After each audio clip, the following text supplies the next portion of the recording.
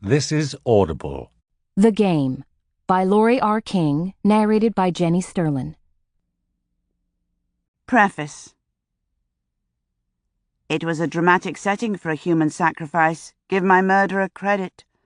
He had drawn together the entire populace, crones to infants, in a dusty space between buildings that in England would be the village green, and all were agog at the sight. A circle of freshly lit torches cracked and flared in the slight evening breeze, their dashing light rendering the mud houses in stark contrast of pale wall and blackish shadow. The bowl of the sky I was forced to gaze up at was moonless, the stars, far, far from the electrical intrusions of civilization, pinpricks in the velvet expanse. The evening air was rich with odours, the oily reek of the rag torches in counterpoint to the dusky cow-dung cook fires and the curry and garlic that permeated the audience, along with the not unpleasant smell of unsoaped bodies and the savour of dust which had been dampened for the show. I lay, bound with chains, on what could only be called an altar, waist height to the man who held the gleaming knife. My sacrifice was to be the climax of the evening's events, and he had worked the crowd into a near frenzy, playing on their rustic gullibility as on a fine instrument. It had been a long night, but it seemed that things were drawing to a finish. The knife was equally theatrical. 13 inches of flashing steel, wielded with artistry in order to catch the torchlight. For nearly 20 minutes it had flickered and dipped over my supine body, brushing my skin like a lover, leaving behind thin threads of scarlet as it lifted. My eyes ached with following it about. Still, I couldn't very well shut them. The mind wishes to see death descend, however futile the struggle. But it would not be long now. I did not understand most of the words so dramatically pelting the crowd, but I knew they had something to do with evil spirits and the cleansing effects of bloodshed. I watched the motions of the knife closely, saw the slight change in how it rested in my attacker's hand, the shift from loose showmanship to the grip of intent. It paused, and the man's voice with it, so that all the village heard was the sough and sigh of the torches, the cry of a baby from a nearby hut, and the bark of a pie dog in the field. The blade now pointed directly down at my heart, its needle point rock steady as the doubled fist held its hilt without hesitation. I saw the twitch of the muscles in his arms, and struggled against the chains in futility. The knife flashed down, and I grimaced and turned away, my eyes tight closed. This was going to hurt.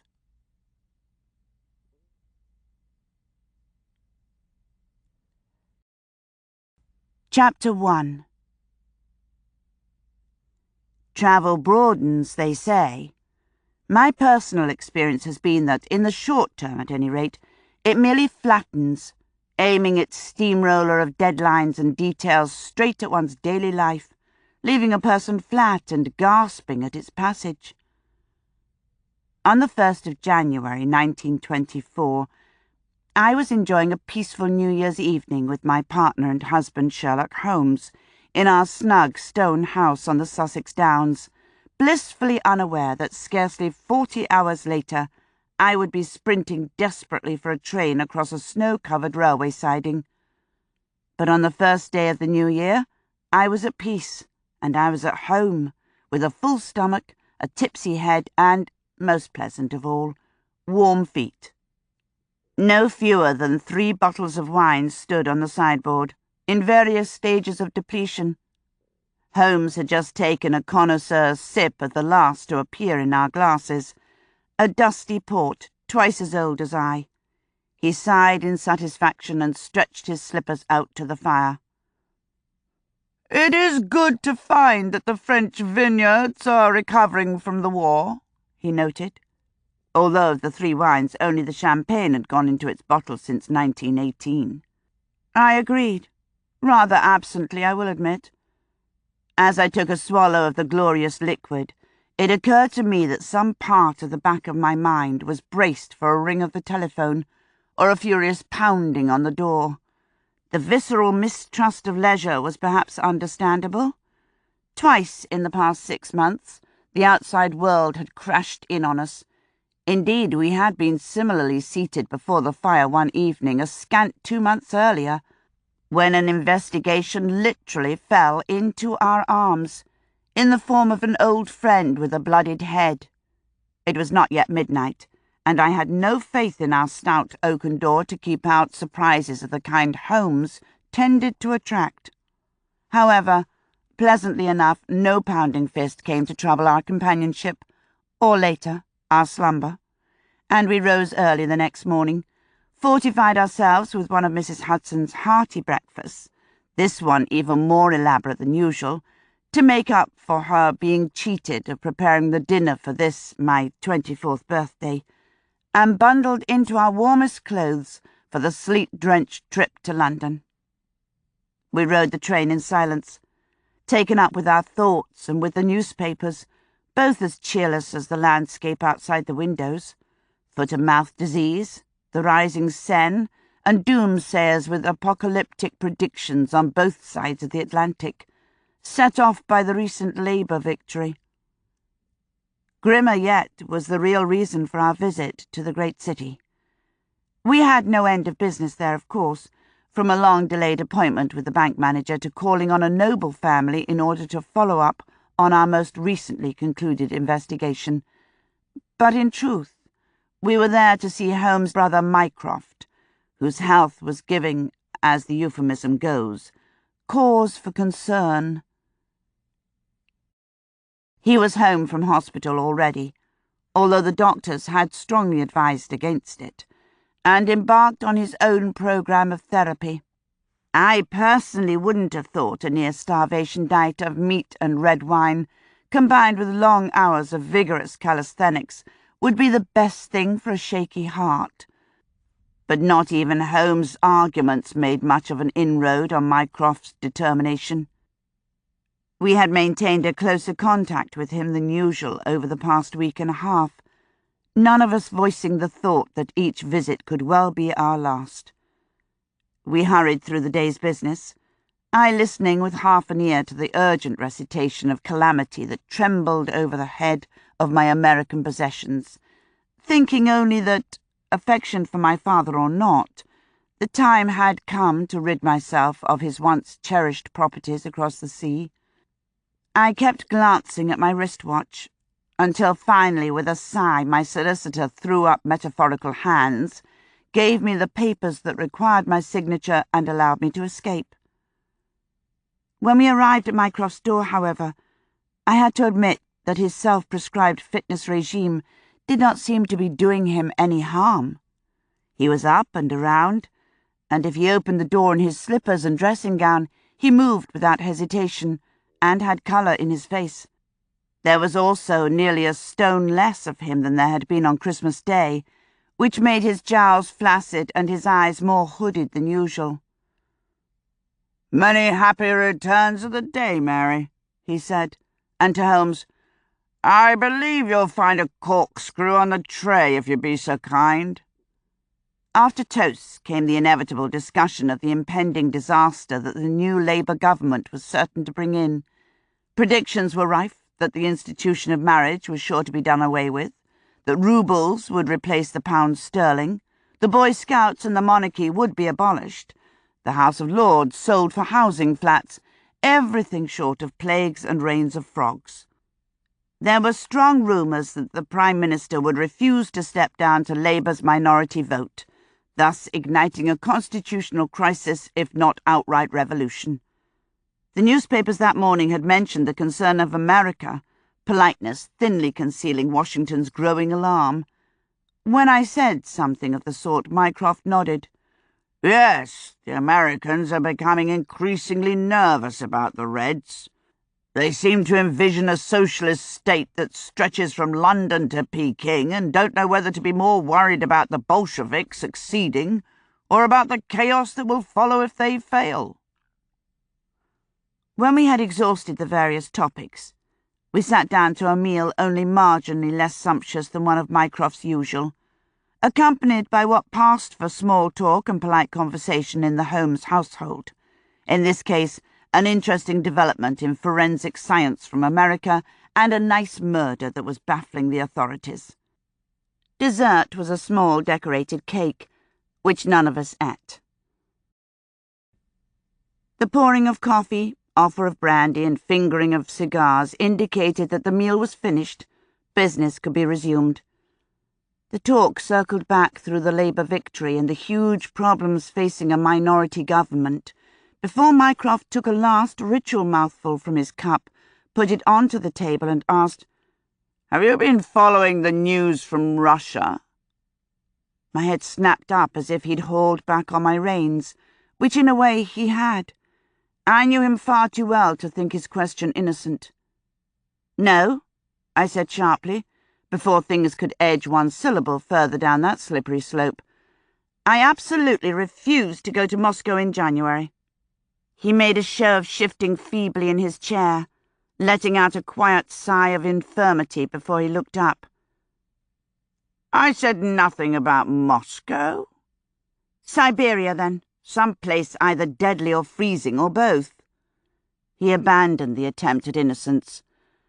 "I would go myself," he tried, but at my disbelieving snort and Holmes' raised eyebrow, he dropped that as well.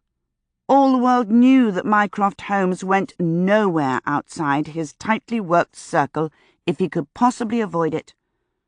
Dr. Watson once referred to Mycroft's unexpected appearance in their Baker Street flat as akin to finding a tram car running down a country lane. It did, however, answer a question that had been in the back of my mind ever since the general election, namely, how would the radical change in government affect Mycroft? Mycroft's role in the outgoing Tory government was as undefined as it was enormous. It seemed he intended to simply ignore the shuffling of office holders all around him. "What has happened, Mycroft?" Holmes asked, drawing my attention back to the until now overlooked fact that if Mycroft, in his condition, had been consulted on a matter by whichever government, it had to have struck someone as serious indeed. By way of answer, the big man reached inside the folds of his voluminous silken dressing gown and pulled out a flat oilskin-wrapped packet, about 3 inches square. He put it onto the linen cloth and pushed it across the table in our direction. "This came into my hands 10 hours ago." Holmes retrieved the grimy object, turned it over, and began to pick apart the careful tucks. The oilskin had clearly been folded in on itself for some time, but parted easily, revealing a smaller object, a leather packet long permeated by sweat, age, and what appeared to be blood. This seemed to have been sewn shut at least 2 or 3 times in its life. The most recent black threads had been cut fairly recently, to judge by their looseness. No doubt that explained the easy parting of the oilskin cover. Holmes continued unfolding the leather. Inside lay 3 much-folded documents, so old the edges were worn soft, their outside segments stained dark by long contact with the leather. I screwed up my face in anticipation of catastrophe as Holmes began to unfold the first one, but the seams did not actually part, not completely at any rate. He eased the page open, placing a clean teaspoon at its head and an unused knife at its foot to keep it flat, and slid it over for me to examine as he set to work on the second. The stained document before me seemed to be a soldier's clearance certificate, and although the name, along with most of the words, was almost completely obscured by time and salt, it looked to belong to a K. something O'Meara, or O'Mara. The date was unreadable, and could as easily have been the 1700s as the past century, assuming they issued clearance certificates in the 1700s. I turned without much hope to the second document. This was on parchment, and although it appeared even older than the first and had been refolded no less than 4 times into different shapes, it had been in the center position inside the leather pouch, and was not as badly stained. It concerned the same soldier, whose last name now appeared to be O'Hara, and represented his original enlistment. I could feel Mycroft's eyes on me, but I was no more enlightened than I had been by the certificate representing this unknown Irishman's departure from Her Majesty's service. Holmes had the 3rd document unfolded, using the care he might have given a 1st-century papyrus. He made no attempt to weigh down the edges of this one, merely let the soft, crude paper rest where it would, lest it dissolve into a heap of jigsaw squares along the scored folds. I craned my head to see the words. Holmes, however, just glanced at the pages, seeming to lose interest as soon as he had freed them.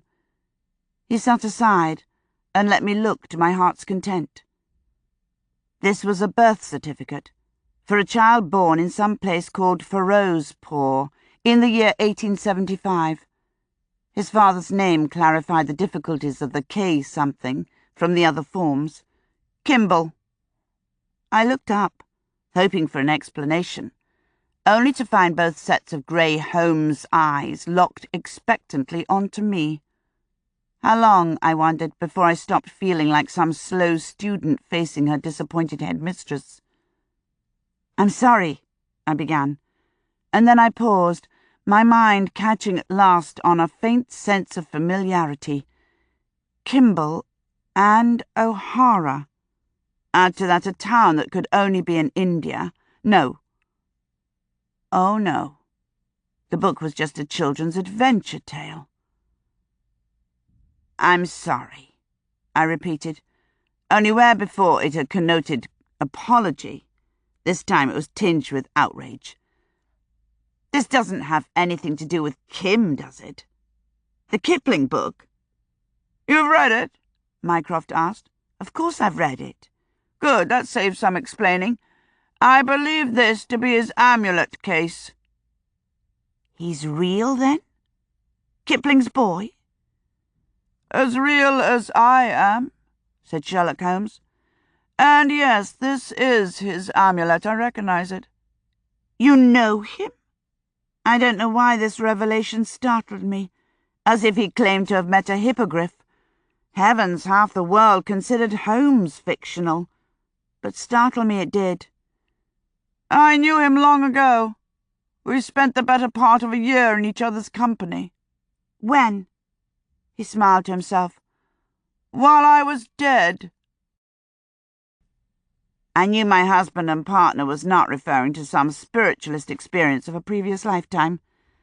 "When I was dead" was his whimsical term for the period beginning in the spring of 1891, when he disappeared at Switzerland's Reichenbach Falls, and for 3 years wandered the globe, returning to London only when a mysterious murder called him back to the land of the living. Knowing that Mycroft had preserved his Baker Street rooms for him during those 3 years, and knowing what Mycroft was, I had no doubt that at least a portion of that time Holmes had been about the Queen's business. Still, I had never heard the details. I was not to hear them now either. Holmes had already turned to his brother and was asking, "How did these come to you?" "Through the hands of a certain captain who has an interest in both worlds." "Not Crichton?" "The man who currently holds the same position that Crichton did then, follow by the name of Nesbit." "And the story that accompanied them?" "So tenuous as to be non-existent. An Afghan trader brings a rumour that a light-skinned native man is being held by a hill Rajah. 6 months later, a camel caravan modifies the story that the man was being held but took ill and died, asking that these, his last effects, be returned to his people. We did trace the amulet's arrival to such a caravan, but no man could say who had carried it south or whence it came." Holmes nodded, but said only, "I find it difficult to imagine that particular individual being held against his will." I broke in with a request I did not think unreasonable, particularly as we seemed to be on the edge of being dragged into a case involving Kimball O'Hara. I'd appreciate a little background information. Just a few details about what you were doing when you knew the boy. Holmes glanced sideways at his brother, assessing his condition, then suggested, "Perhaps it would be best if we saved the tale for a later time." I started to protest, then decided that Mycroft's colour was indeed not pique, and brought my curiosity under control, allowing them to continue. Mycroft answered, "As you say, it takes some doing to imagine O'Hara in custody for more than a few days.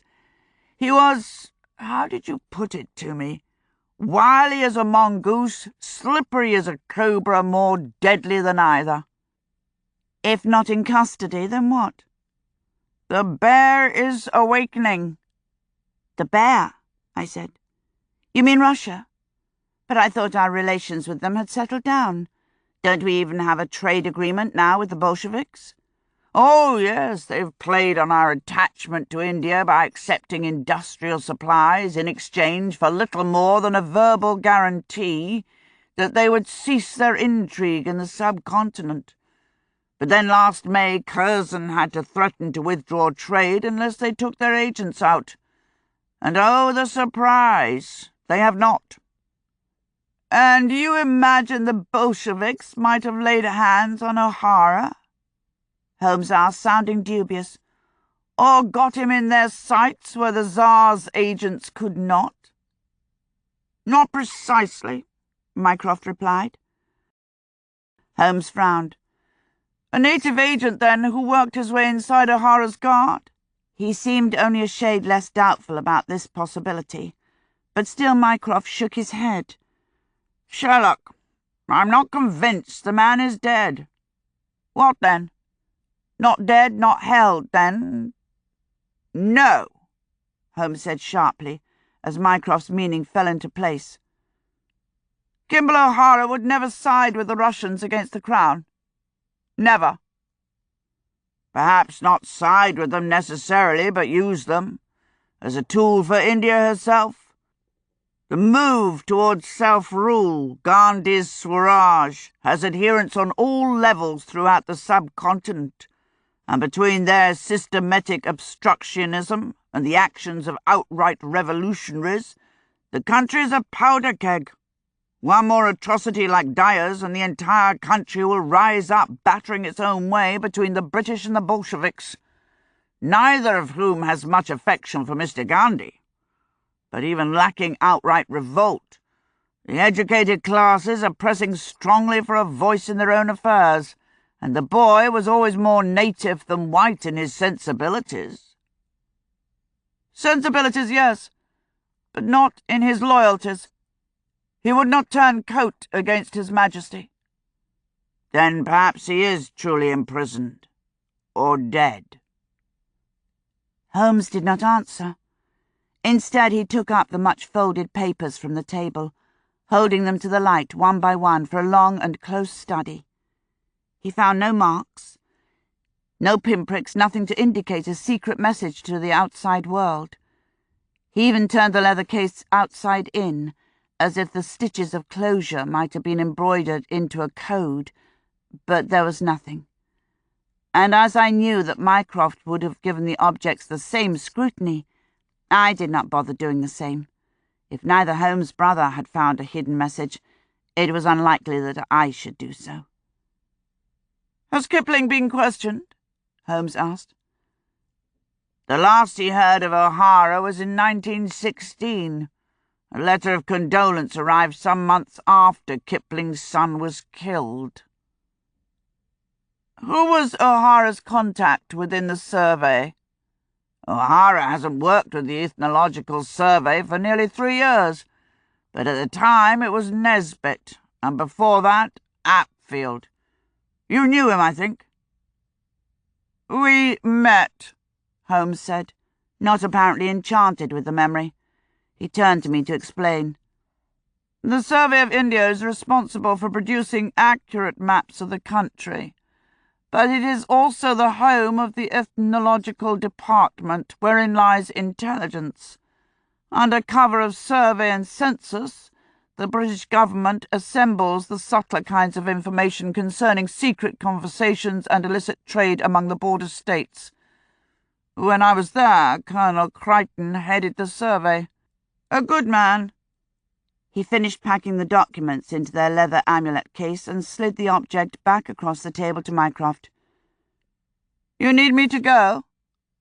I don't want to ask, Mycroft said, which was answer enough.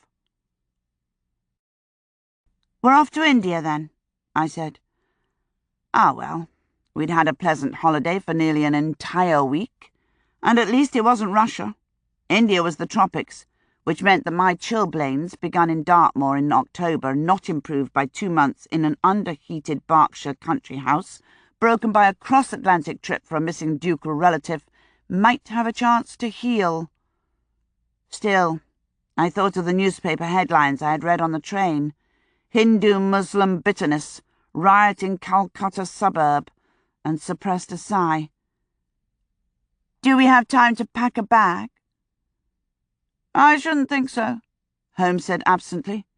Holmes, I protested, but to my surprise Mycroft came down on my side. The special express leaves Victoria at 1:40 tomorrow afternoon. The P&O steamer meets it in Marseille at midnight Friday. Plenty of time.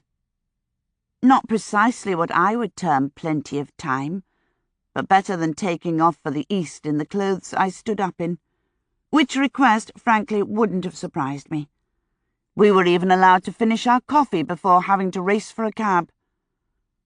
The late train for Eastbourne was standing at the platform when we reached Victoria, but for some reason it proved unusually popular, with the result that we did not have a compartment to ourselves. This meant that the tale of Kimball O'Hara had to wait until after the car had deposited us at our door, and we had retrieved our trunks from the attic, and we had begun to pack them. Mrs. Hudson, although we insisted we could manage, wrenched the clothes from our hands and took out her copious supply of tissue paper. I admitted defeat, and leaving her bemoaning the lack of time to repair and tidy the summer-weight garments retrieved from the back of the cupboards, I followed Holmes down the hallway and into the laboratory, where I cornered him. Very well, Holmes. You may proceed. About young O'Hara? Yes, an intriguing lad. You know his history, you said? Born in India to Irish parents, mother died early, father drank himself to death, leaving Kim in the charge of a native nurse, who let him run wild so that he grew up in the bazaar. Save that it was opium that killed O'Hara, not alcohol. The rest is correct. As I remember it, when the boy was 12 or 13, he finally came to the attention of the authorities, particularly the man who was in charge of the spy network operating along the northwest frontier. That was Crichton. He sent the boy to school for a while to learn his letters and numbers before reclaiming him for the intelligence service. Kim and some other agents foiled a Russian plot, something about treason among a group of Hill Rajas, and that's where the book ends. It was immediately after that tale's conclusion that I met him. He was only 17, but already a full operative of the survey. He had befriended an old Tibetan Lama and was returning him to his home when our paths coincided and I joined them. You mean you actually got to Tibet? I assumed that was one of Conan Doyle's romanticisms. Wasn't Tibet closed to outsiders until young husband's expedition in, what was it, 1904? That set off in the final weeks of 1903, and yes, all that time Tibet was closed, tighter than a miser's purse string, he said with satisfaction. Which is why I needed to accompany the Lama. And you wanted to go to Tibet because... Mycroft, of course. Of course, I muttered. This was 1892, when the Russian threat was at its height. The Tsar wanted India, the Viceroy wanted to know which pass the Cossacks would come pouring through, and I happened to be on hand, as was young Kimball O'Hara. I had joined with a group of explorers calling myself Sigerson, and made a lot of careful notes and maps. O'Hara came to our camp one black night, begging food for his llama, this grubby, dark-skinned lad with eyes that saw everything. As he was leaving, he allowed his shirt to fall open and reveal a certain charm around his neck which, combined with an exchange of phrases, told me that he too was engaged in the great game of border espionage. He crept back to my tent at midnight, and we had a long talk, and ended up travelling together for a time. Most of what we did is no doubt still under lock and key in some ministry office, but after the Bolshevik Revolution I had assumed that the need for guarding India's passes had faded. However, it would seem that in Mycroft's eyes the game persists, albeit against different players. He made to leave the room, but I had to protest, for his tale had been in no way adequate. "But what was he like?" I persisted. By way of answer, Holmes paused with his hand in a trouser pocket, then drew it out and dashed the contents onto the table nearest the door. A handful of small, disparate objects danced and rolled and threatened to fall to the floor, but no sooner had they come to a rest than he scooped them up again and turned a questioning eyebrow on me. We hadn't done this particular exercise in a long time, but I had sufficient experience with Holmes' ways to know what his actions signified. "You wish me to play Kim's game?" I asked. "The boy himself called it the jewel game, but yes." It was a test of one's perception, first of seeing, then of committing to memory. I was tired, and I couldn't see what this had to do with my question, but obediently I began to recite.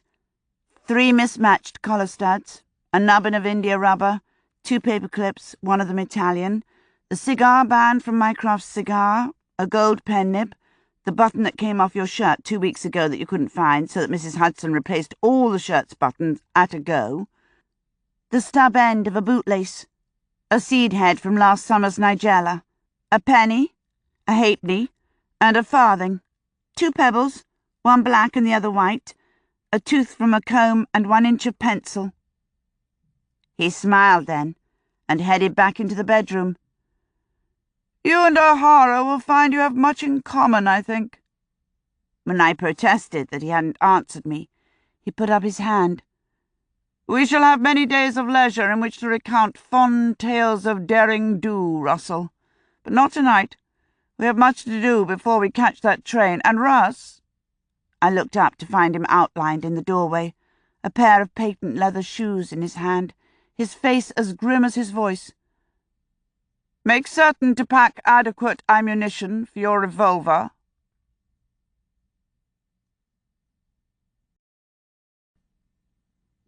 Chapter 2.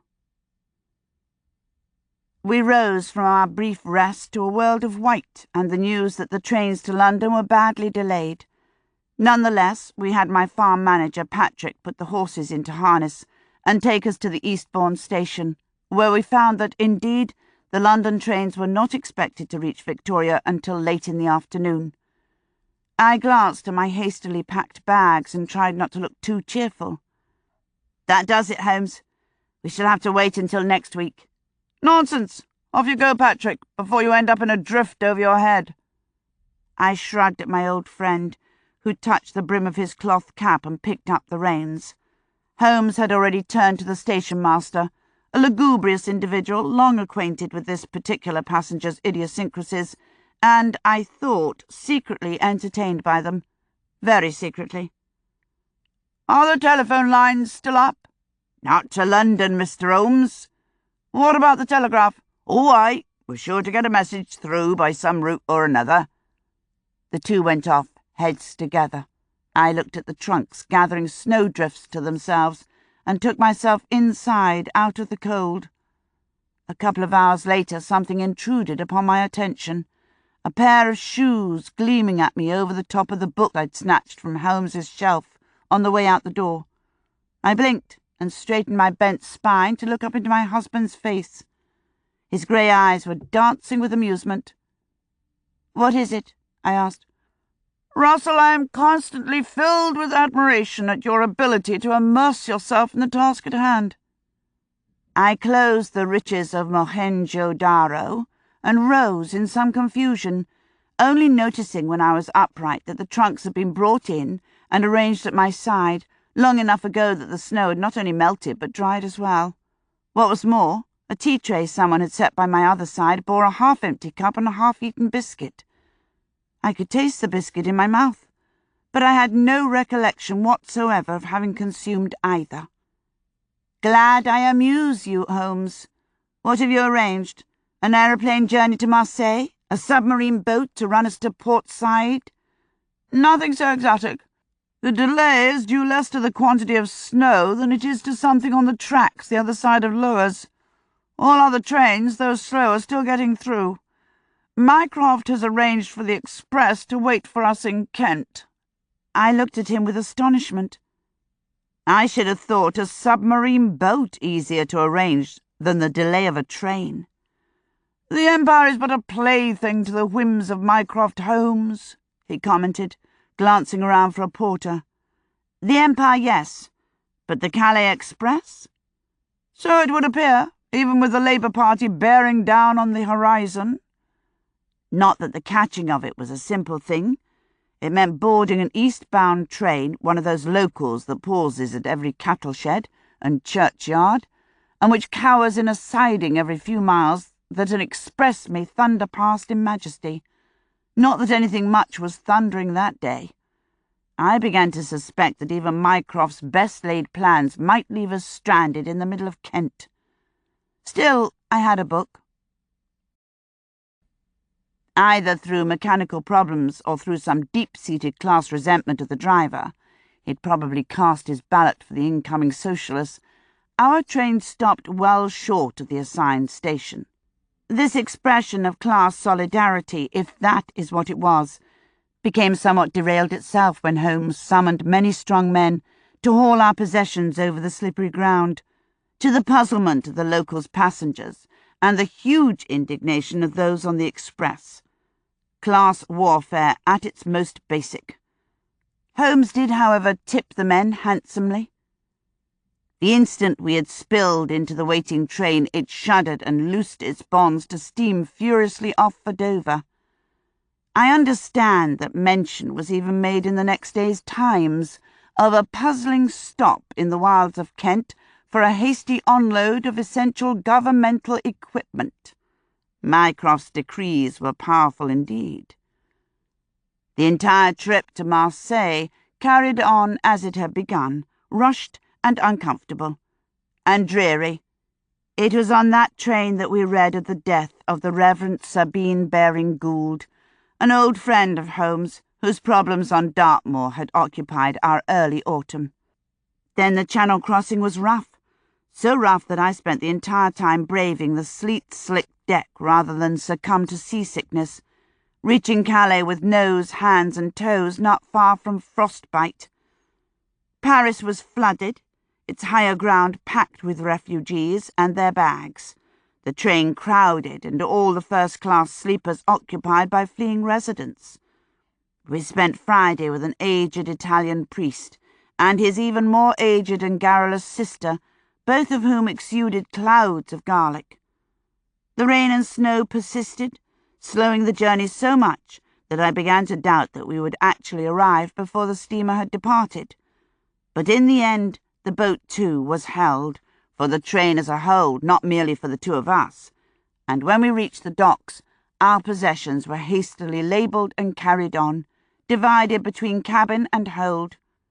We scurried up the ice-slick gangway in the company of a handful of other train passengers, slipping almost apologetically on board the sleeping boat, witnessed only by P&O officials and, I thought, one or two other sets of eyes in the higher decks, their presence felt but unseen in the darkness. Once in our cabin, this at any rate had no priest in residence, I crept into bed, praying that exhaustion would take my body into sleep before the pitch and toss of the boat asserted itself. To my relief, such was the case. The steamroller of the past 54 hours rumbled over my recumbent body, and my last memory was of Holmes wrestling open the small porthole, letting in a wash of frigid air scented with salt, and nary a hint of garlic.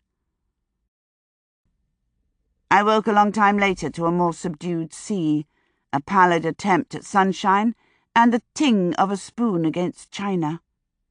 When I reached for the bedside clock, my hand knocked against the water carafe. After a moment, Holmes came through the doorway with a cup of tea in each hand. He set one on the table and sat down on the other bed with his own. It was, I saw, nearly noon.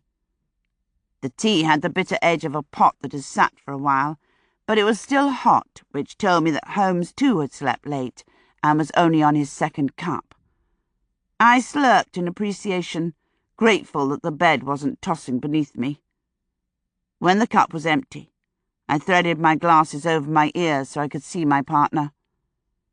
"I suppose I shall be spending the next 2 weeks being force-fed some language or other?" I asked.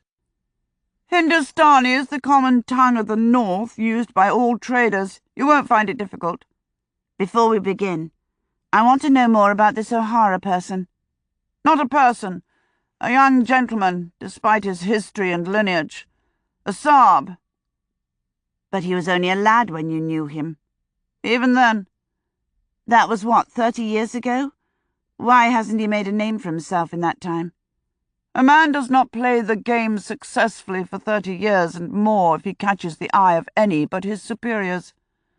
"O'Hara has been a spy for the Crown for all that time?" "O'Hara has been many things, but yes, he has been there when he was needed." "Tell me about—" "Breakfast first, and a lesson in Hindi. Then I shall tell you old and happy far-off things and battles long ago." He reinforced his edict by standing up and walking into the adjoining room. I finished my tea, dawdled over my morning rituals, and joined him moments after our midday breakfast came through the door. As I came in, he looked up from the fragrant plate and said, "Begami Hizri Kaiga."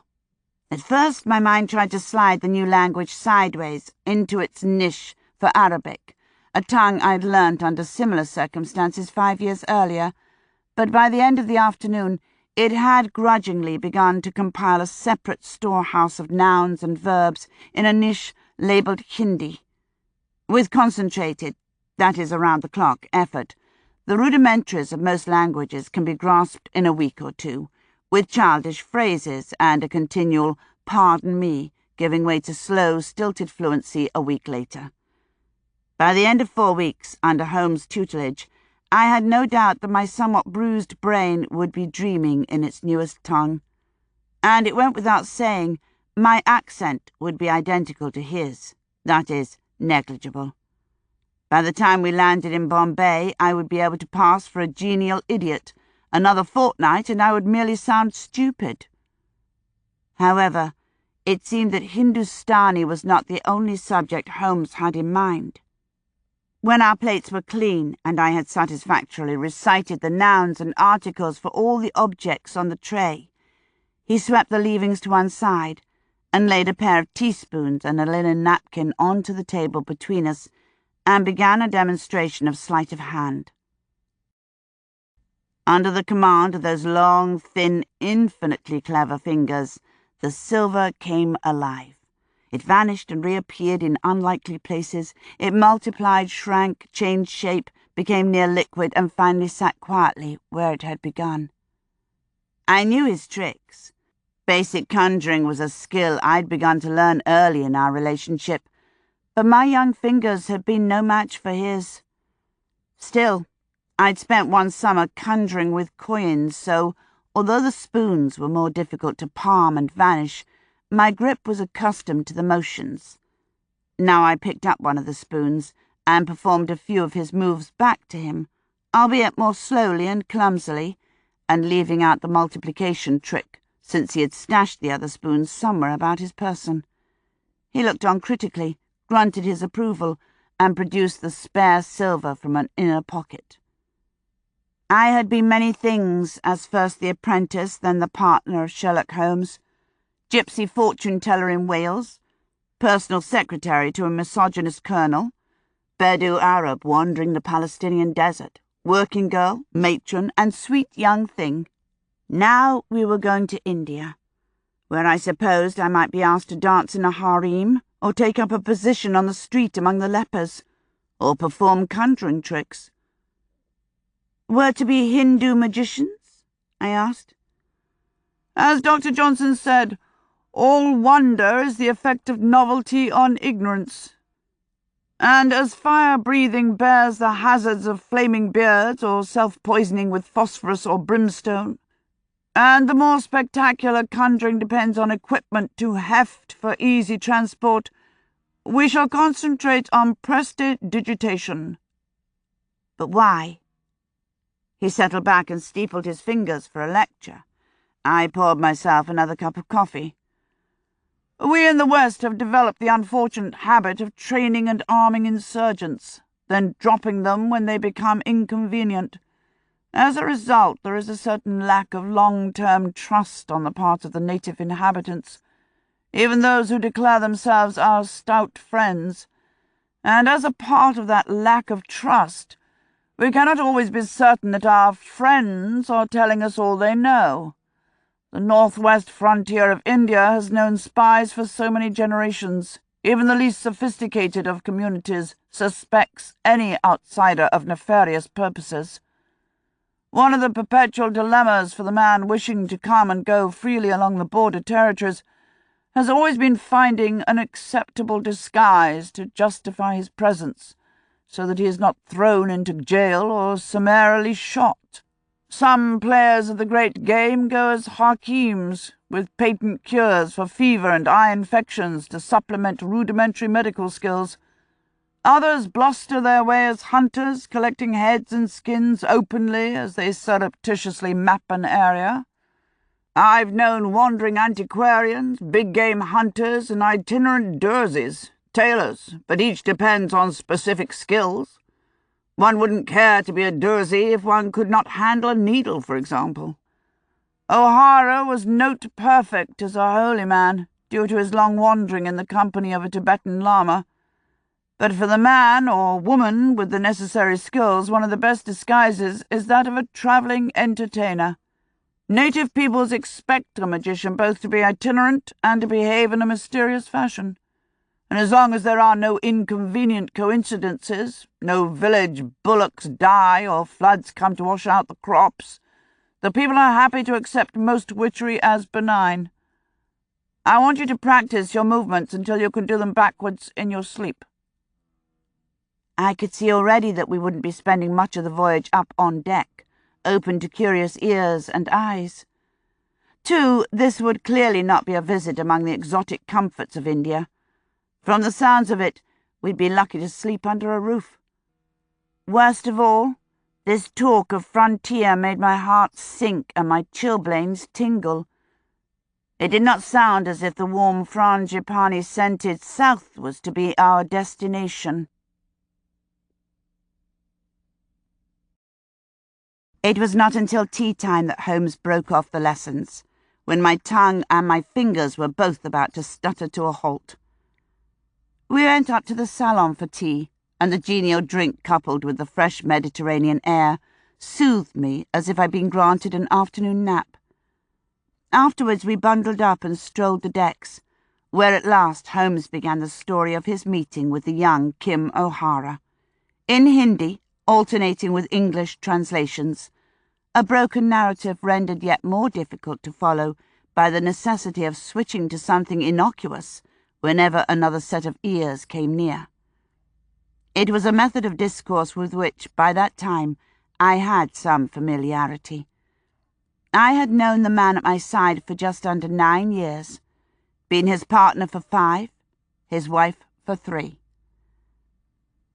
It was in the spring of 1891 that I encountered Professor Moriarty at the Reichenbach Falls, an encounter from which only I walked away.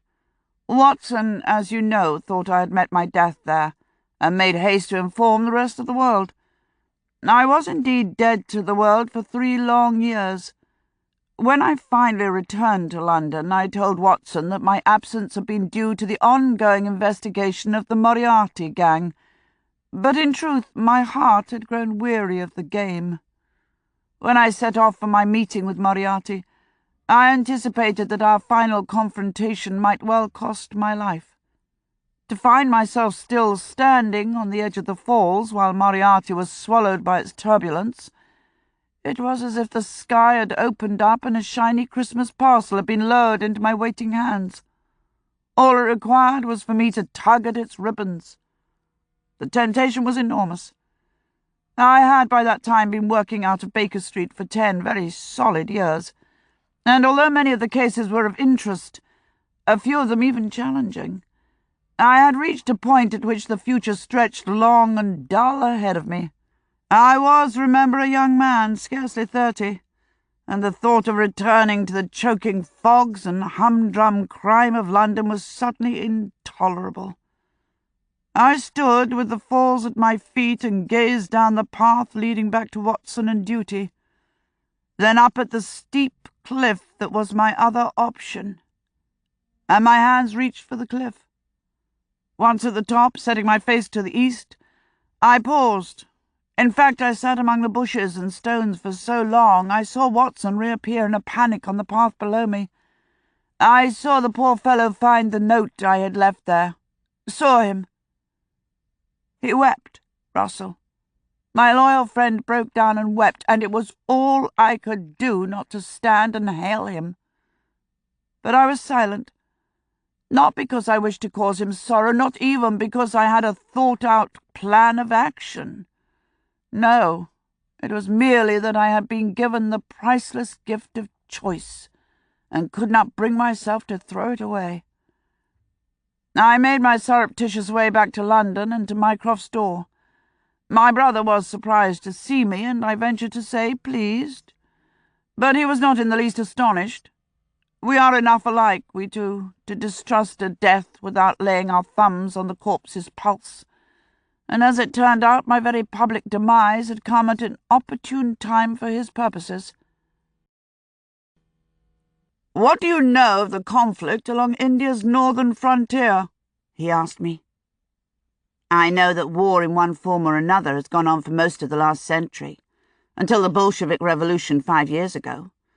The Tsar wanted to extend the Russian borders across the mountains into Afghanistan and ultimately India, while we kept him out by a show of force and holding close watch on the passes. In the meantime, both sides have been mistrusted, manipulated, and often murdered by the countries in the middle. The Afghans particularly have made the trapping of outsiders a national sport." "In 1891, Holmes resumed, "Kim O'Hara was 17 years old and fresh from school when he was dropped straight into the thick of the game. A pair of hunters came out of the hills carrying, along with their rifles, trophies, and a collection of well-hidden survey equipment, secret messages from the Tsar to some hill Rajas entertaining treasonous thoughts.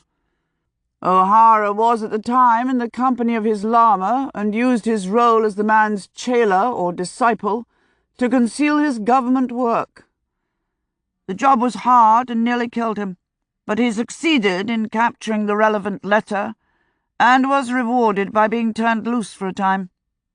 His lama was dying and wished to breathe his last in Tibet, and the boy's superiors knew full well that if they attempted to keep him from his duties as a disciple, he would simply slip the reins and vanish." "Tibet?" "Yes, a country all too aware of its vulnerability and its desirability, and therefore closed with grim determination against the eyes of all foreigners. A place with the habit of executing anyone even suspected of secret doings. A place where no Westerner had ever set foot. Unfortunately, just 4 months earlier, a survey agent had gone missing from a mission into the reaches of Tibet, and it was feared that he had been taken captive and was being questioned, under fairly drastic means. Certain pieces of inside information had come to public knowledge. It was feared that any agent known to this man was in danger of exposure." "So Mycroft suggested sending in someone whom the man could not have known," I supplied. "You?" "Correct again. The timing was coincidental. My own unlooked-for availability and their sudden and urgent need for a competent stranger. And although by the time I reached India, O'Hara and his Lama had left the plains, I managed to join a Scandinavian expedition into the mountains whose path would coincide with theirs. Wheels within wheels. Quite an appropriate image, Russell. The Tibetans often pray by means of a wheel spun on the end of a stick, its body filled with written prayers. With prayers, or with any other piece of writing a man might wish to carry with him. A map, say, or the copy of a private letter. So you persuaded a couple of Tibetan monks to take on a Norwegian explorer. They were, as I mentioned, begging for their meal by the side of the road, as is customary for religious individuals in the East. I was in the habit of concealing a roll in the breast of my coat for just such an eventuality, and slid inside it a wadded-up note suggesting that a son of the charm might find a friend in the tent with the orange door. The boy came to me after his Lama was asleep that night, bristling with suspicion, fingering in a most un-monk-like fashion the revolver he wore inside his shirt, lest I prove an enemy, or worse, a colleague set on dragging him back to his responsibilities. I gave him food. The boy ate meat as if he was starving, which he may well have been, and tobacco, and we sat on our heels in the dark and talked. He was the most remarkable blend of hard and soft, cunning and naive, schoolboy one moment, petty criminal the next. He was a prodigy who'd played a similar game in the streets before he'd even heard of crown or czar. If Crichton had sat at a drawing board to design the very tool for bearing the survey's eyes and ears, he couldn't have come up with anything better than Kimball O'Hara. His only weakness was a distaste for lying to his friends, and even then he would practice deceit joyously when it was part of the game. In the end I managed to convince the lad that, far from wishing to pull him out of the mountains, I would urge him to go as far and as wide as he could with his Lama, my sole request being that he take me with him. Two purposes had I. The more immediate was to find word of Crichton's missing agent, but beyond that I had been asked, if it came into my purview, to whisper into the Dalai Lama's ear that, despite the alarming actions of certain importunate missionaries, England was in fact more interested in treaty than takeover. That we had no wish to rule Tibet, merely wished Tibet's assurance that they would not side with Russia and allow the Bear to use their land to stockpile troops and materiel for an invasion of India. At that time I had no real thought that I would be allowed within shooting distance of the Dalai Lama, much less close enough to converse. That possibility came much later. The boy didn't want me. He was afraid I'd give them away and bring some impossible-to-predict form of wrath down on his Lama. However, he was greatly tempted, seeing that supporting my assignment might go some way towards obviating his rebellion against his survey masters. O'Hara would freely have given his life for the Lama, but it troubled him greatly to give up his future. In the end, the benefits outweighed the risk, and he agreed to take me with them. Because the old Lama was growing feeble, he and the boy moved more slowly than our well-equipped expedition. So I remained a Norwegian for some weeks and acquitted myself well enough to receive mention in the world press before the Scandinavians pulled back to the foothills in front of the snows. I went with them, then slipped away and doubled back to join O'Hara. Somehow or other he'd managed to assemble another set of monk's clothing for me, complete with prayer beads and the sort of tam-o'-shanter cap they wore.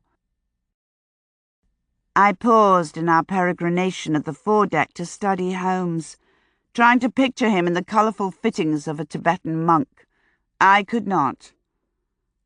We wintered just below a pass, taking shelter in a monastery of like-minded individuals until the snows retreated in the spring. That must have felt like a long winter, I commented. If he'd fled England because he hungered for action, months in a snowbound monastery must have been hugely frustrating. but to my surprise, he leant forward to rest his elbows against the ship's rail, a half-smile coming onto his narrow mouth as memories took his gaze to the horizon. "In some ways, yes. Certainly it didn't take long to run out of objects to play the jewel game with. But those two, the young white boy raised as a street urchin and the ancient Buddhist scholar, made for the most extraordinary company I've ever encountered, Russell. The one bursting with youth and beauty, the other a sea of wrinkles, the one a gutter snipe and petty thief, the other a revered head of a monastery. But when they met, the old man laid a potter's hands on the boy and reformed him in his image. The bond between them was so powerful and so completely unlikely it made one begin to believe in the doctrine of reincarnation. It was the only way to explain it, that they'd known each other many times over the ages." I stared. The strange thing was, I couldn't tell if he was jesting. He felt my gaze, and although he did not meet it, he straightened and went on more briskly. "In any event, the winter did grant me sufficient leisure to become word-perfect as a red-hat monk.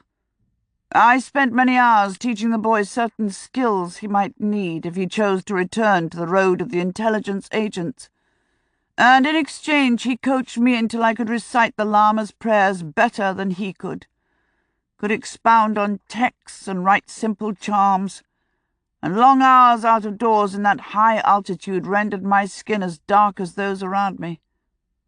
When the pass cleared, I could probably have strolled into Lhasa without them. But Lhasa was where the Lama was bound, and Lhasa was where his chela, and now their companion, would take him. We crossed over into Tibet in late March, reciting our rosaries all the way. The snows were so high I would have chosen to wait another fortnight, but the Lama was impatient. For a man who had attained enlightenment, he could be remarkably susceptible to his desires, and O'Hara thought himself strong enough for both.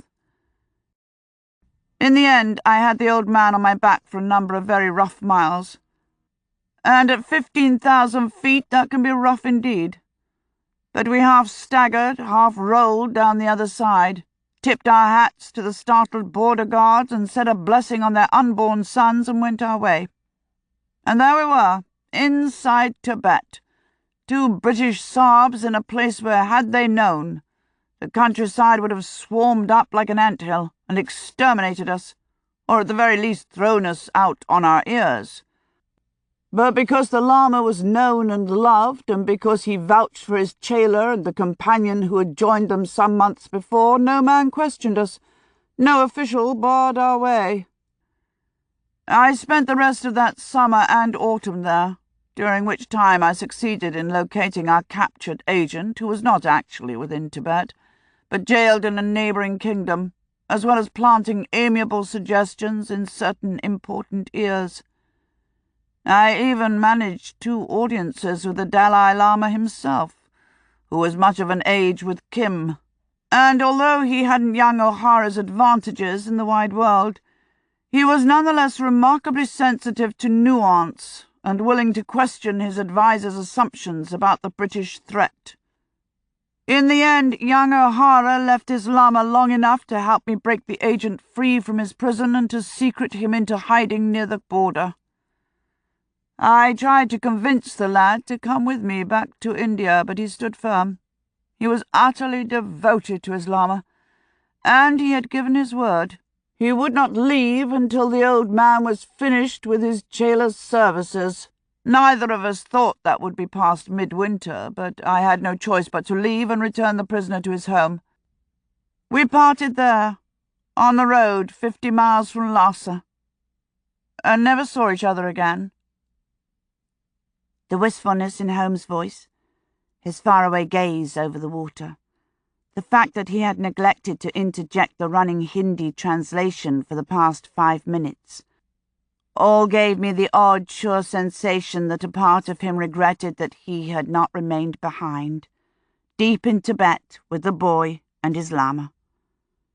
It was a peculiar feeling, finding this entirely unsuspected stream flowing within a man I believed I knew so well. and as I could not then admit, not even to myself, the knowledge brought with it a faint trickle of jealousy of the apprentice Holmes had taught so assiduously, and come to admire so warmly, nearly a decade before I was born. Chapter 3. Before the port side light grew on the horizon, our new shipboard community was well on its way to becoming an ephemeral village. In many ways, it was a duplicate of the society we'd left behind. The aristocracy of first class on the upper decks, the peasantry of enlisted men, clerks, and their families under our feet, with the true labouring classes either tidily concealed beneath P&O uniforms or else thoroughly hidden away in the bowels of the ship. Rigid social customs swayed not a millimetre in the dining rooms. One never spoke to a neighbour at table if one had not been introduced, and since there were few mutual acquaintances to proffer the necessary introductions, conversation was largely non-existent. Holmes and I attended few of the dining-room meals. Other areas of the boat were less severely bound by the strictures of human intercourse. In the exercise room, for example, it proved difficult to maintain a dignified formality with the woman at the next stationary bicycle when both of you were sweating and panting and furiously going nowhere. And because of the limited population in our floating village, group events such as card games, mahjong, or table tennis tended to require a certain loosening of rules in order to maintain a pool of players, which broke the ice sufficiently to permit one to nod to one's fellow player when one came upon him or her perambulating the deck the following morning. However, as I used the ship's gym rarely and played neither mahjong nor table tennis, I was permitted, in the brief periods of free time permitted me by my taskmaster, to remain firmly sheltered with my books. I had finished with the archaeology of Mohenjo-Daro and was sitting bundled on a sheltered deck chair with a translation of the massive and hugely complicated Hindu epic called the Mahabharata, when an unexpected voice intruded. "So, what are you going as?" I blinked up at the voice, which had come from a slim girl of perhaps 17 who was dressed in an ever so slightly garish fur coat, a pleated skirt, a cloche hat over her bobbed hair, and a long beaded necklace. She was standing near the railing, trying to set alight the long cigarette she'd fitted into an even longer ivory holder. The wind was not giving her much joy with it. "I beg your pardon?" I asked. I couldn't think what she was talking about, nor did I think we had met. She seemed unaware of the repressive overtones in my question, unduly taken up with the problem of getting the match to meet the tobacco before the wind blew it out. I thought she had not been smoking long. Come to think of it, her presence on such an inhospitable and deserted bit of deck might not be unrelated to her inexperience, hiding from a disapproving parent, no doubt. "The fancy dress ball?" she explained, and then bent over the match to shelter it, nearly setting her fur coat on fire in the process. At last, success. With an air of accomplishment, she let the wind snatch away the spent match, placed the ivory mouthpiece to her lips with 2 elegant fingers, sucked in a lungful of smoke, and promptly collapsed in a gagging, retching fit of coughs that left her teary-eyed and weak-kneed. I sat with my finger between the pages, watching to see that she didn't stagger over the railings, but the fit subsided without my assistance. She hiccuped once, swabbed her eyes, and tottered over to collapse onto the empty deck chair next to me, glaring accusingly at the cigarette that burnt serenely in its holder. "Next time just hold the smoke in your mouth," I suggested, "instead of pulling it all the way into your lungs." "Phew," she exclaimed. "I mean to say I've smoked before, of course, but I guess the wind—" "Quite," I said, and opened my book again. "So, what are you going as?" "Sorry?" "Oh, the fancy dress ball. I didn't realize they had one." I might have done had I stopped to consider the matter. Shipping lines invented all sorts of ways to keep their passengers from succumbing to the throes of boredom, and encouraging wealthy men and women to make utter fools of themselves was a popular ploy, not the least because it ate up hours and hours in the preparations. "I shouldn't think I'll be going." "Oh, but you have to," she said, sounding so disappointed I had to wonder again if we didn't know each other. But before I could ask, I noticed her burning tobacco, sinking, forgotten, dangerously close to her coat. Watch the end," I urged her. "Oh, gosh," she exclaimed, patting furiously at the smouldering fur and plucking the still-burning cigarette out of the holder, tossing it into the wind, which I hoped might be strong enough to carry the ember clear of the unsuspecting passengers below. "Maybe I'm not cut out for smoking." It was on the end of my tongue to reassure her to never mind. She'd pick it up with practice, but I kept the thought to myself. Why should I encourage the maintenance of a filthy habit?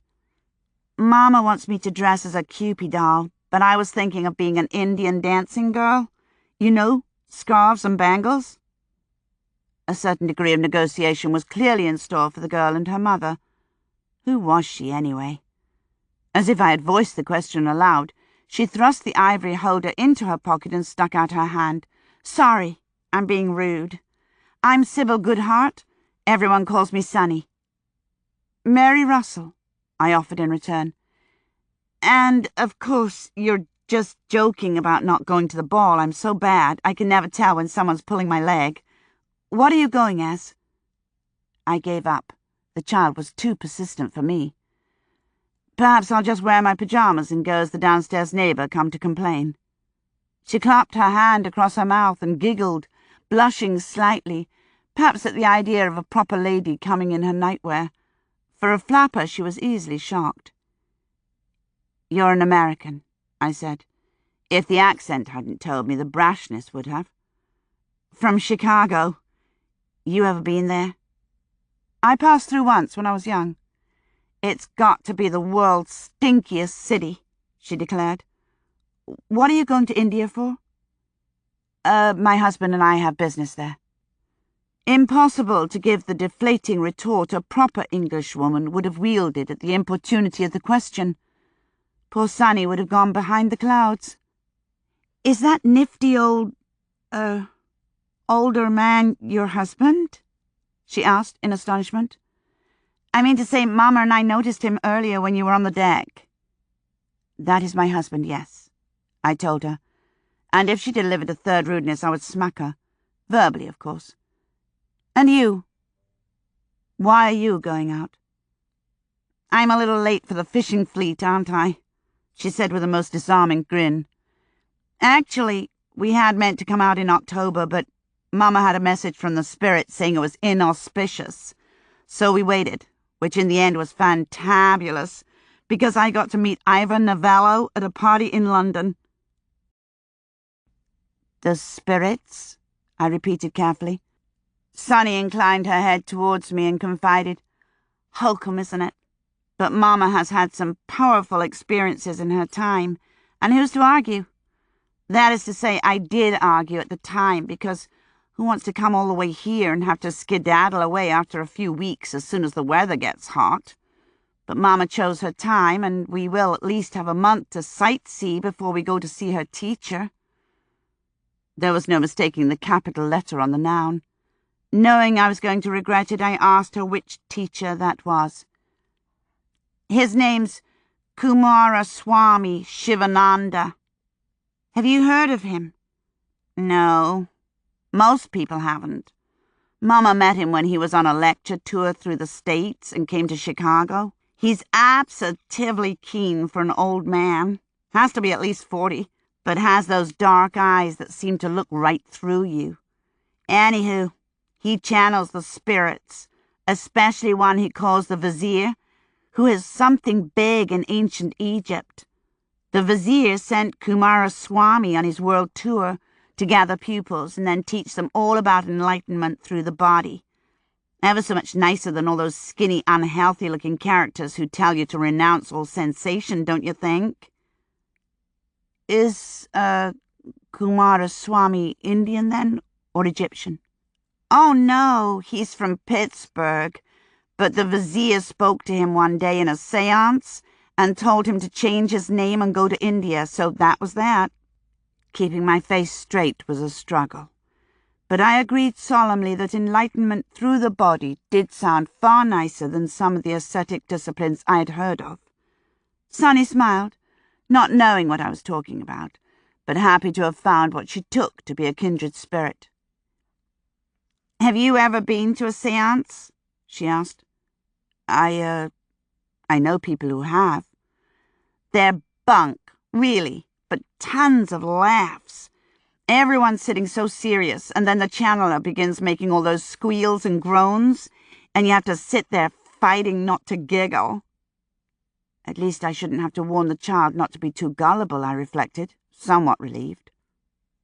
"Come meet Mama and Tom," she urged, jumping to her feet as if there could be no doubt that I would instantly agree. "I should be getting back to—" I started, but she pleaded. "Oh, just for a jiffy. They're right below us waiting for tea. It would be ever so nice to show Mama I've made a friend, so that when I want to go off and flirt with those tasty young officers, she won't worry." Who was I to shackle a free spirit such as Sunny Goodheart? And if she had originally intended to join the fishing fleet of eligible young women travelling to India to hook her husband, she would need all the help she could get to make up for 3 months of lost time. "I'd love to meet your mother," I said, causing her to give a little jump of pleasure before she seized my hand and led me down the deck towards the stairs. It was impossible not to smile at the creature. Despite her dress and her cultivated worldly airs, she struck one as little more than a child. Mama, on the other hand, was formidable, and I vowed not to venture into the heavy waters of theology with a woman possessed of that determined jaw. I offered her my hand, did not bother to correct Sonny's introduction of me as Mrs. Russell, and then shook the hand of the tall young man who had been seated at Mrs. Goodhart's side. He had placed a bookmark in his collection of the works of Marx, an English translation, before unfolding himself from the deck chair, a process rather like that of a standing camel or an unfolding crane. He was at least 3 inches over 6 feet, taller even than Holmes, and thin to the point of emaciation.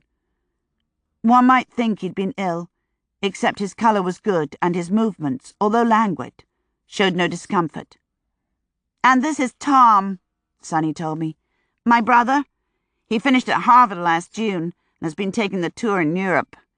He decided to include India since Mama wanted to go. Tommy's a communist," she appended proudly. Personally, I couldn't see much to be proud of, either in the political stance or in the young man himself. Tom Goodhart's features were pleasing enough, and he appeared to have some wiry muscle under his European tailored jacket. But even seated, he looked down his nose at one, not openly, but behind an expression so bland one immediately suspected it of being a mask. I decided that he was a member of the supercilious generation. No doubt he fancied himself an artist or a philosopher, or both, and the attitude as much as the clothes the three wore told me that, communist or no, money did not go wanting in the Goodhart family. The Swami from Pittsburgh, I decided, was on to a good thing. "How do you do?" I said. And before Sonny could drag up a chair, and it would be she who dragged it, not her brother, I glanced at my wrist and began to apologize. "I'm terribly sorry. I just remembered that I promised my husband I'd meet him a few minutes ago. It went right out of my head. Lovely to meet you. I look forward to seeing more of you all on the voyage." And made my escape. But in the end there would be no escaping Mrs. Goodhart. The following afternoon, the rapidly filling pouches of my brain threatening to burst and spill out all the verb forms and adjectives I had ruthlessly crammed inside, Holmes and I took a turn around the deck. It was, I found, very pleasant indeed, with a degree more warmth in the winter sun.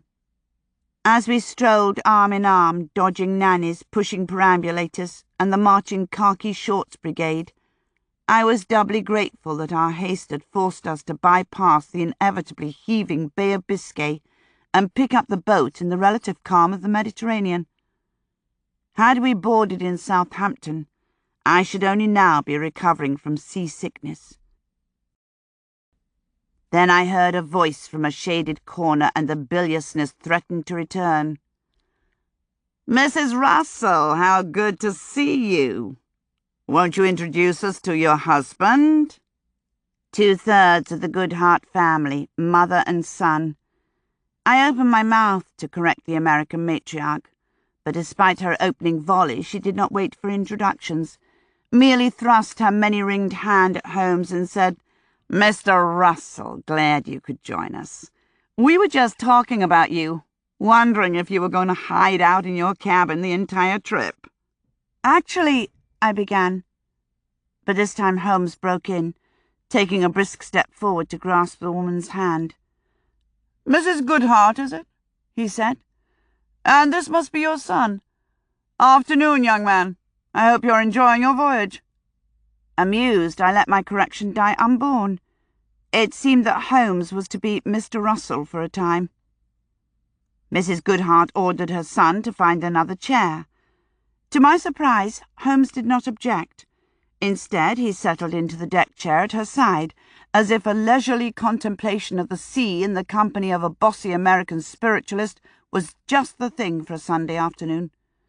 Bemused, I subsided into the vacant chair on Mrs. Goodhart's other side, and waited to see what Holmes was up to.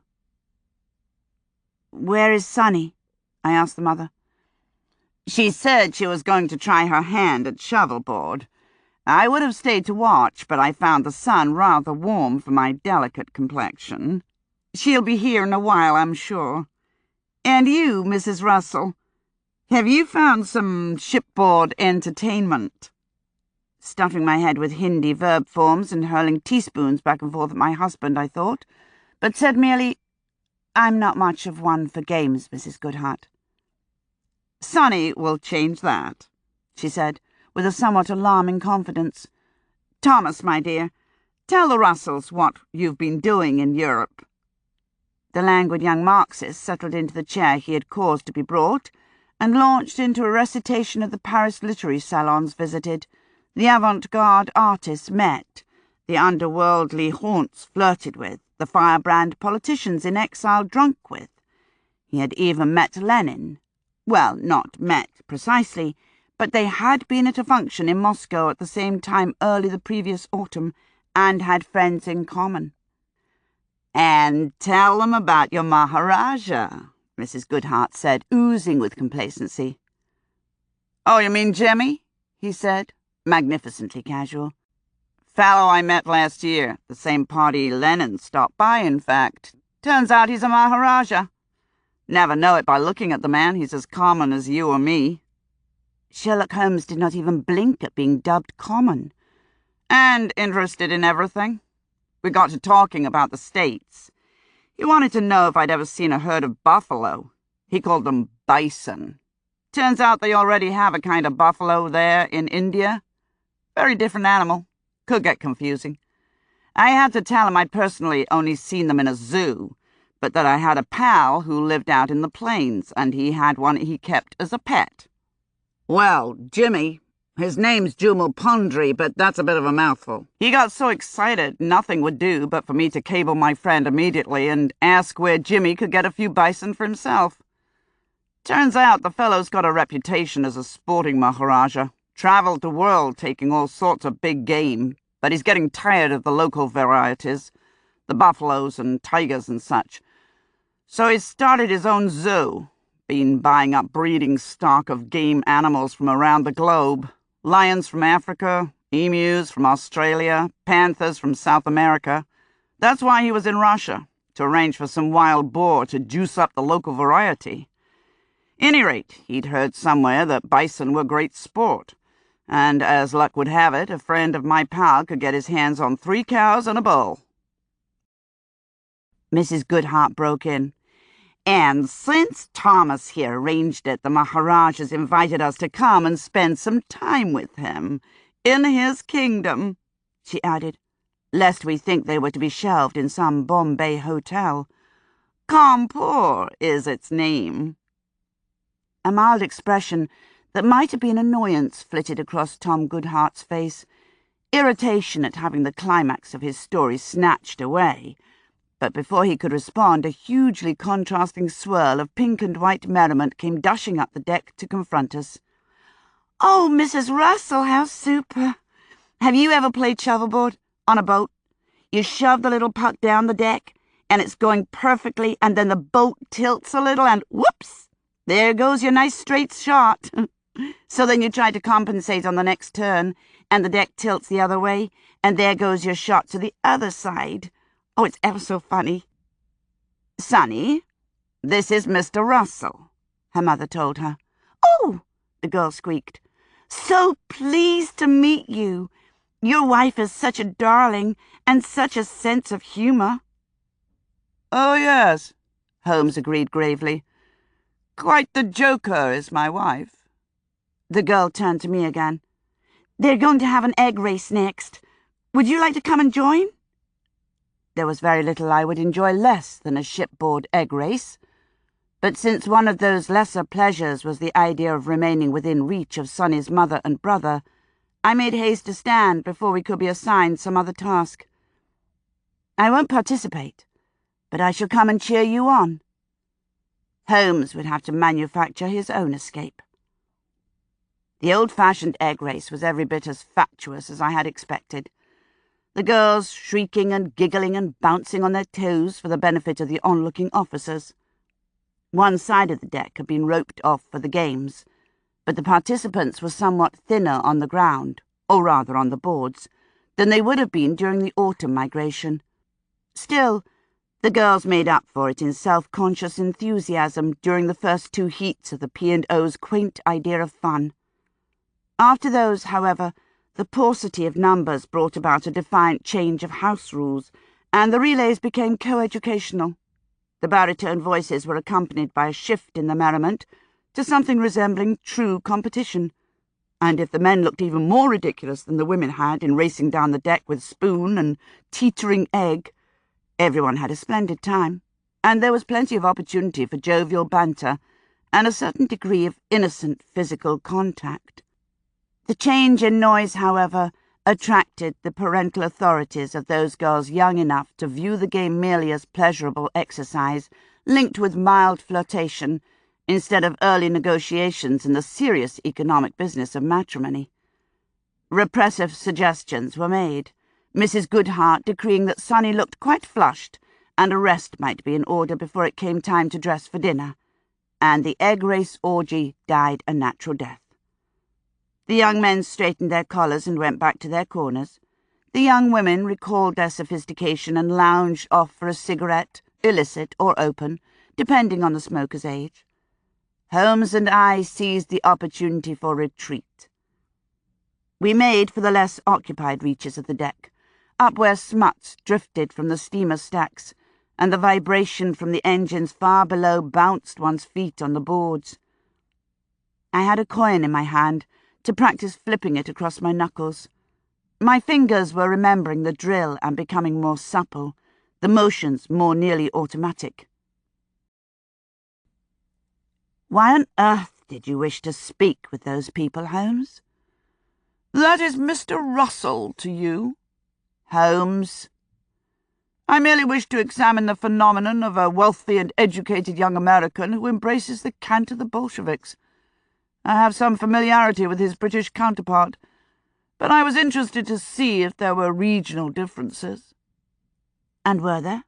"None of import. The aristocracy amuses itself in many ways, among which is the pretence of being a commoner.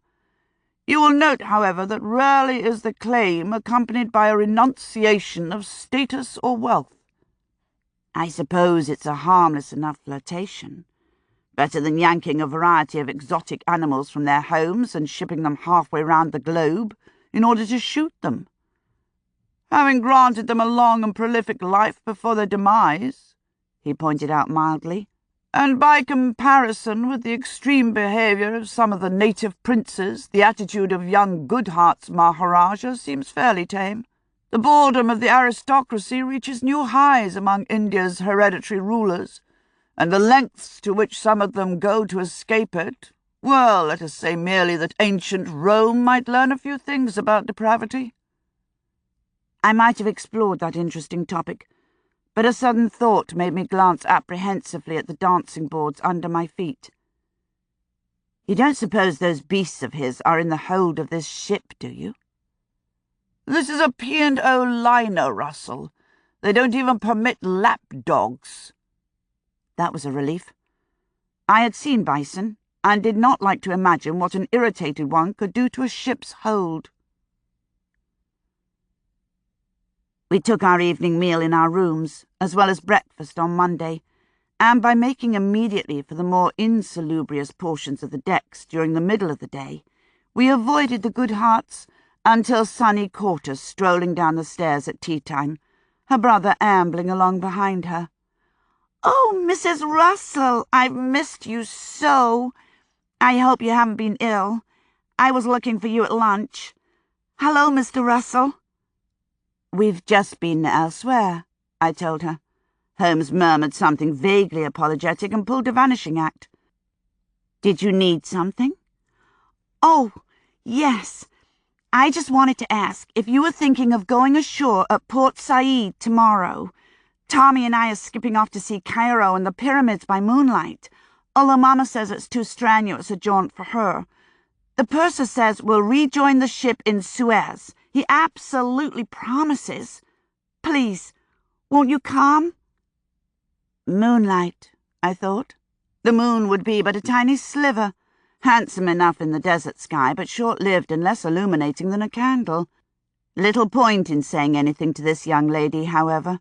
The shipping line might not permit lapdogs, but Sunny was doing her best to make up for their absence, endearing herself to all and polishing off whatever odd scraps were put on her plate. I stifled an impulse to snap the order to sit. "No, thank you, Sunny. I may go ashore in Aden, but not here." I had not yet seen the pyramids, but I did not wish to do so for the first time on a rushed day trip in the company of a shipload of tourists. Call me a snob, but I prefer to take in the world's grand sights when I can at least hear myself think. Not that I was killjoy enough to say so aloud. Her round little face fell in disappointment. "I'm so sorry. Tommy was looking forward to it." Tommy, I thought, cared not a whit if I came, although at the memory of the fellow's bland and disinterested mask, I experienced a vague stir of disquiet. Before I could pursue the thought, Sunny perked up again. "Well, maybe you'll join Mama. There's a group going ashore to buy pith helmets and such. Sounds ever so fun." I rather doubted that, and could only imagine the sort of solar topies on offer at a shop catering to lady tourists fresh from England. Holmes would go ashore in Port Said to send a telegram to Mycroft. I'd ask him to buy me a sun hat while he was there. "No, I'll wait, thanks. You have a good time. And, Sunny, please call me Mary." Her face blossomed again. Simple soul. And she chattered for a while about Maharajas and camels before bouncing off to consider the proper wardrobe for pyramid visiting. I smiled at her retreating back. It would not be long before the one-woman fishing fleet was reeling in a whole school of handsome young officers on her line.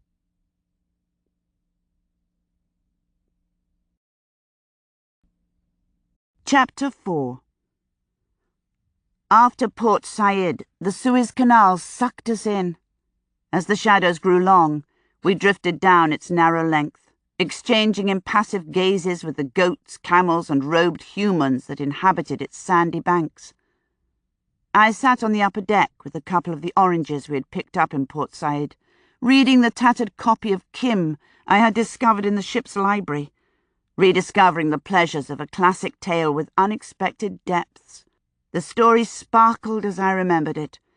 The orphan boy, free to attach himself to Afghan horse trader and wandering holy man alike, learning the jewel game from the enigmatic Lurgan Saab, meeting the baboo with his clumsy surface concealing his deep, committed competence. I sighed when I finished it, and dutifully returned it to the shelves between Chesterton and Woodhouse. I perused the library's other offerings, but its contents proved considerably less informative than the armload of books I had raided from Holmes' shelves, and I went back to them. I was slowly putting together a picture of India in my mind. The size and immense variety in land and people, its hugely complicated caste systems, based originally on the distinction between Brahmin, priest, Kshatriya, warrior, Vaisya, artisan, and Sudra, menial. The lowest of these was called untouchable. But in truth, it sounded as if no one was allowed to touch anyone else, for fear the other might be of a lower caste and hence ritually unclean. And since the original 4 castes had splintered into thousands, as well as having Buddhists, Muslims, Sikhs, Christians, and 100 others thrown into the mix, I thought the population must spend most of its energy sorting out where it stood on the ladder. I read for hours, absorbing India's long history of conquest and reconquest, from Alexander to Victoria, the Mughal influence on the country, long and ongoing, the East India Company's rule so violently cut short by the 1857 mutiny, the subsequent authority of the British government, ruling directly those portions of the country not under the command of their native rulers. The Empire in 1924, a bit worn around the edges, perhaps, but still strong. The night was desert cool and brilliant, and Holmes and I settled beneath the crisp crescent of moon and sat until long after midnight, wrapped in our thoughts and memories. The next day the canal spat us out into the Red Sea, and the younger Goodharts rejoined us, transformed into old Egypt hands by 19 hours inland, clothed in a variety of peculiar garments, including topis — they no longer used the outsider's term pith helmet — of a shape unknown outside the souks of Cairo, constructed of some vegetable matter, pith, one presumes, that sagged as the weather warmed. Which it did as we continued south. Cabin trunks went down to the hold in exchange for those marked "Wanted on Voyage," and the shipboard community traded its English hats for rigid solar topis, casting off a few of its inhibitions along with the woolens. Wanton conversation broke out all over the ship, as formerly aloof ladies unbent so far as to offer comments on the weather, and rigid-spined gentlemen exchanged opinions on cricket and horse racing. The men's dark serge suits changed to pale drill or linen, or for the hopelessly flamboyant merchants known as box-wallers, tussar silk, and male dinnerwear began to take on variations of the tropics, with white jackets or trousers, but oddly never both. Women's arms appeared even during the daytime, and some of the more daring members played short-skirted games of tennis on the top deck in the early mornings, until all the balls had vanished into the sea, after which they changed to the more controllable badminton. Decks sprouted awnings, making it more difficult to find a patch of sun, and beds were made up there at night, men on one side, of course, ladies on the other. The exercise equipment in the stifling shipboard gym went unused after mid-morning, and vigorous deck games were replaced by the more sedate shovelboard and quoits. Holmes and I spent the mornings in our rooms, palming coins, renewing our juggling skills, repeating and refining common phrases in my new tongue, until we were driven out by the midday heat. In the open, even in our less attractive chosen corners, magic tricks were set aside in favour of bilingual conversation and the relief of books. I was still working my way through the Mahabharata when a familiar shape plopped down beside me where I sat in the shade of a large crate. "There you are!" Sonny exclaimed. "What on earth are you reading?" I showed her the book, half irritated at the interruption, but also glad for it. An unrelieved diet of Holmes' Hindi and Hindu mythology surely couldn't be good for one. "Good heavens! Look at those names," she said. "I can't even pronounce half of them. What is this, anyway?" "The great Indian Hindu epic, the battle between their great gods and demons, the founding of the people." "I think I'd rather read one of Mama's Ethel Dells," she said, handing it back to me. At this point, I think I might as well. She sat for a rare moment of stillness, studying the distant shore. "Isn't the Suez Canal just the superest thing? Tommy says it saves weeks and weeks of sailing all around Africa with storms and all. You English were so clever to have built it." It was slightly startling to be given personal credit for the project, and I felt an obligation to set her and Tommy straight. Actually, the canal was here long before England was even a country. Ramses II was the first Egyptian to begin it, although it wasn't completed until the days of Darius, about 2,400 years ago. Not that it's been open all that time. The silt blocks it, and a couple of times it was deliberately filled in for defense purposes, but we can hardly be given credit for thinking of the thing. Anyone who looked at a rudimentary map would be tempted to get out the shovels. "Wow!" she exclaimed. "I never. And Tommy said, but aren't you clever to know these things? I should have gone to school, university, I mean, but somehow it just never seemed to come up." "It's not too late." "I suppose," she said dubiously, but we both knew she never would. She spent perhaps 30 seconds mourning her lack of education, then held out one arm alongside mine, which was growing darker by the day. For whatever our disguises might be in the weeks ahead, I doubted that pale-skinned English lady would be one of them. "When Mama notices how brown you're going, don't be surprised if she has 10 fits. Whenever she finds me sitting in the sun, she gives me a lecture about wrinkles until I put on my topi." "Topies make me feel as if I'm speaking inside a bucket," I said. She giggled. "Does your mother nag you too, or does that stop as soon as you're married?" "My mother's dead," I told her. Her expressive face crumpled. "Oh, I am so sorry. How stupid of me. I didn't—" I interrupted before she burst into tears. "Don't worry, it's been a very long time. So tell me, have you decided to be a Cupid doll or a harem dancer?" The fancy dress ball was to be the following night, and the ship quivered with the thrill of anticipation. The ship's tailors working round the clock, sworn to secrecy. Holmes and I planned on taking advantage of the evening's empty cabins to begin juggling clubs. Wooden belaying pins, when dropped, make quite a noise.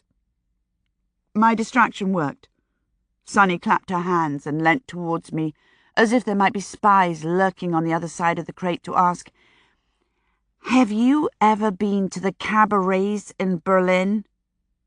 I reared back to stare at the child, speechless. A Berlin nightclub was not a thing I'd have thought Sunny's mother would have allowed her daughter within a mile of. Yes. Well, I haven't seen one. Thank goodness for small mercies, I thought. But Tommy told me about one girl who dances on stage with a big snake, and that made me think about the snake charmers in India, and voila! "Where are you going to get a snake?" I asked. Did snakes perhaps not come under the P&O's pet exclusion clause? "Not a real snake, silly." Sunny's eyes danced. "I'm having the Durzi make up a snake for me. Durzi's what they call tailors in India, and I'll wear it around my shoulders, and I have a dress that matches its skin. Would that be fun?" I thought that it might be more fun than she was prepared for, considering the number of young men on board. "It sounds exotic. But, Sunny, perhaps you shouldn't mention Berlin in relation to the costume. Those nightclubs might be considered somewhat risque for a girl your age." "Okay, but what do you think of the snake idea?" I think you'll have every young man on the ship slithering along the decks after you, I said. She giggled. However, later that evening, as we were dressing for dinner, Holmes astonished me as well. He chose a moment of weakness on my part as he was brushing my long hair. "Russell, I think it might be a good idea to go to this costume ball." "Holmes!" I jerked away from his hands to look up at him. "Are you feverish?" "Russell, I did not say that I intended to go." "Oh, no. If I have to go, so do you." I took the hairbrush from him and turned to the looking-glass. But why on earth should either of us wish to dress up with a room of drunken first-class passengers wearing bizarre clothing? "Thomas Goodhart." Holmes had continued to cultivate the young man's acquaintance. I cannot call it a friendship precisely, and the two spent a part of every day either lounging on the deck or in the depth of the all-male enclave of the smoking-room, playing billiards, whist, or occasionally poker. My husband's uncharacteristic sociability with the supercilious young American might have puzzled me had I not overheard some of their conversations and known that, more often than not, the Communist Party and the politics of India were the chief topics of Holmes' casual inquiries. Still, to Mr. Goodhart, I was clearly beyond the pale. Educated, free-thinking women were not his cup of tea, and he made no attempt at concealing that fact. "Is Goodhart going?" I shouldn't have thought his convictions would permit him the frivolity of a fancy dress ball. "His mother assures me that he will be attending." To observe the enemy or to convert the bourgeoisie to earnest Bolshevism? But why should his presence or absence at a fancy dress ball be of the least interest to you? "I have found the lad peculiarly self-contained. Remarkably so. I've seldom seen a man who gives away as little as this one. I believe he knows more than he tells." I considered the statement for a moment, but failed to make a connection. "Sorry, Holmes. What does self-containment have to do with fancy dress?" "A costume ball is all about masks and the freedom they confer on the wearers. I wish to see what the fellow looks like when he imagines himself concealed." Seeing that I had my hair wrapped into place, he handed me a pin. "Ah," I said, "you wish to get him drunk and see what he lets slip." "Sometimes the old methods are the best," Holmes said, although he looked somewhat abashed at the admission. "You think Goodhart is some kind of a villain?" "I think it possible, although it is far from clear whether his particular brand of villainy need concern us. Still, it is the sort of thing Mycroft likes to hear about, to pass on to his fellows. Assuming," he muttered, "anyone in the incoming government will be interested in stray Bolsheviks." "Oh, very well. I shall go if you wish. But I don't know what sort of costume we might pull together at this late date. All the Cleopatra masks and chimney-sweepers' coats are sure to have been taken. And I do not think it at all appropriate to dress as Lady Godiva," I said, picking up an extra and unnecessary hairpin and jamming it in for emphasis. "I have an idea," he said. "Yes," I said, stifling a sigh. "I was afraid you might." A sari is not a carefree sort of garment. To a person accustomed to clothing that remains where it was put, the lack of any fastening more secure than gravity is, to say the least, disconcerting. A sari, I found when Holmes presented me with the thing, was little more than a remarkably skimpy blouse and an enormous length of impossibly slippery silk, which is arranged into intricate folds and tucked into what amounts to little more than a piece of string around one's waist, after which the loose end, it is all loose end, is drawn gracefully up across one's chest and over the opposite shoulder, where it then spends the entire evening yearning to slither to the floor, taking the rest of the garment with it. If the wearer were to suck in her stomach, many, many yards of silk would collapse into a lovely pool on the floor around her near-naked legs. and this was before I added the gossamer silk shawl over my head and shoulders. The fourth time I tried the thing, standing before the glass, afraid to breathe, I scowled at the reflection of Holmes behind me. "You had this planned back in Port Said and didn't warn me." "Not planned precisely. I merely thought it best to have the costumes, just in case." Holmes' fancy dress, hanging in the wardrobe, looked, by comparison, a thing of Chanel-like comfort. He was attending as an Indian nobleman, with snug white trousers underneath a gold brocade jacket trimmed with chips of topaz. At the moment he was trying on a snow-white turban or puggree, whose intricate folds, unlike those of the sari, had come pre-arranged on a hat-maker's dummy. At its front was a spray of peacock feathers, which he eyed critically in the glass. "Are you going to wear your emeralds?" he said suddenly. Trying to avoid motion, I looked back at my reflection.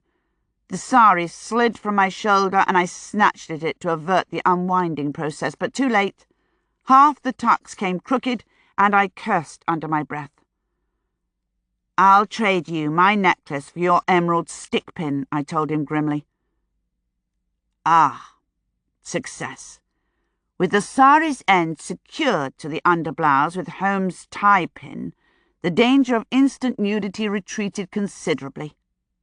Then, during the afternoon, I hunted down the purser, and by dint of offering an enormous bribe, found a stray maid willing to come with a needle and thread to sew me into the folds and tucks. And, in truth, the emerald necklace looked magnificent nestled among the peacock feathers on the puggree. When the maid had scurried away with her needle and her payment, I sat down to arrange my hair. Indian women tend to wear theirs gathered into a heavy knot at the base of their necks, which was not a style I found easy to arrange without assistance. As I was struggling to contain my own hair, which was sufficiently long, but lacked the malleability of black hair, Holmes came in. I glanced in the glass and had to smile. "You look regal, Holmes." He walked over to where I sat, and wordlessly removed the brush from my hand. Where Holmes learnt to arrange a woman's hair I never knew, never wished to ask, but he was remarkably proficient at it. It was, however, never easy to stifle the sensations caused by his strong hands in my hair, the palms smoothing the strands after the brush had passed through, the clever fingers working their way from one side to the other, gathering the heavy length in a controlling grip, tugging and smoothing and shaping. In this instance, lest something begin that put all our preparations to naught, I shut my eyes and thought of England, horrible and cold under the snow, wet and miserable and filled with political turmoil. His long fingers smoothed and twisted, sending delicious tingles down my spine, and cold England faded. But in a few minutes my hair was sleekly gathered in a secure but comfortable knot, and Holmes' hands drew away, after a brief grasp on my shoulders, and the salute of a kiss where the heavy bun now lay against my neck. I pushed away a shiver and reached firmly for my earrings, then draped the breath-fine silk scarf across my shoulders and slid my hand through the arm of my nobleman. Dignity, I remembered as we drew near the ballroom, was not a necessary component of a dress ball. The ducal version we had attended just the month before had been bigger than this one and more elaborate, but the passengers made up for numbers and style in sheer high spirits. I balked just inside the entrance, and Holmes spoke into my ear. "I believe we shall both require a quantity of champagne to get through this. Wait here." Obedience occasionally has its place, particularly when it allows one's husband to press through to the nearest tray-bearing waiter. Holmes took many admiring looks, from women for the most part, and amused me by appearing oblivious of all. He returned with 2 glasses of the fizzy stuff, which we lifted to each other, then poured down our throats. One problem with fancy dress comes when one wishes to find a particular person whose disguise one does not know. I was quite certain that Sonny Goodhart was not yet here, since there was no sign of a snake, nor of the snake dance line of males that was sure to follow as soon as she passed through the room, and although her brother's height should have made him instantly recognizable, a number of tall hats and pugrees protruded above the heads, concealing their wearer's stature. Holmes and I waited, drinking our wine, turning down dance offers from individuals of both sexes, and apparently neither. Then a ripple ran through the room, and I turned, already smiling, to see the snake charmer, and my suspicions were correct. It was an extraordinary costume, which on a less naive and charming individual would have been instantly engulfed in a travelling rug and ushered briskly outside. As it was, Sonny looked like a child dressed in a harem outfit, her wriggles for fun, not seduction, her innocence shining out under the sinuous creature that lay across her shoulders. The dress was not quite as form-fitting as the snake's skin, but was not far off. What saved it were the multiple layers of scarf she wore over it, gauzy and shifting. The effect was that of a snake shedding its old and lacy skin for the bright, snug new one beneath. I tipped my head to the man at my side and murmured, "If they're aiming her at the Maharaja, all they have to do is make sure there's a fancy dress ball." "Pardon?" asked a strange voice. Startled, I looked up at the person beside me, whose ears were somewhat higher than those of my husband, and who might therefore have missed my hugely impertinent words. It was Thomas Goodhart, but to my enormous consternation, it was also Sherlock Holmes. Not he at the Sussex cottage, but the figure of stage and recently screen, complete with deerstalker, absurdly large calabash pipe and tweed cloak. I gaped at the figure, my mind working furiously to understand the meaning of his costume. Tom Goodhart, in the meantime, allowed his glance to trail down my own length of silk. "You would look at home in Jimmy's palace, Mrs. Russell. Very, authentic." Thank you. You too. That is to say, not in the palace. You're babbling, Russell, I said to myself. Stop it. Your sister's costume is extraordinary. Isn't it just? I can't imagine what my mother had in mind, allowing that. Still, it's not as bad as it was before she added the scarves and scrubbed off her rouge. She's a great girl, I said. Yes, she's all right. She's very fond of you. What is it about the subtle signs between men and women? The words themselves were completely innocent, and his eyes remained on my face, but some tiny pause before the word fond, some slight emphasis of voice or intensity of gaze, made it abundantly clear that Thomas was talking neither about his sister nor about mere fondness. For the first time I became conscious of a streak of iron beneath the waffle, and caught a glimpse of someone older and considerably more determined under the rich boy's bland features. And then he was looking out over the crowd, and Holmes was there with another glass of champagne, and the sensation was gone completely. Thomas Goodhart was merely the superior older brother of a kittenish girl who had befriended me, a young man patiently enduring a rather boring party for the sake of his family. But I did not think I had imagined the glimpse of iron, nor the meaning behind his words, and I began to speculate whether the likes of a Berlin cabaret might not be considered downright wholesome by Mr. Goodhart, if perhaps the lessons in depravity Holmes had mentioned might not apply to certain American aristocrats among the Rajas. Villain, I would now believe, but also I had to agree, what sort? Without realizing I had done so, I found myself drawn slightly away from the stagey Holmes until my arm pressed against that of the Maharaja's ornate coat.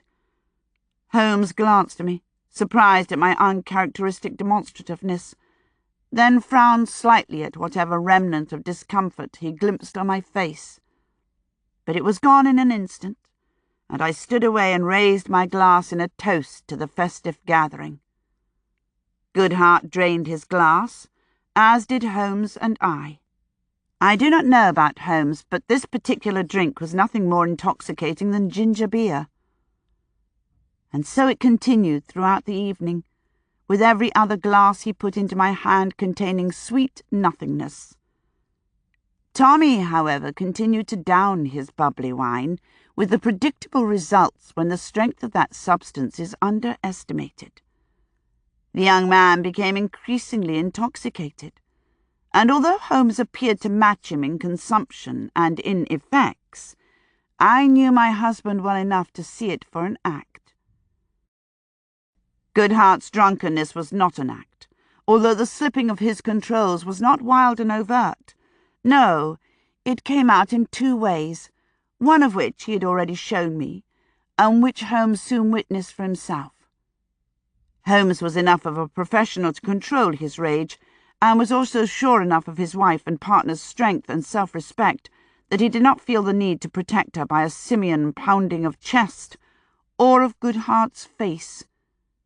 But it was an effort for him to stand by with smiling incomprehension and goodwill as Goodhart made one suggestive remark after another in my direction, and I was glad for his sake when the young man's intoxication ripened and bore fruit in the form of a hobby-horse. "These people, they haven't a clue," he declared, sweeping his glass at the room. Holmes plucked it from his hand and substituted a miraculously full one, and Goodhart slurped it with a scowl. "They haven't a damned clue. Pardon my French, Mary." I had not given him permission to use my first name, but I was hardly going to object now. "That's true," Holmes agreed emphatically, then drew his eyebrows together in exaggerated confusion. "What about?" "The world," Goodhart explained, pausing to belch lightly. Fortunately, he did not stop with the generalization, but went on. "Look at them, prancing about like a bunch of aristocrats with the mob pounding on the gates. Like France, don't you know? Haven't a clue that there's a mob out there." "With guillotines?" Holmes encouraged. The tweed deerstalker wagged enthusiastically. "Right. You are so right." His diction was sliding, the dental sounds long turned to mush, the S sounds now shh. Soon the labials would become difficult. In another half-hour he'd collapse with his head on the table. "But look what's happened in England," Holmes urged. "The red flag is practically flying over Parliament." Goodhart's eyes tried to track with limited success. "Right," he said, although he sounded somewhat dubious, as if unsure why Holmes had introduced politics into the discussion. "Isn't that a good thing, to have a Labour victory?" "Of course," he said, more stoutly now. "But they think it's the end, when it's only the beginning." It sounded like a quote pulled from memory, and served to confuse him for a moment. Then he rallied, raised his glass, and shouted, "Vice prize where it hurts." But the effort was too much. Either that, or some vestige of self-preservation ordered him to be silent. In either case, the effect was the same. He let his glass fall to the floor and slapped his palm across his mouth in the gesture of a child hushing itself, or in the more likely identical motion of a man whose stomach is on the verge of rebellion. I took a hasty step back, while Holmes seized the man's free arm and hustled him speedily out of the doors and to the railing, where the deerstalker caught the wind and sailed off into the night. A gentleman in the P&O uniform came to tidy away the broken glass, and another appeared to help Holmes lead Goodhart away. So much for in vino veritas. I traded my glass of sweet nothing on a table for one of the real thing from the first passing waiter, and went outside for air and thought. After a while, a snake dance of celebrants came shuffling out the door, Sonny Goodhart at their lead, laughing gloriously at her long tail of admirers. I put down my empty glass and went to bed. Chapter 5. The following day we came to Aden and the mouth of the Red Sea, where the ship would pause for a few hours to take on coal. This would be our last land until Bombay, and Holmes and I were among the few walking wounded of the night before who waited to go ashore. The hills around the town seemed covered with tiny windmills spinning in the hot wind, and the instant the ship dropped anchor, the sea around us filled with small canoe-type boats paddled by young boys, calling for the passengers to drop coins for them to dive after. From where I stood at the rail, the water looked so murky, thanks to the steamer's huge screws, that I couldn't imagine the boys seeing anything smaller than a gold guinea flashing past, but clearly the exercise was worth their while, or they wouldn't have risked the sharks. Heat settled over us as the launch approached the town, making me glad for once of the topi's shade. We passed through the canoes and the dhows to tie up at the pier and be ceremoniously handed off. The solid ground felt oddly unforgiving beneath my feet, which in the 8 days since leaving Marseille had grown accustomed to the rise and fall of the decking. The air smelt intense, marvellously complex, with the odours of dust and spice and animals, and only occasional whiffs of burnt fuel. Our first stop was the post office, where we retrieved a handful of letters, including one from Mrs. Hudson and 2 from my solicitors in London. A quick glance through them showed that there was nothing of any great urgency, although I did send off a telegram to the legal people to say that I'd got their letters and would write at leisure. We then slid the post into our pockets and turned into the bazaar. Aden rides the border between several worlds, all of them represented in her marketplace. Skin tones from ebony to ivory, 1,000 shapes of head covering, dialects to keep a linguist in ecstasy for a lifetime. 3 dusty Bedouins slipped down the streets behind a pair of British soldiers. A dark-skinned Jew displayed his copper pots to an African Muslim heading home from Mecca. 4 British tars with their distinctive rolling gait haggled with a Christian shopkeeper over the price of a small carpet. A pair of Parsi women, wrapped in loveliness and followed by a pair of watchful men, fingered lengths of brilliant silk. A British captain strolled with his lady, his eyes on her and not the pickpocket trailing close behind. All that in the first 50 feet, before Holmes ducked inside a gap between shops. However, I was ready for it and made haste to follow him. The noisome passageway was clotted with filth, its air stifling, the darkness such that one was tempted to feel for the walls, but for the knowledge that one really didn't want to touch what was on those walls. I took 6 steps and stopped, waiting for my eyes to adjust before I found myself stepping into a coal cellar. Then a door opened, and the end of the passageway grew light, and I picked my way through unexamined shapes in that direction. The room at the end was considerably tidier than its approach. It was a small space with a high ceiling, light but shaded from the direct sun hitting the courtyard outside its latticed windows. As soon as the door closed, the room's fragrance of jasmine, flower, and musk reasserted itself. It even seemed cooler in here, although it was probably an illusion brought about by judicious use of blues and greens in the hangings, and the pale wood of the walls and chairs. Just as, I noticed, it seemed larger than it was, since all the furniture was somewhat smaller than normal. A light and lightly accented voice interrupted my survey. "You're like my house, Miss Russell." I whirled, unaware that there had been anyone in the room.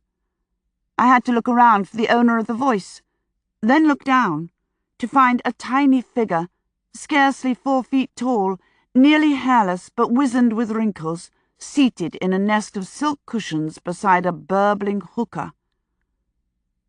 "It's very attractive," I replied. "How do you know me?" He giggled, a sound I normally mistrust in a man, but which seemed natural in him. "We have, shall I say, mutual friends.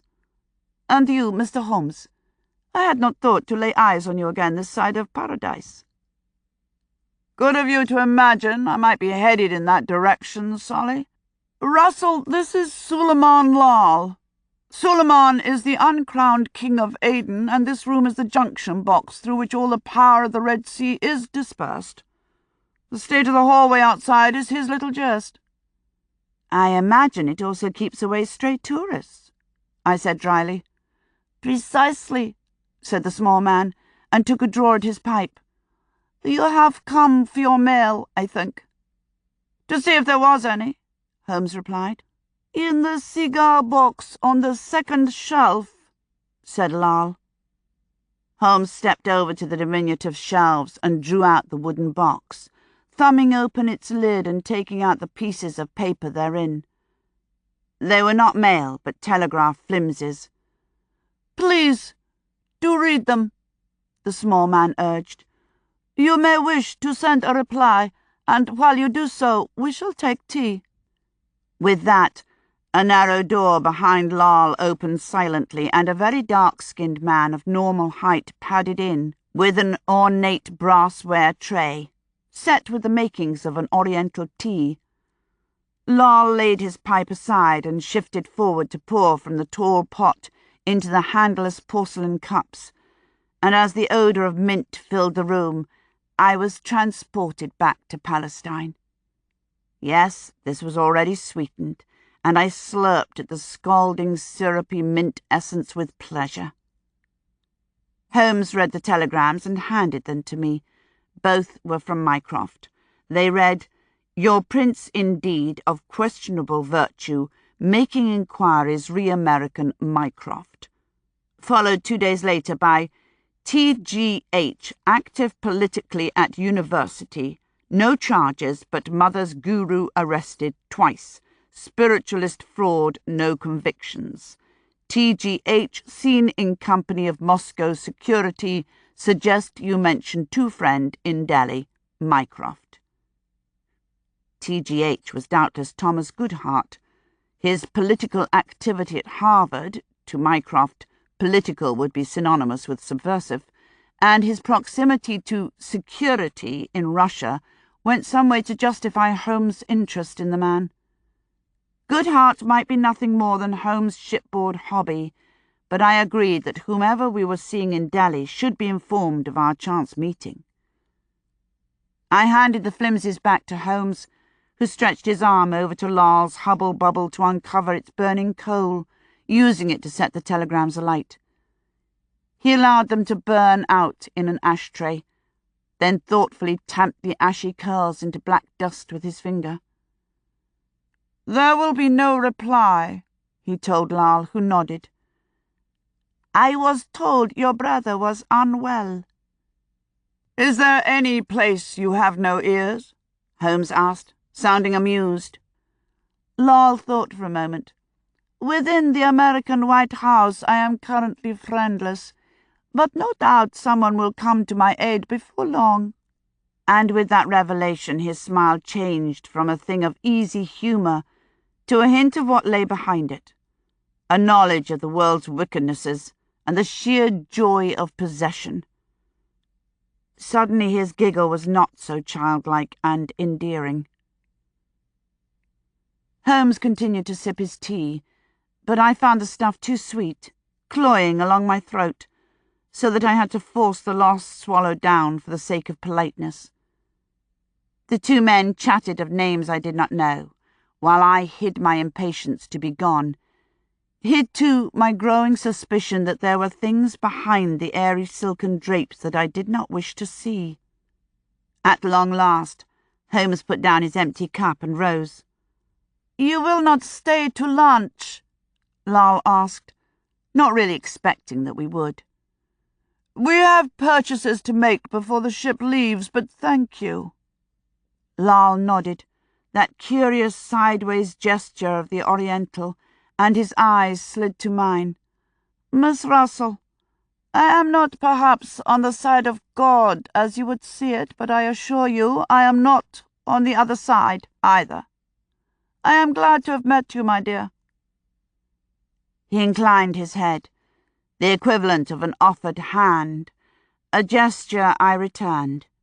Then we left, through a door into the courtyard instead of the filthy alley, and came out on the next street over, under the eye of a very large and well-armed Turk. I glanced around to be sure there was no one listening, and said in a low voice, "Holmes, do you trust that man?" "Solly collects information. He does not sell it. He is utterly safe as a conduit because he is completely impartial and would as willingly have given us our messages and served us tea if we were sworn enemies of the British Crown. Every side uses Lal because they know he will not sell them out. And no side tries to lay hands on his secrets because if they did, hell would pour down on them. Secrets have a way of accumulating, and he lets it be known that his untimely death would loose them. Now, tell me what sort of silk you would like to practice your scarf act with." We submerged ourselves again in the souk, making small purchases such as any English visitors might, as well as 2 or 3 items that Holmes appeared to have ordered beforehand, no doubt through his diminutive friend with the conjoined Muslim-Hindu names.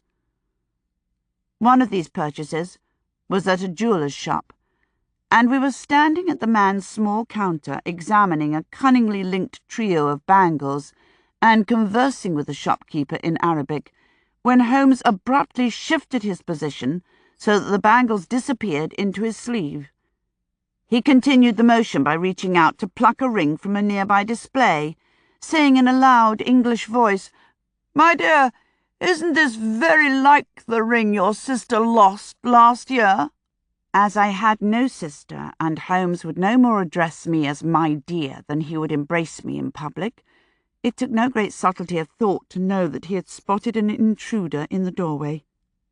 And sure enough, when I had taken the spectacularly ugly piece and turned with it to the lighter portion of the shop, there stood a familiar figure, ill-concealed by his topi and dark sunglasses.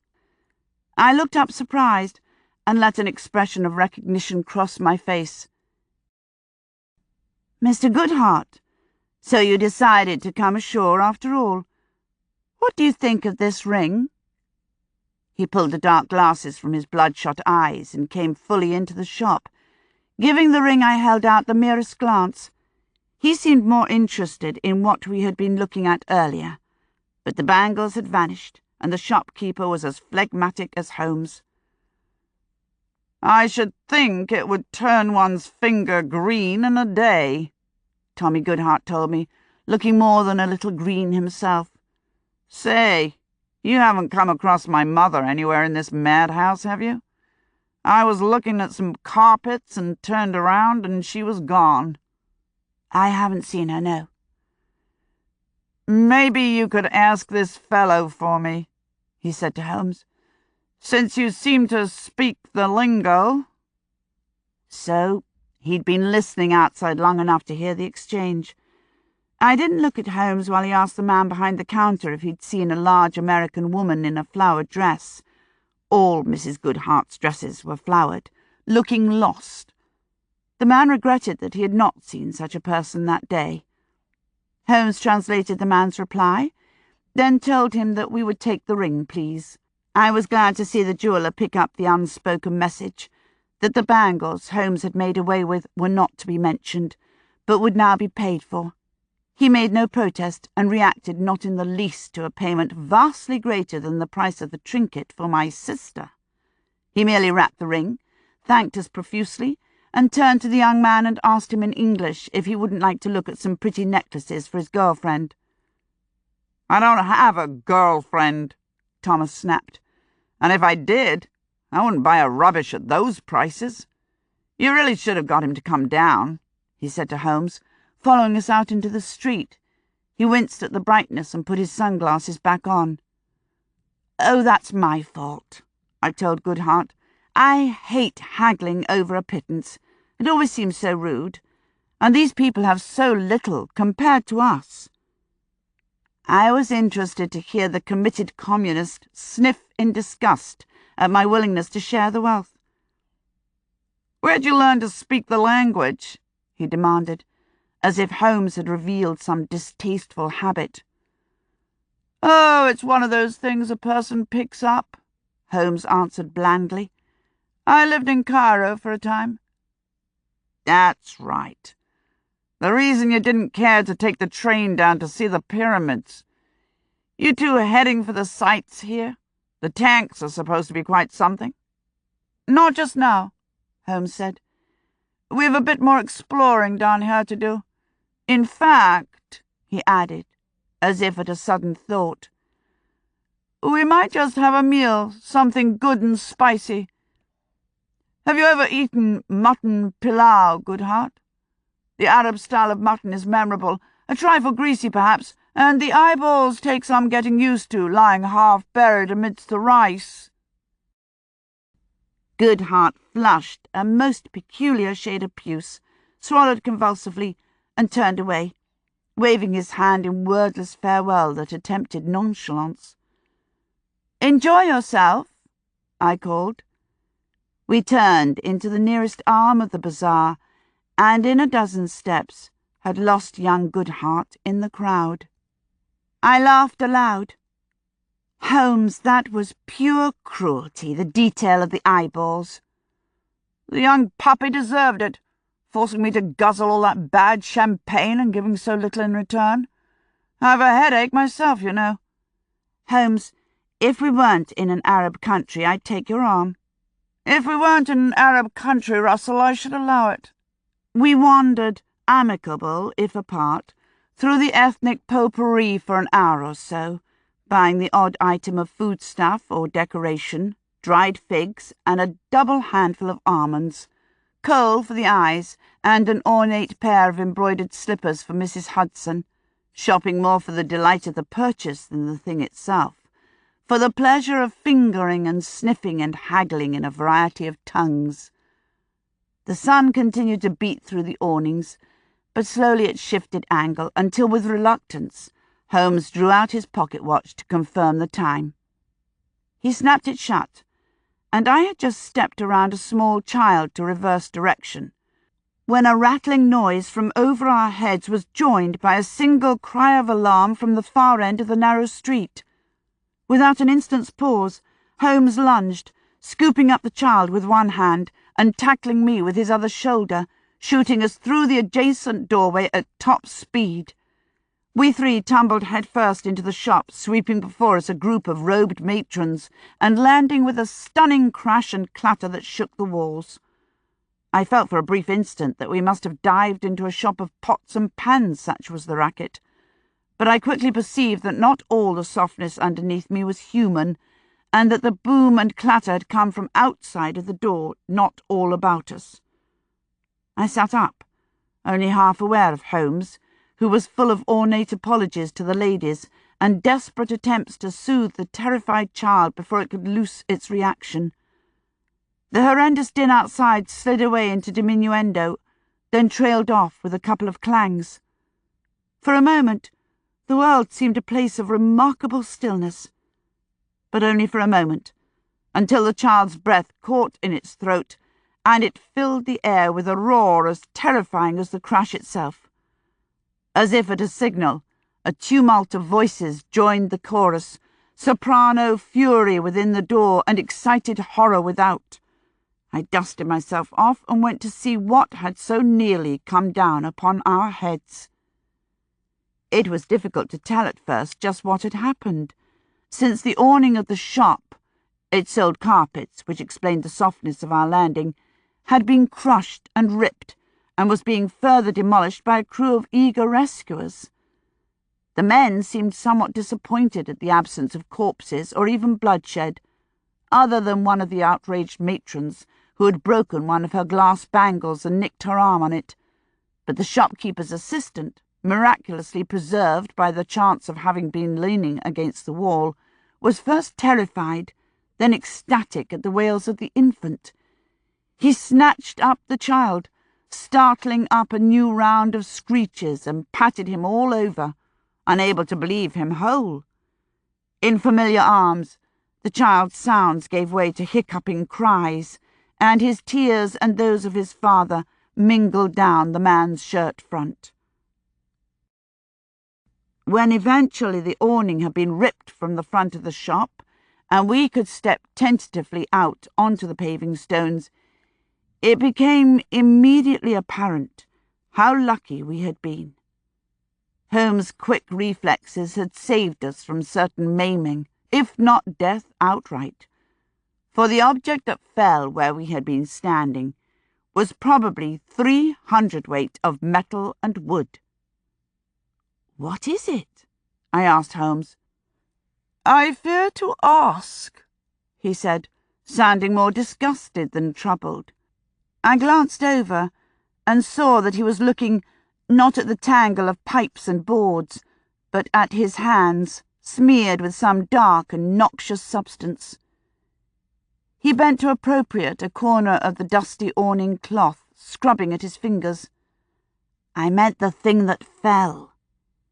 He ran his eyes over the object that had so nearly ended the eminent career of Sherlock Holmes, then lifted his gaze upwards, as half the people around us were doing. One dusty beam still clung to the rough mud brick wall some 25 feet above, with a clear line of holes and dirt showing where the rest of the thing had been. A glance down the street showed a number of similar makeshift balconies, bits of wood and metal tacked onto the walls high above street level, all of them strung with drying laundry, decorated with petrol tins overflowing with flowers and herbs, furnished with cushions and rugs, and stacked high with various household goods not wanted inside. This one had linked to its apartment by way of a flimsy door, now opening onto thin air, and as we gazed upwards, the door did open. The face of a horrified woman looked straight out, then down at us. She gaped down at the crowded street before belatedly realizing that there were strangers looking back at her. She whipped her headscarf across her face, gave us one last white-eyed look, and slammed the door, dislodging a few more scraps of timber and dust. Holmes waded through the wreckage, searching for the end pieces of the balcony. I joined him, our search somewhat hindered by the determination of the carpet seller to keep people away from his now vulnerable wares.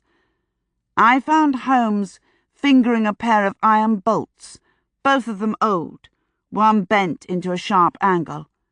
The other sheared off. Neither showed any sign of a saw's teeth. "We must examine the wall above," he told me, and raised his voice in Arabic to ask how we might gain access to the above apartment. This took forever, first to brush off the teary gratitude of the young assistant whose son we had preserved, and then to find a person who could show us the relevant corkscrew stairway. And once at the top, we were halted by the custom of the land, when Holmes would have gone within an apartment housing women alone. In the end, I suggested instead that I might be allowed to venture within. The shopkeeper's wife had by that time appeared from their nearby house, and followed us up the stairs to deliver her thanks. As soon as she understood what we were about, she added her voice to mine, begging that they grant the request of this thrice-blessed if baffling foreigner. The women within knew perhaps 6 words of Arabic. I wasn't even certain what their native language was, but they gave in. With a wide smile and many appreciative noises over the squalling, snot-nosed, coal-eyed infant one of them clutched, I crossed the 2 rooms to the door that now gave out onto the bazaar. Stretched out on the floor with my head and shoulders extending into thin air, I failed to spot any obvious saw marks, merely holes in the walls where bolts had once stood.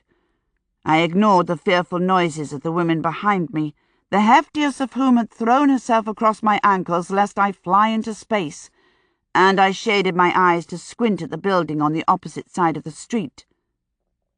Something odd there. A gash in the wall beneath a window, fairly fresh. I made to stand, found I couldn't move, and had to plead with the woman on my legs to allow me upright, which took a while. Before I left the apartment, I looked around for some heavy piece of furniture, finding a sort of divan that weighed nearly as much as I did, which I wrestled across the room to block the rickety door. Then, exchanging mutually incomprehensible pleasantries with the gabbling women, and thanking them for the various sticky foodstuffs they thrust into my hand, I finally rejoined Holmes on the landing outside. "Can we get into the apartment on the opposite side of the street?" I asked him. "There looks to be a fresh bash on the wall there." I looked around me for some place to deposit the sweetmeats, which were oozing over my palm. Holmes looked at the collection of unlikely shapes and colours. "What is that?" "By the feel of it, mostly honey." He peeled one from my palm and popped it into his mouth, pausing briefly to consider it. "Sage flower," my beekeeper husband pronounced, "and something else, rather piquant."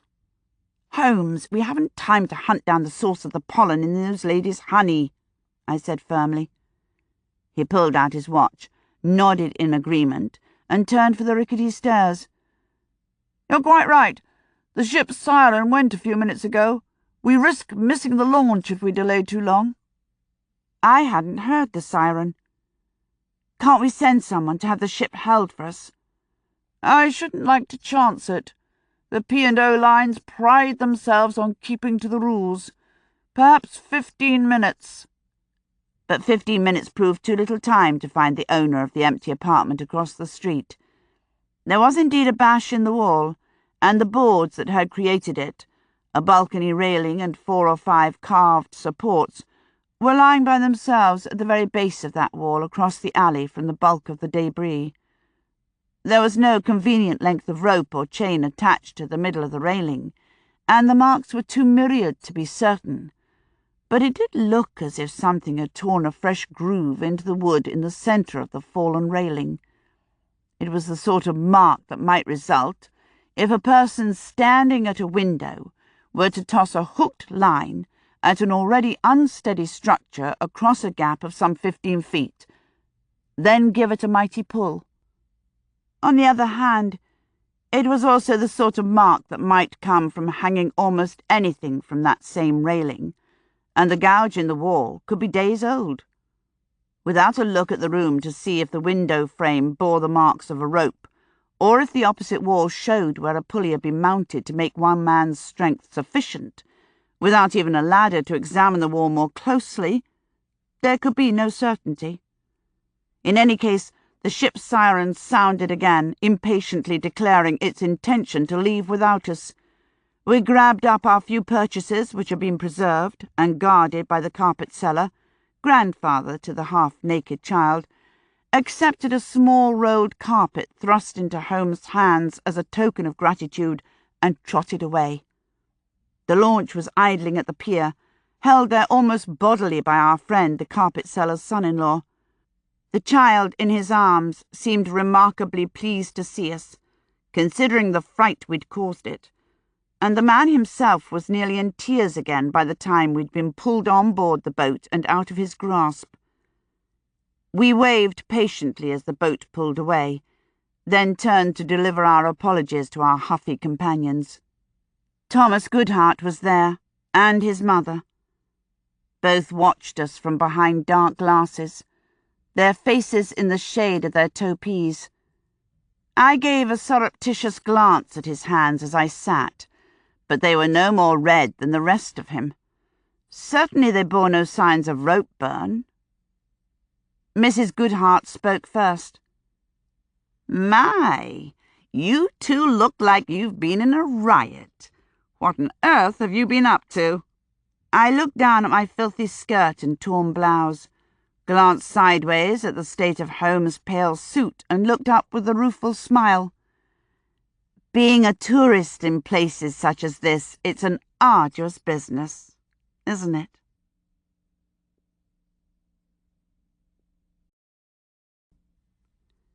Chapter 6. Aden's Gulf opened into the Arabian Sea, and for days the watery expanse in all directions was broken only by the passing of the occasional ship and the island of Socotra, well to the south, 2 days out of Aden. The life of our floating village went on. The aristocrats of the high decks intruded on regularly by voices rising from the lower, now that the heat had driven the population out of doors at all hours, with dancing on the decks long into the night, under the glare of arc lights. For some days the taps had run with phosphorescence, adding an exotic touch to one's toilette, bathing in cool blue flame. Holmes befriended Alaska in the depths. I approached the final scenes of the Mahabharata. Sunny received 3 marriage proposals, and her brother remained, as he had been before, supercilious and aloof as he read his Marxist tracts. Certainly he gave no sign of having tried and failed to murder us in the Aden Bazaar. He did not even make reference to his drunken indiscretions on the night of the fancy dress ball, except once, when he approached me to beg my pardon if he had said anything he shouldn't while in his cups.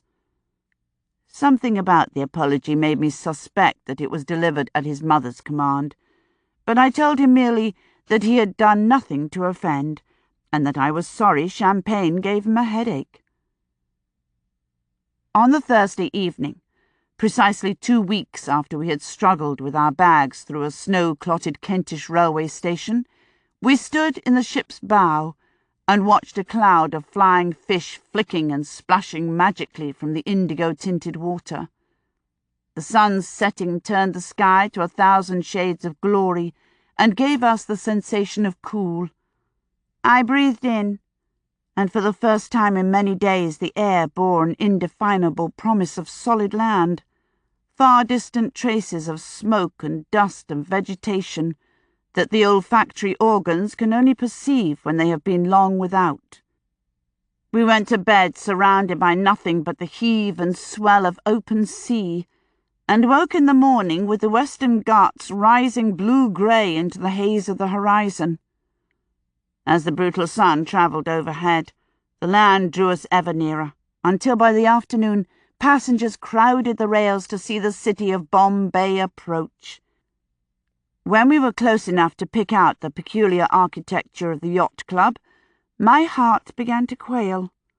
Land was a solid, pulsating, cacophonous, and even from this distance, malodorous wall of people, and the water was not much less heavily populated by boats of all shapes and sizes.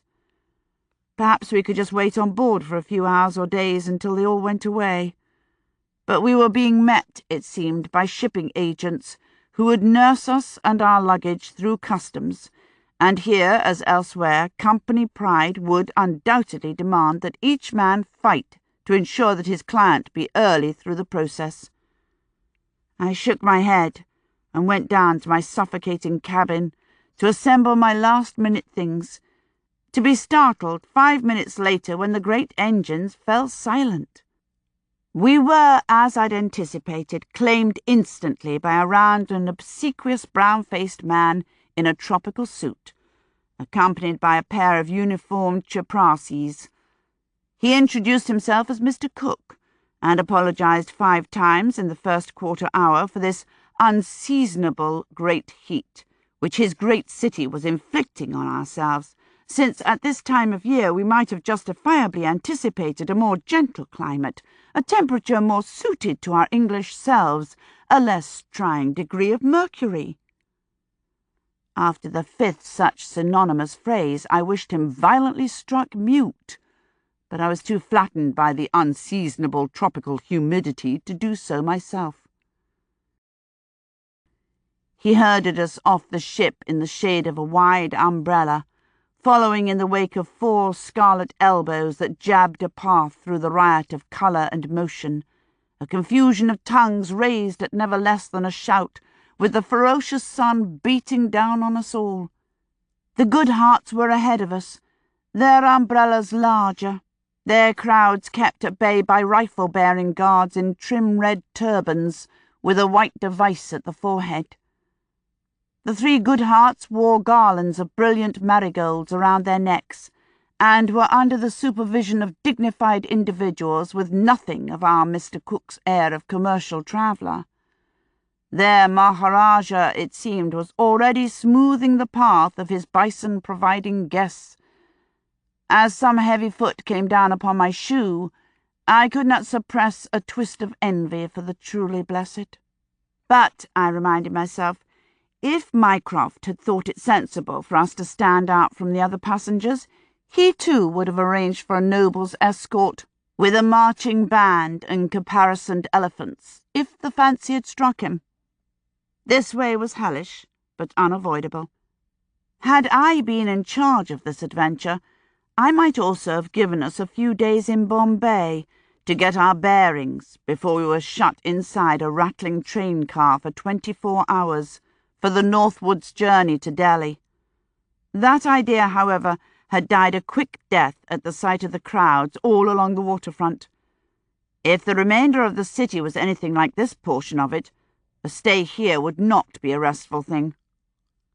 However, it appeared there was a problem with our onward journey. My luggage was incomplete. "What do you mean, incomplete?" I asked Mr. Cook, for whom I had developed an instant and completely unreasonable dislike. He was so polite, I longed to kick his shins. "I mean, Mem Sahib, that my list says that you, Miss Russell, are the possessor of 2 small trunks, one from your cabin, the other from the hold, which was sent down to the hold when the ship reached Port Said, and yet there is but the one which was in your cabin. I have had this trunk placed into the baggage car of the train, along with the 2 trunks of Mr. Holmes, but alas, I lack the requisite companion from the hold of the ship." "What's happened to the other one?" "We are endeavouring to determine that, Mem Sahib." "Oh, Lord, they've lost half my things," I groaned, then was nearly knocked down by a large woman clutching a carpet bag to her chest so tightly that it might have held her virtue. Holmes caught my arm to save me from falling among the feet.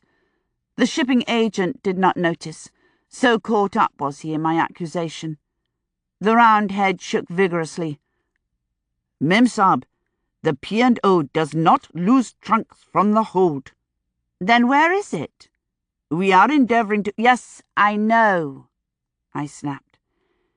"Is there some place we can sit out of this heat?" "I could, if you wish, have you taken to your train. I will, of course, remain here until the matter is made straight."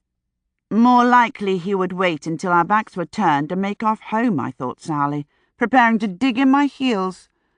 But Holmes, to my surprise, agreed. "I can't see that our presence or absence will make the trunk appear any more rapidly. Mr. Cook can be trusted to see the matter through. If necessary, we can replace most of what you'll need in Delhi." The small man practically melted in obsequity. "Oh, yes, sir.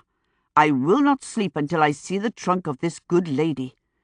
I will personally see that it is delivered by hand to you in Delhi. I will not fail you," he vowed, then rather spoilt it by adding as an afterthought, "if the trunk is on board the boat." I did not see where else it could be, but I bit back the remark, reminding myself that I had the clothing I had worn on the ship. I would not go naked. Although, with my clothes already clinging against my skin as if I'd run several brisk laps through a steam room, nakedness was not altogether unattractive. Indeed, the very idea of woolens was repugnant. I should miss my revolver, yes, but we had Holmes' gun, and his box of magic equipment. If ever I needed something warmer than sheer lawn, I would buy it. We oozed onto the train, our compartment dim and shuttered against the sun. I headed for the nearest sofa, tripped over a shallow tin tray that someone had abandoned smack in the middle of the floor, and sprawled onto the heat-sticky leather cushions. "Who the hell left that thing there?" I grumbled, neither expecting nor receiving an answer. I wrenched off my topi, threw it across the room in petulance, and lay back, grateful at least that the floor was not tossing underfoot. Yet After a time, I dashed the damp tendrils of hair from my forehead and told Holmes grimly, "This compartment is far too big for 2 persons. If our companions are the good hearts I'm warning you now, I shall walk to Delhi." "I believe you'll find that Mycroft has exerted his authority to grant us solitude." "God, I hope so." At my tone, Holmes turned to look at me. I shut my eyes so I couldn't see his raised eyebrow. "It occurs to me," he said, "that I have neglected to warn you against one of the dangers of life in India." I jerked upright, expecting a cobra or a scorpion, but he was shaking his head. "India has a most unsettling effect on Europeans in general, which collective noun, by the way, embraces residents of England, America, and half of Russia as well. This is a land that gives one little of what is expected or desired, but an abundance of what proves later to have been needed. The process proves hugely disorientating, with the result that even the most stable of individuals rather go to pieces. One tends," he concluded in a sorrowful voice, "to shout at people."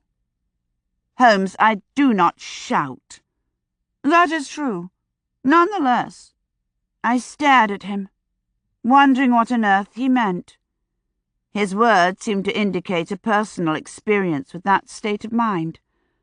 But Holmes, red-faced and furious? I could not begin to envision it, and I certainly was not in the habit of shouting at anyone, particularly strangers. I might let fly with a barbed and carefully chosen remark if need be, but shout?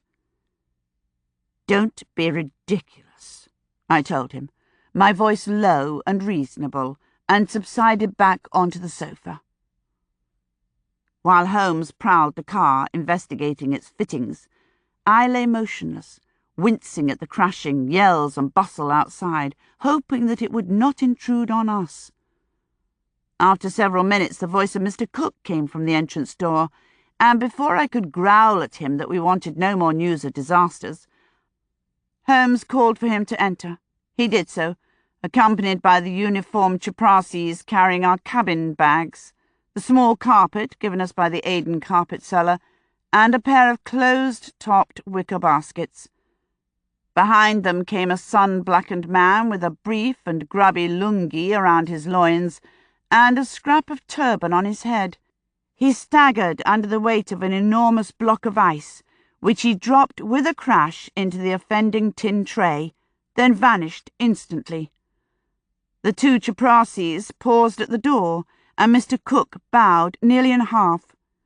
"This is for your comfort in this most unseasonable heat, which truly I do not believe will continue to grip you as you journey to the north.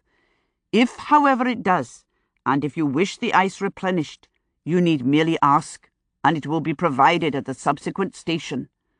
And although this train has a dining car, or you may wish to have a request for tea or a meal telegraphed ahead, I thought perhaps a little refreshment would not go amiss."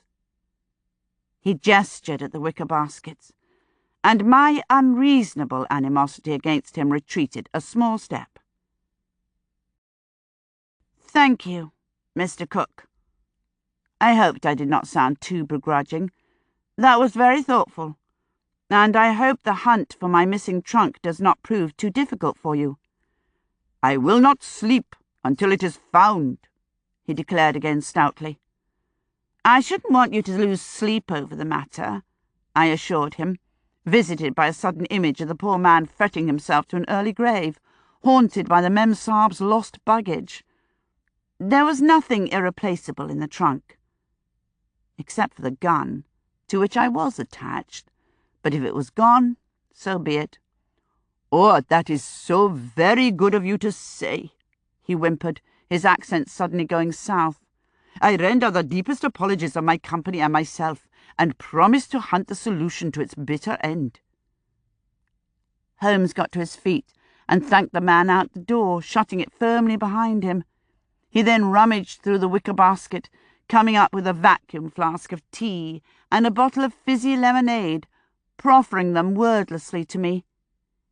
"If you can chip off a piece of ice from that block, I'll have the lemonade," I told him. He shook his head. No ice. The water won't have been boiled first. Have the tea and the lemonade later."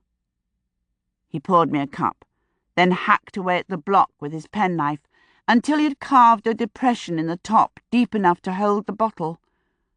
By the time the train shuddered into life, my bare toes, resting against the block of ice, were chilled, and the lemonade going down my throat was cold. Bliss. And, I told myself with satisfaction, Holmes was quite wrong. I hadn't shouted at anyone. Nor did I shout at any of the irritations of the train journey. Not when Sonny Goodhart, comfortably ensconced in the Maharaja's private cars, discovered that we were in the same train and trotted forward to join us at one of the stops. Since the cars were without linking doors, we could not be rid of her until the next station. And then, when I had all but pushed her bodily out onto the platform, to my horror, the door came open just as the train was about to pull out, and Sonny tumbled back in, brother in tow, and we had to sit through 50 miles of Thomas's fatuousness. I was, I will admit, somewhat short of temper with the railway employee who delivered our noontime meal when the lamb curry I had requested turned out to be greasy tinned ham. It seemed to me that in a country with more major religions than it had states, it shouldn't prove so difficult to explain that my religion forbade the eating of pork. The man seemed to think that English was a religion characterized by a love of tinned ham, warm claret, and suet-rich steamed puddings. In the end, I ate the mashed potatoes that had been meticulously arranged into the shape of a swan, picked at the grey boiled peas, and polished off both servings of stewed fruit. And I held back my disgust at the pair of flies in the bottom of the milk jug the next morning, and my indignation at the oddities of the door latch that, while letting in all the world at all times, half the time prevented those of us inside the compartment from getting out, and my near claustrophobic repugnance for the human tide that closed over the train at every station, the rapping knuckles and calls offering wares, flowers and shoes, hot snacks and cold water, handkerchiefs and melons, chai, toothache paste, oranges, and kittens. And those were just the words I understood. After a while I took to sitting in the middle of the car with my eyes on a page and my ears plugged, reading aloud to myself. But I did not shout, not even at the utter confusion of the Delhi station, where an iota of forethought would have prevented what was clearly a customary spectacle enacted countless times each day, as one trainload of passengers fought to emerge in the midst of another complete trainload, they battling in turn with an equal determination to board. It wasn't until I discovered the state of my shoes the following morning, following a good night's rest in a quiet hotel room, that I lost control.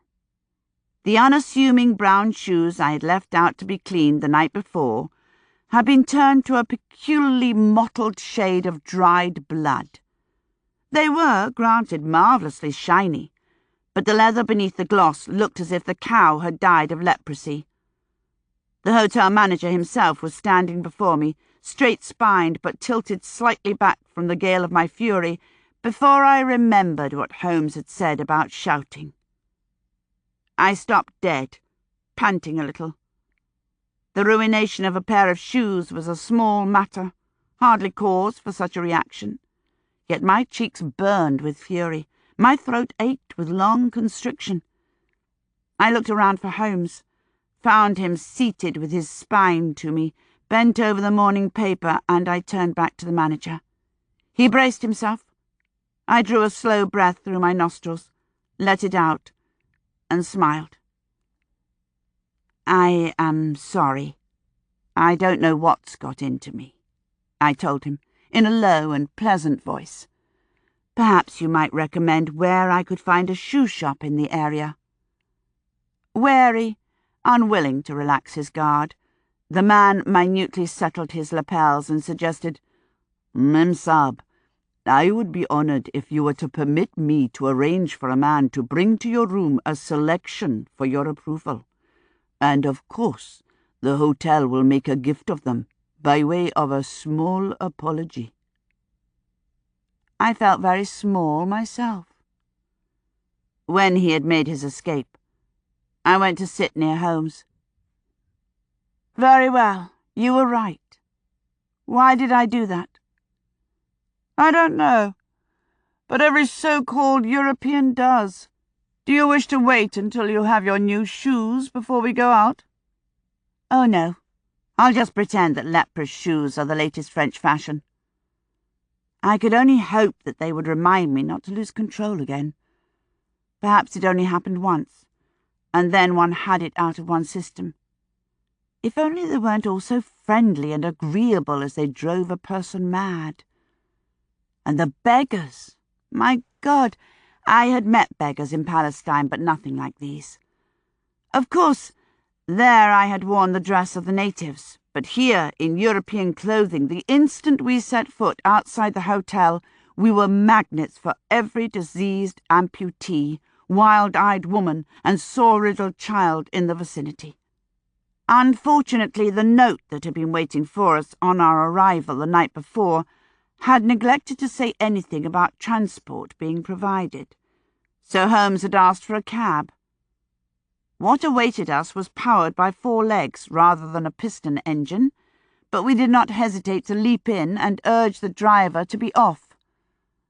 The Tonga's relative height and speed would afford us a degree of insulation from the beggar's attentions. Delhi, the Mughal capital that was currently in the process of being remade as a modern one, nonetheless more closely resembled Bombay than it did London. The streets through which we trotted looked as though someone had just that instant overturned an ant-hill, or rather, as if a light covering of earth had been swept away from a corpse writhing with maggots. Furious, pulsating activity, occasional wafts of nauseous stench, unlikely colours, and blood in seemingly endless quantities, spattering the recess in which a blind beggar perched, forming a great scarlet fan on a whitewashed building past which a pair of oblivious officers strolled, reaching up a mud brick wall towards the sleeping figure along its top. At any rate, I trusted he was merely sleeping. I was just turning to say something to my companion when a rickshaw puller hawked and spat out a gobbet of the same red colour that decorated every upright surface, at which point I realised that the substance was of a lesser consistency and not quite the crimson of fresh blood. This had to be beetle, the mildly narcotic chew of the tropics. The marks were still revolting, but considerably less alarming. We left the main thoroughfare and rose into an area both newer and cleaner, with fewer pedestrians and the occasional motor car. We went half a mile without seeing a beggar. The high walls were iced with hunks of broken glass, each gate attended by a man with a rifle. The guards wore a variety of regional clothing, and their turbans could have stocked a milliner's shop, but each face held an identical look of suspicion as we clip-clopped past. The gate before which our Tonga stopped was no higher than its neighbours, the guard no more nobly clad, but where some of the others had given the distinct impression that their guns were empty and for show, the stout Sikh here left one with no doubt that he would not hesitate to shoot down even a Saab if it proved necessary. He watched us climb down from the horse-cart, his only response a brief twist of the head. His eyes never left us, and an even briefer phrase grunted over his shoulder in the direction of the gate.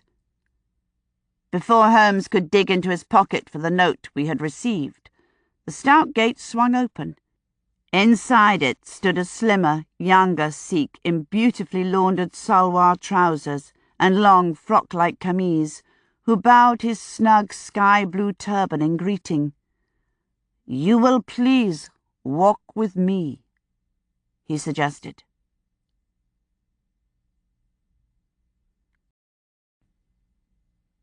Chapter 7. The garden within the gates was a place of Asiatic loveliness, a paradise of birds and flowering trees, decorated by an old Marley and his young assistant wielding watering cans and a pale cud-chewing bullock placidly waiting to be attached to the lawn-mower. Brilliant potted flowers, rose, hibiscus, bougainvillea, marched the length of the drive, and near the house a fountain splashed and glittered. The rush and stink of the town was cut off, as if by an invisible wall, and I felt my skin relax against my already damp dress. The bungalow was worthy of its grounds, simple and white, its veranda set with rattan chairs and tables, the entrance hallway an expanse of linen-covered walls and gleaming dark flooring of teak or mahogany. The servant's soft sandals made slight noise as we crossed to a doorway. He stood back to let us enter, said, "I will bring tea," and left us. The room was a light open space looking out onto the garden. Its simple furniture was a far cry from the Victorian stuffiness, mounted animal heads and heavy draperies that I had expected from a Raj household. The house's silence seemed another carefully chosen furnishing of the room, its texture broken only by a rhythmic creak of machinery out of doors, and the rise and fall of a voice from somewhere deeper in the house. It was a one-sided conversation. Over the telephone, I decided, since it paused, resumed, and paused again. Tea was brought and poured. The servant departed without a sound, and I carried my cup over to examine the objects on the wall. Near the door was a collection of framed photographs, groups of men with horses and dead animals, such as one sees in the social pages of the Times. One photograph, placed centrally among the others, showed 3 men on horseback. At the left side, a dark-haired Englishman, and on the right, a smaller man with a bandaged arm, whose face was half hidden by the shadow of his topi, but whose blonde moustache said he was European as well. Between them sat a darker-skinned man, hatless, aiming his black eyes at the shutter as if he owned it, with an expression beyond pride, more an amused patience with the antics of underlings. Out of focus on the ground before them were 2 mounds resembling small furry whales, with a scattering of dogs and turbaned beaters behind. At the bottom of the photograph were written the words, "Kadir Cup, 1922. Beside the photograph was one of identical size and frame, showing only the blonde man and the native. Except in this one, the darker face was tense about the jaw, as if a furious argument had broken off moments before. The black eyes flashed at the camera. The hand holding the reins was clenched tight. This one said Kadir Cup 1923. The other photographs were of similar occasions, several showing the blonde man, although in most of them his face was at least half obscured by hat or hand. Beside one of them hung a plaited horsehair thong with a single claw nearly as long as my hand, which I thought might be from the tiger shown dead in the picture. Mounted above this shrine to the masculine arts were 2 spears, or rather, 1 long spear and the remains of a second, consisting of a broken head and about 18 inches of shaft. The viciously sharp iron heads on each were stained, probably with dried blood. I moved on to the more customary artwork on the next wall, and found it pleasingly light, almost feminine in its sensibilities. 6 watercolour sketches of the Indian countryside alternated with ink drawings, crisp black lines on the white paper, showing simple scenes of village life. A woman with a large jug balanced on her head, a man and bullock ploughing, a child and dog squatting beside each other to stare down a hole. The drawings especially were striking. I thought they would not look out of place among a display of Japanese art. I took another sip of my tea, which could have been chosen to set off the room, its clean, slightly smoky aroma blending with the room's faint odours of lemon and cardamom. And suddenly of horse. I had not noticed the distant conversation cease, nor heard anyone approach, But between one breath and another there was a third person in the room, the compact, blonde-haired man of the photographs, moving to greet the equally startled Holmes. "Thank you for coming. I see Hari has brought you tea. Did he give you the Indian or the China?" "The Indian," Holmes answered, "and very nice indeed." "Good. With Hari one can never be sure. I am very pleased to meet you, Mr. Holmes. We did in fact encounter each other long ago, when you visited my father's camp in Himachal Pradesh, but you won't have remembered. I was 7. My last tour with him before I went home to school." Holmes held the man's hand for a moment as he studied the man's features, and then his mouth twitched in a brief smile. "He was a district officer, and you were in short trousers, a boy with 1,000 questions about turquoise and rubies, wasn't it?"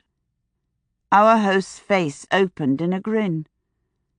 "I should have known you would forget nothing. And you must be Miss Russell, I'm told you prefer. I'm Geoffrey Nesbit."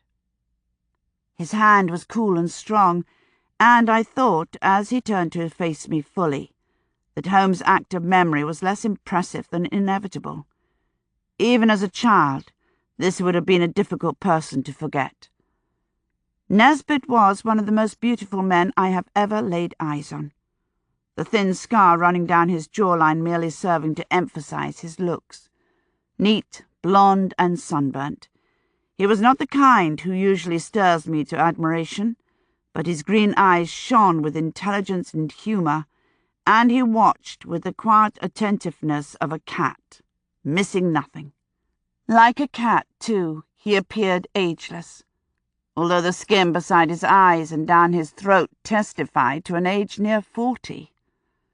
He reminded me eerily of T.E. Lawrence, another small, tow-headed and youthful man who looked at the world out of the corners of his eyes as if in constant dialogue with an amusing inner voice. Nesbit was dressed in an odd combination of garments, jodhpur trousers beneath a long muslin camise, and if the aura of horse he carried with him explained the trousers, he had certainly changed his footwear upon returning from his morning gallop, unless he was in the habit of riding in soft leather slippers, in the style of an American Indian. Certainly in the photographs the man wore ordinary riding boots.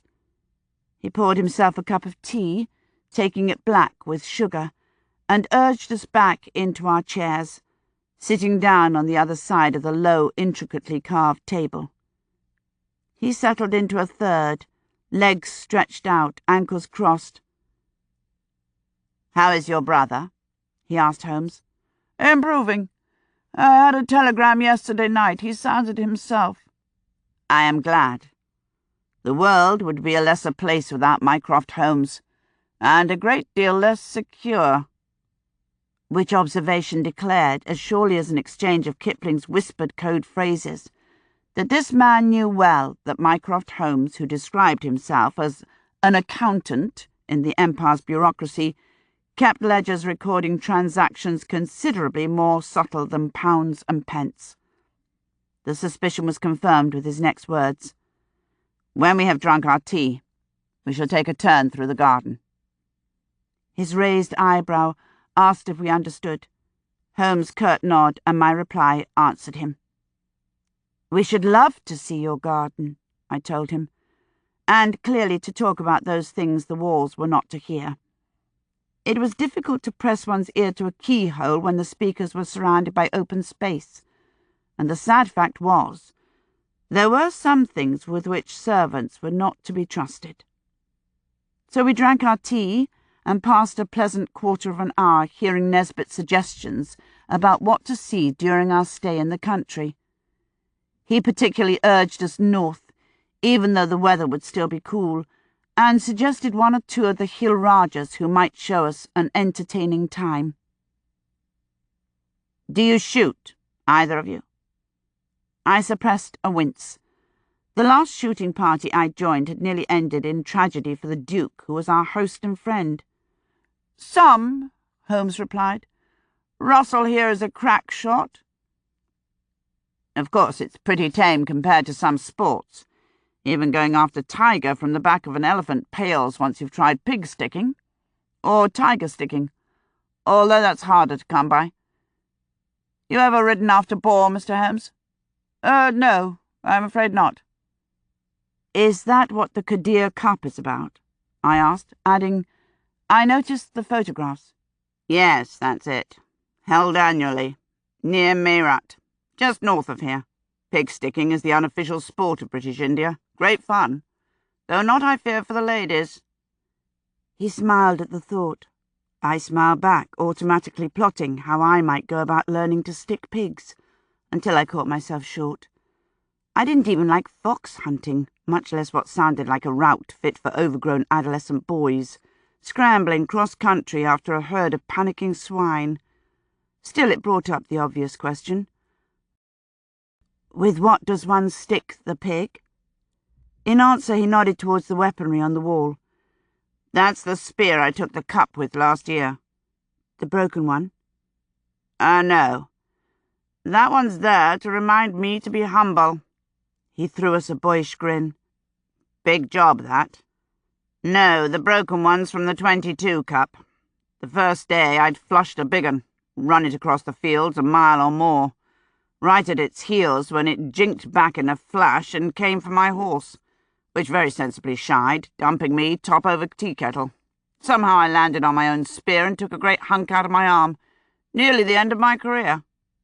So, what, did you shoot the creature, or did it run off?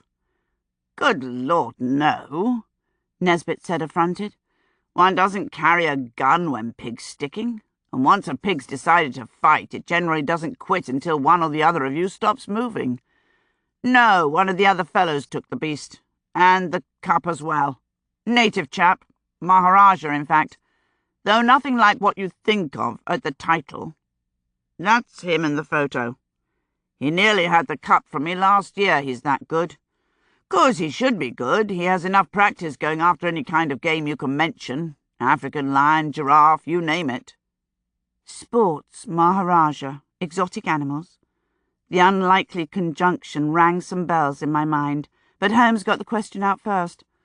What is the name of this Maharaja? They call him Jimmy. Rum chap a bit, but a great sportsman.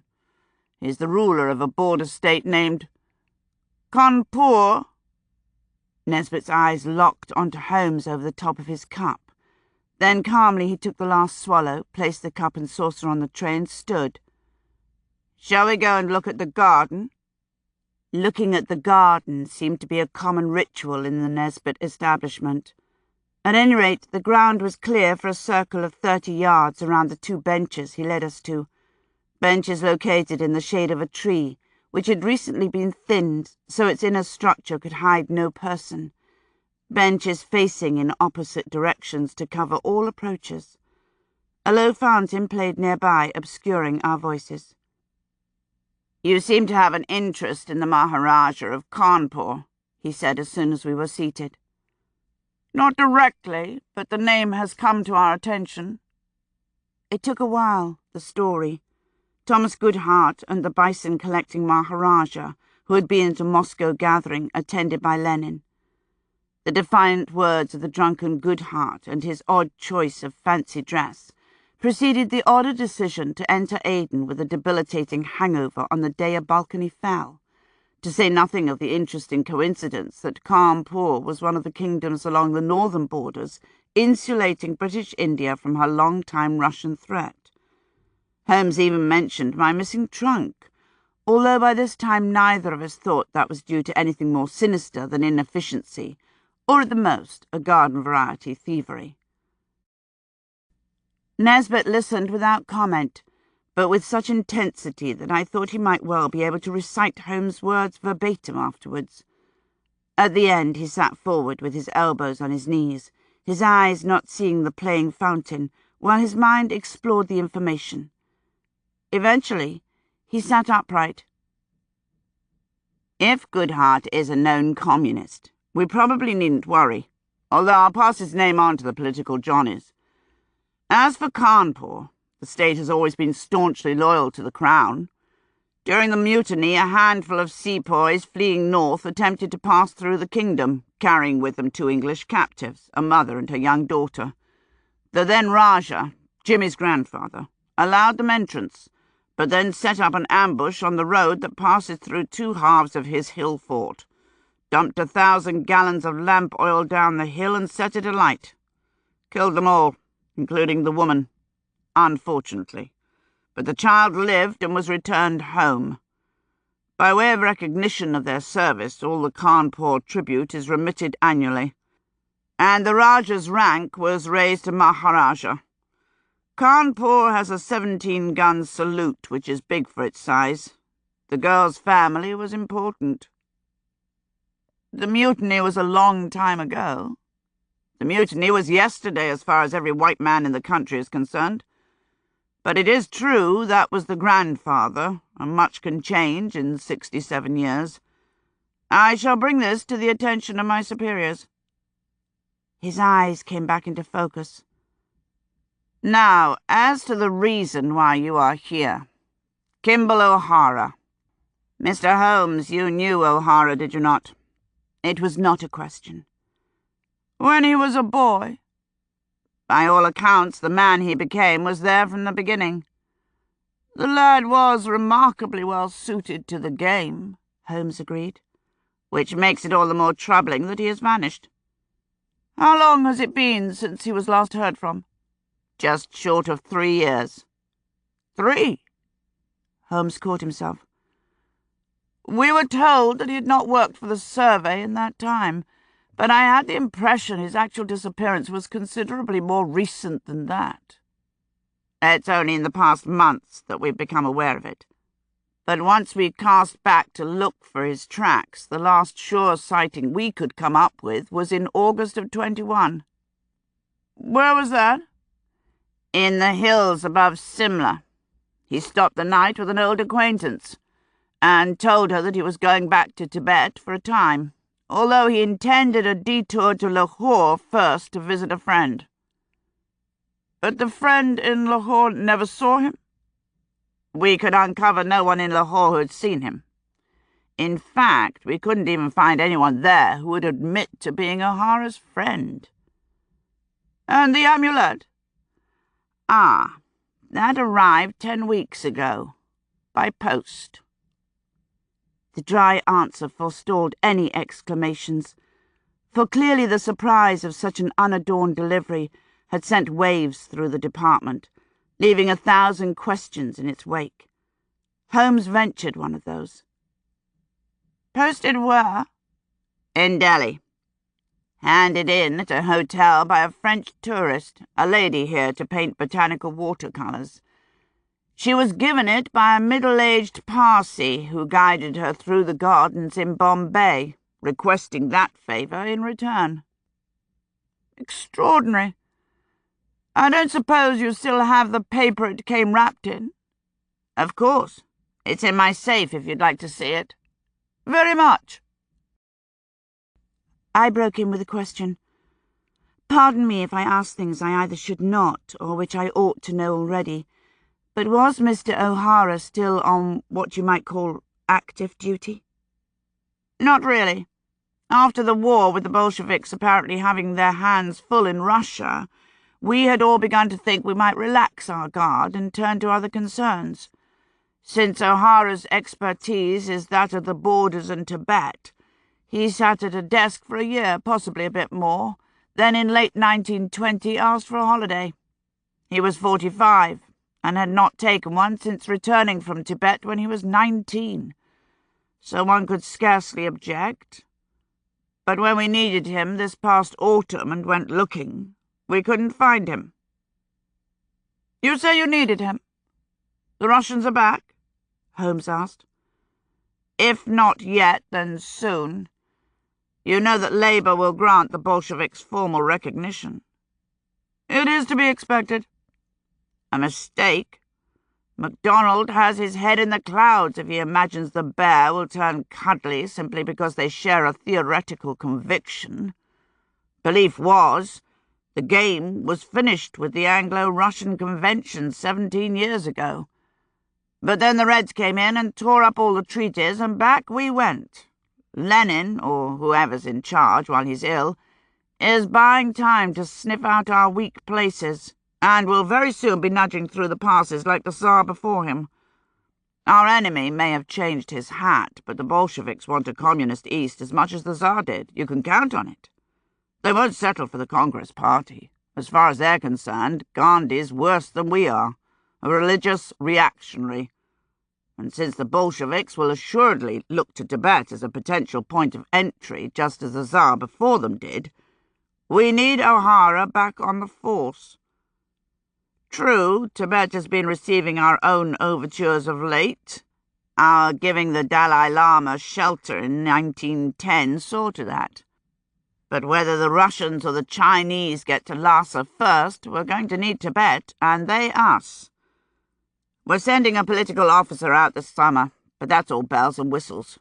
We need someone who can see outside the diplomatic circle, and O'Hara knows the ground as a tongue knows its teeth. He paused to watch a pair of small black-headed birds dive at the fountain, and gave an almost imperceptible sigh. Still, that is not the main consideration here. What it boils down to is O'Hara's one of ours, and we want to know where he is. And perhaps to know if he actually is still yours.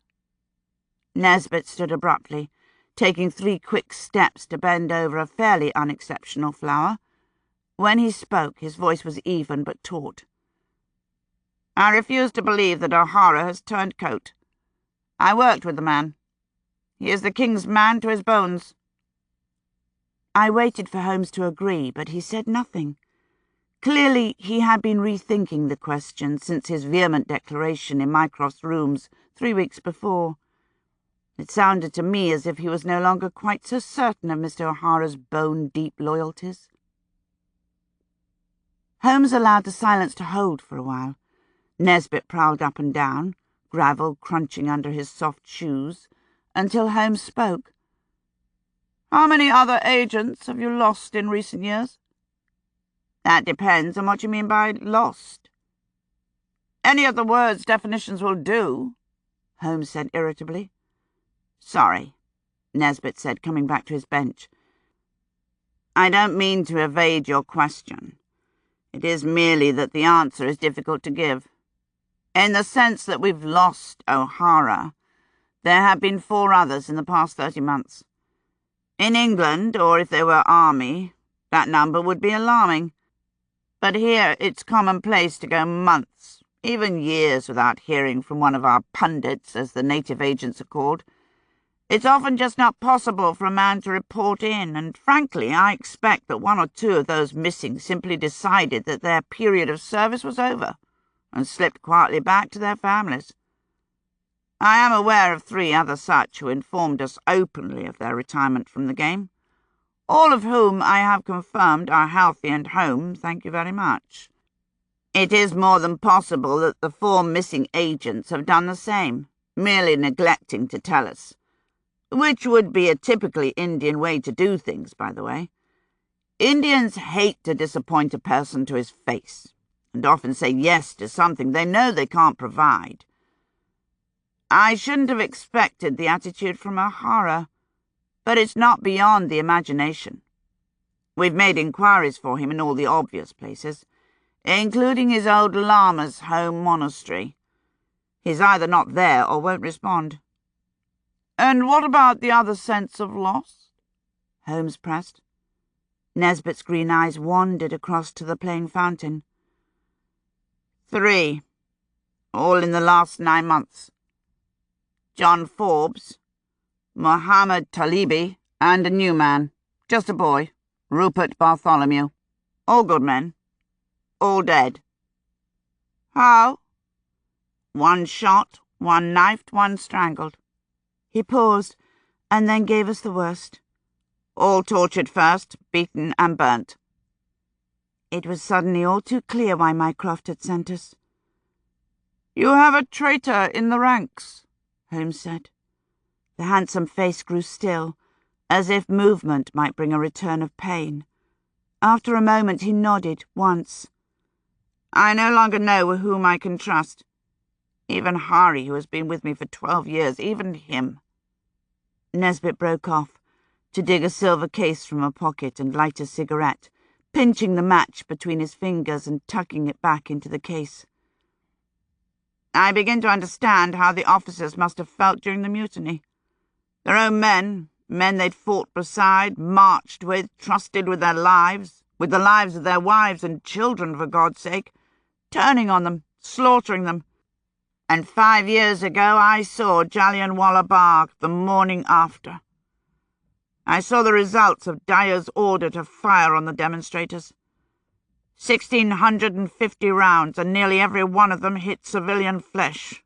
Men, women, and little children, heaped against the walls where they tried to get away from the machine gun fire. I'll never outlive the nightmares than ever. Hundreds dead, thousands bleeding, and every white man in India wondering when the country would rise up and kill us in our beds, rid themselves of us once and for all. And who could blame them? We collect their taxes and we give them nothing but the bottom of our boot.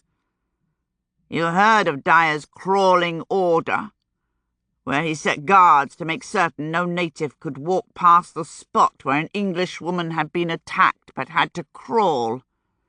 Even the natives who'd rescued her? God help us with such officers.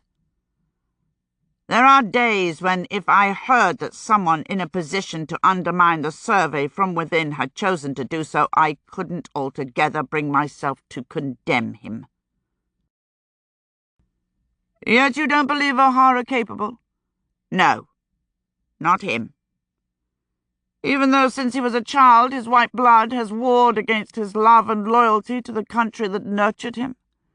Even so, he would not deceive his friends in that way.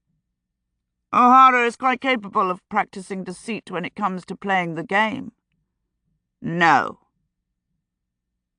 Holmes looked at the younger man and gave a small shake of his head, but said merely, "I'll need all the details on the 3 men found dead and on those missing. I've included a précis in the O'Hara file I have for you. I prepared it myself. No one has seen it." "That's as well." Nesbit crushed his cigarette out under his heel, then said abruptly, "I'm having doubts as to the wisdom of this venture." "That is understandable, but we shall take the file nonetheless." "I should not have allowed you to come here, openly to my home. What have you seen and followed?" "Who knows we are here?" Holmes asked. "You and Miss Russell, by name? No more than 4 men within the survey, all of them high ranks, but still." Holmes smiled happily and reached over to clap the man on his shoulder. "I shouldn't worry. By tomorrow your 2 English visitors will have ceased to exist." The smaller man looked taken aback, then forced a grin. "And I'm supposed to find that reassuring?" With that, the more clandestine portion of our interview was at an end.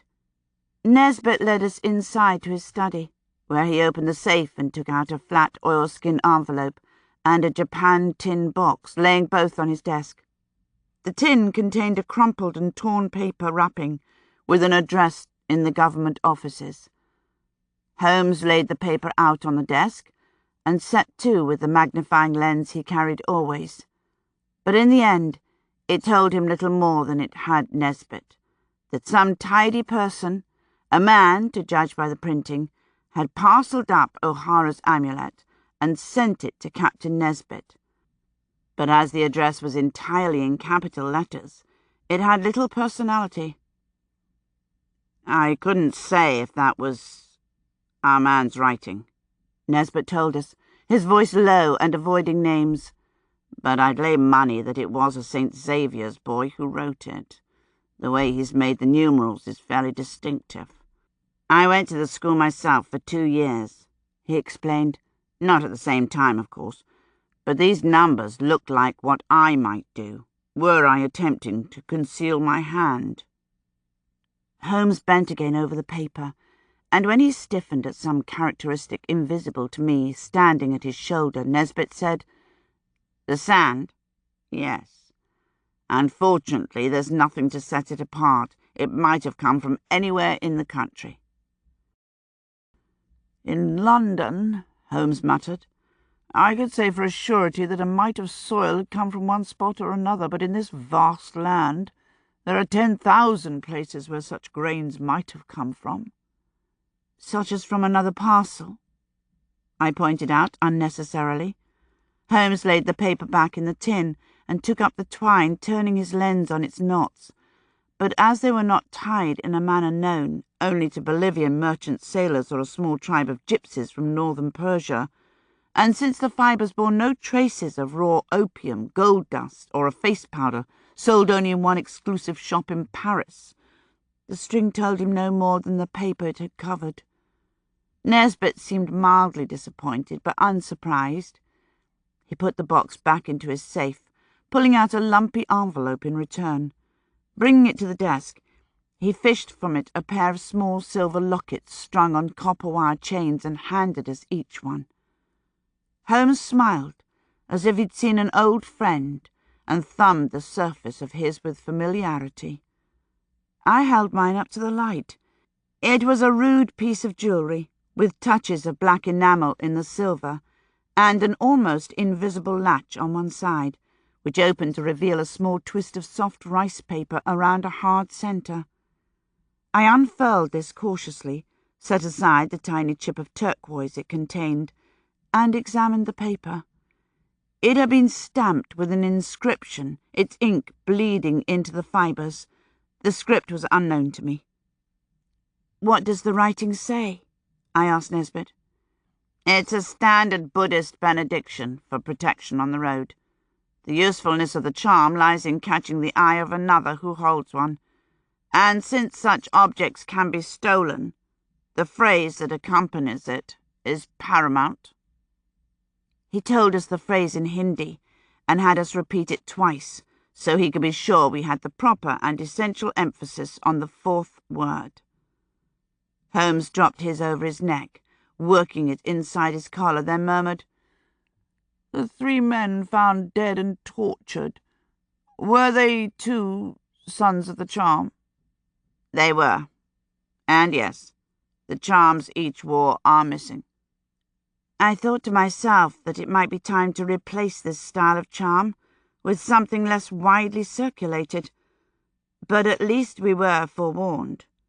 Holmes slid the oilskin document case into his inner pocket and stood up. We shook Nesbit's hand, and he locked the safe and walked us to the door. We paused on the veranda, listening to the sound of an approaching motor. As it pulled up before the house, Nesbit turned his head slightly and said, "It might be best to commit as much of the file as possible to memory and burn the rest. I've also given you 3 methods of reaching me in an emergency. If there's anything at all I can do, any time." "We shall be in touch," Holmes told him. Hari stepped out of the motor car to hold its door for us, then climbed behind the wheel and drove us back into the city.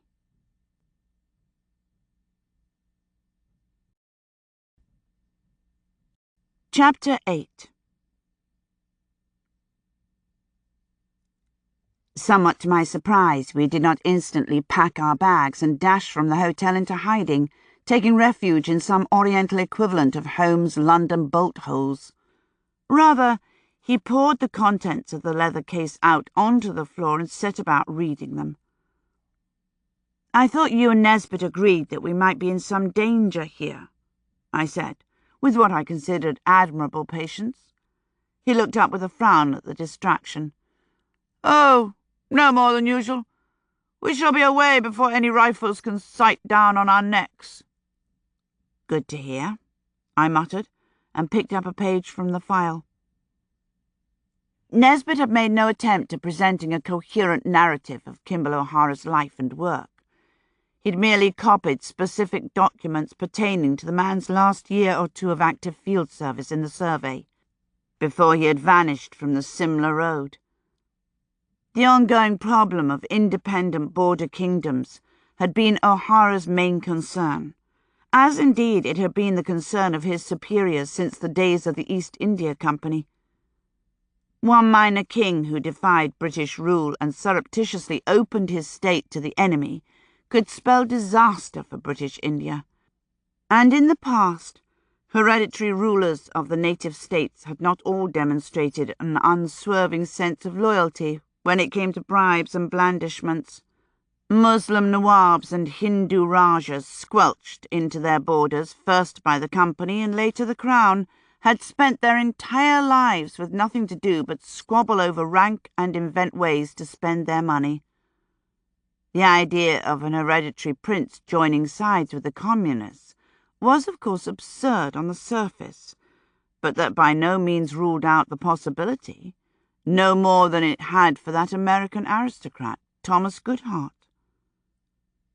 O'Hara's last report, 3 tightly written pages reproduced in photograph, that we might recognize the handwriting if we happened upon it again, concerned a number of apparently unrelated, but nonetheless provocative events, and overheard statements concerning 2 of the principalities along the northern border.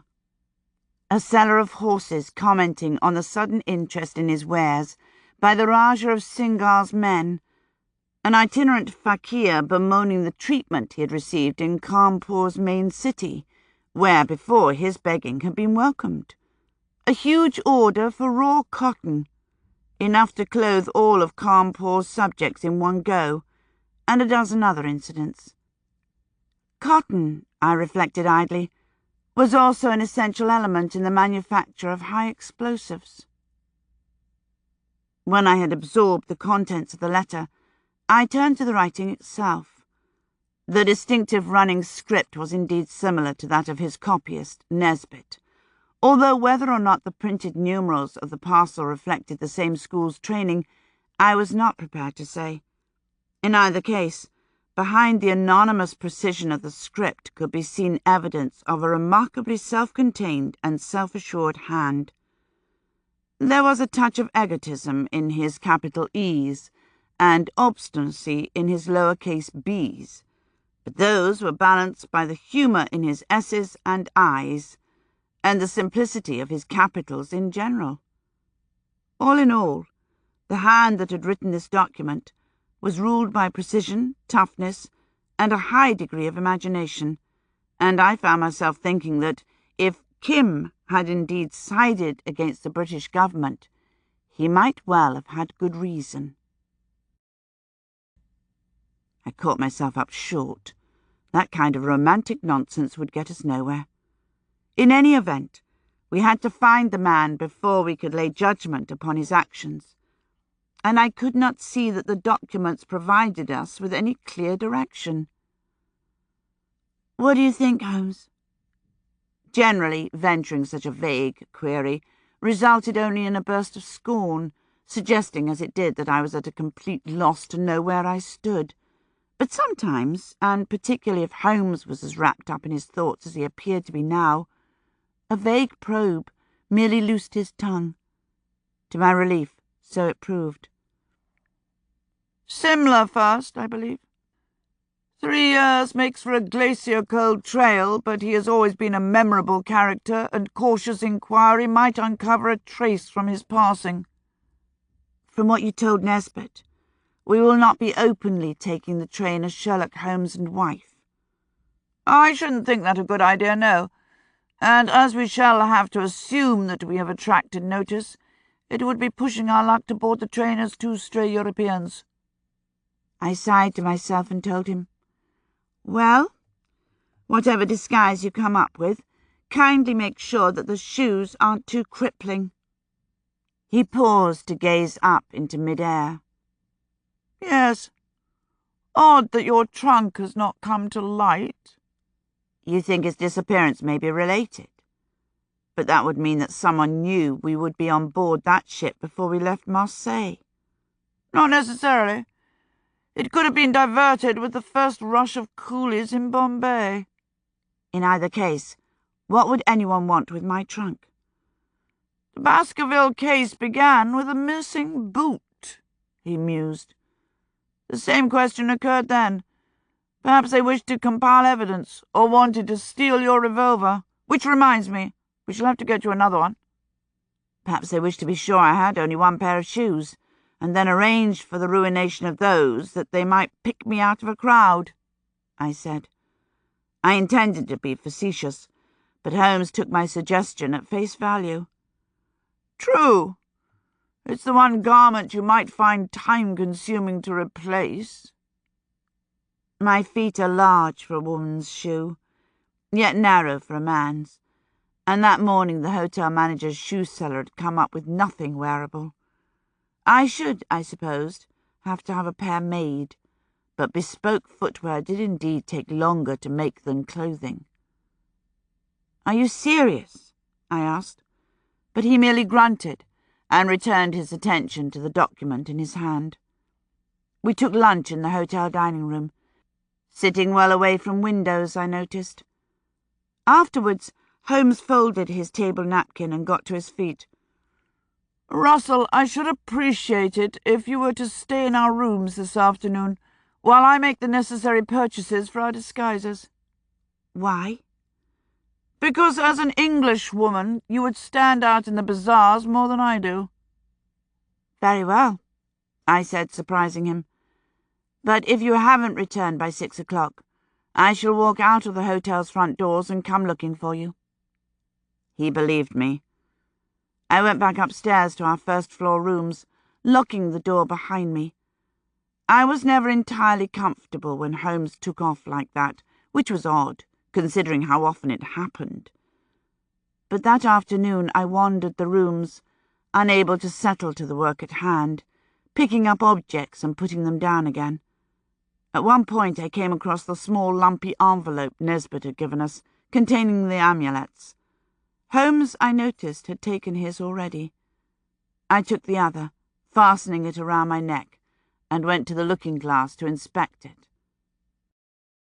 The silver charm looked like the sort of thing a tourist might buy, or a poor Indian.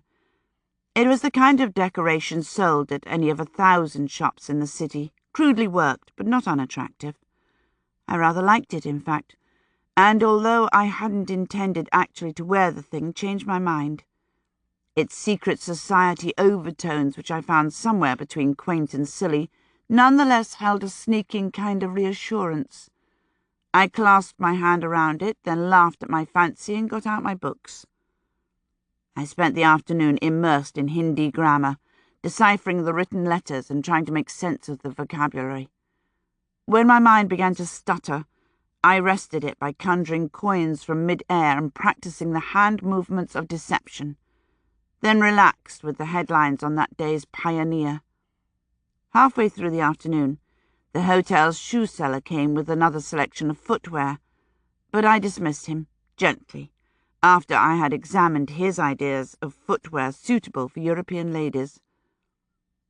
When he had left, I rang for a cool drink and a map of the country.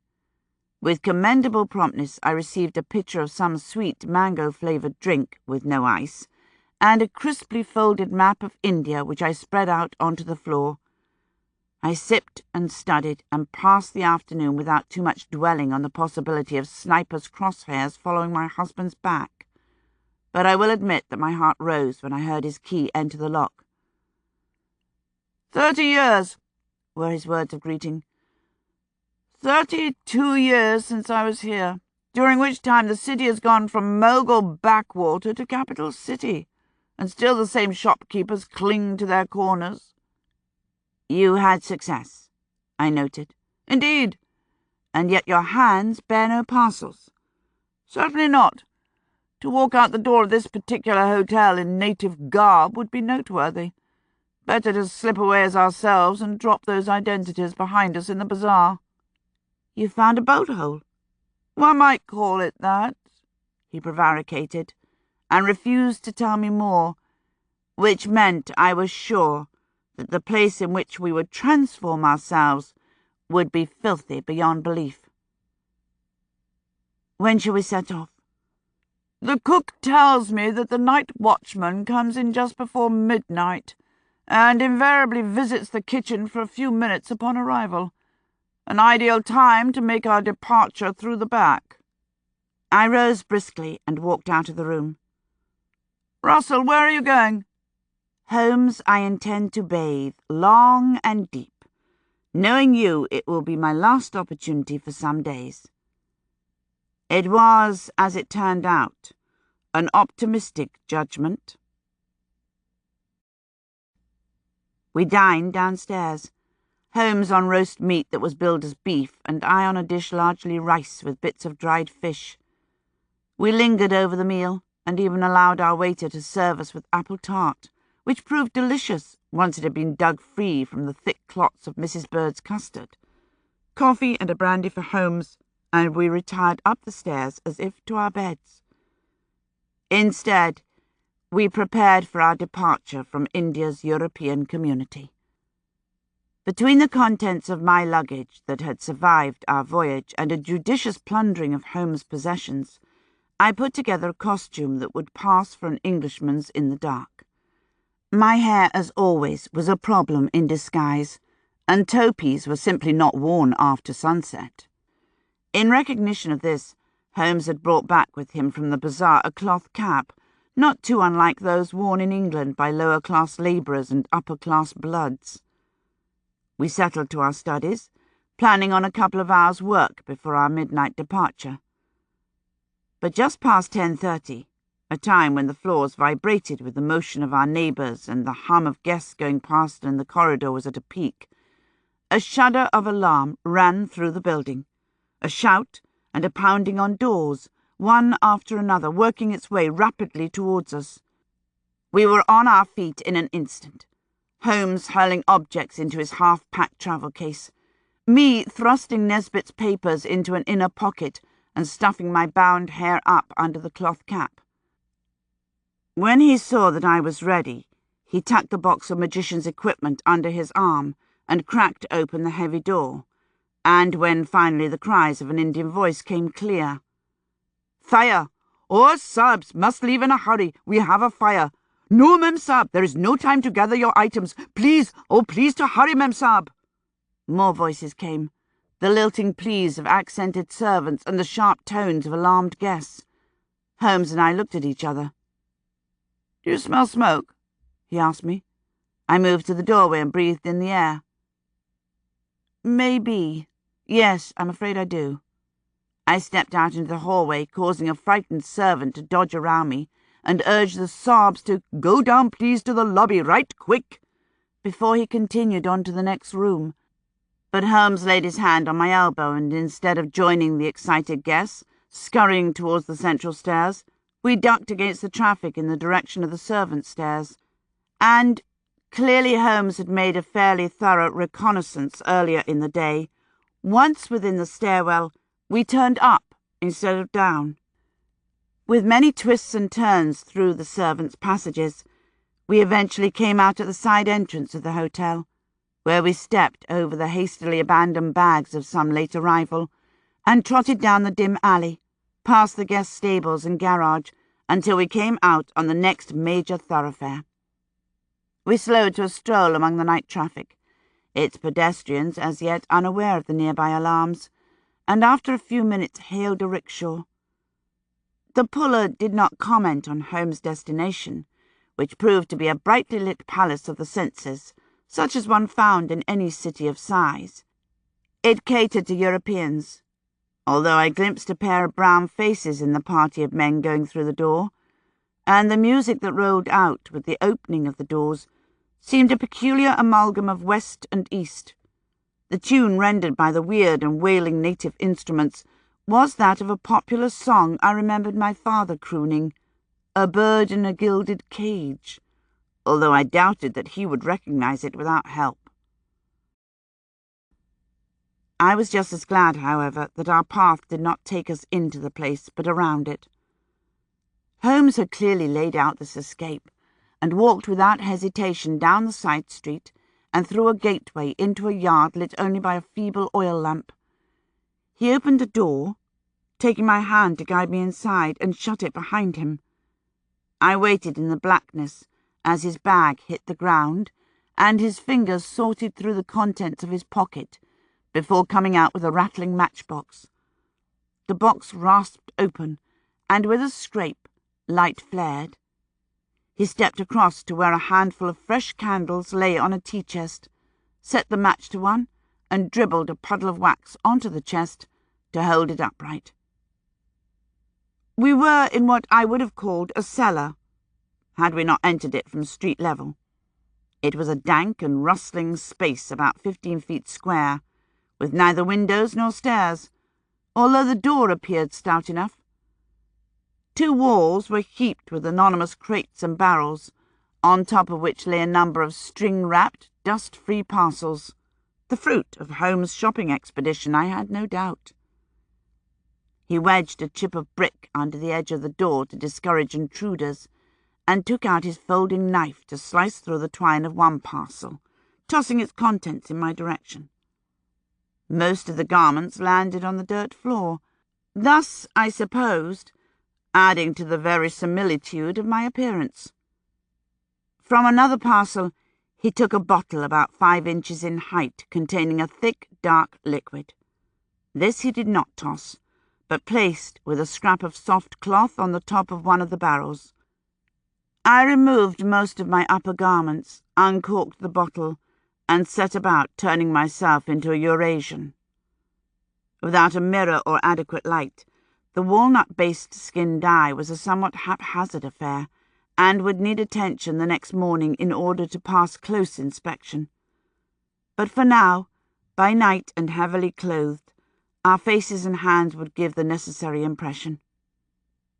When the dye stuff had worked its way into our pores, Holmes prized the top from one of the barrels, and we washed our skin in the water it contained. Baggy salwar trousers of coarse white cotton, knee-length camise and padded waistcoats over, floppy turbans wrapping our heads, and woolen shawls around our shoulders. We would disappear into a crowd. My once handsome shoes went into the bag Holmes had found to replace the dignified leather case, and I pulled on a pair of toe-cutting native sandals.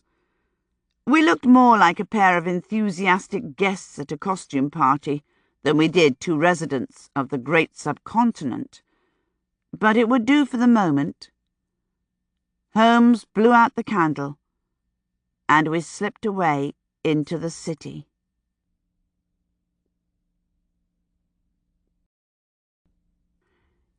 Chapter 9.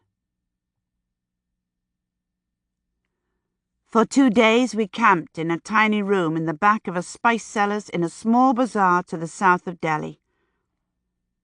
The warring fragrances were a mixed blessing, becoming at times so powerful as to make one dizzy, but even when sealed up for the night, they succeeded in overriding the less appealing odours of our surroundings.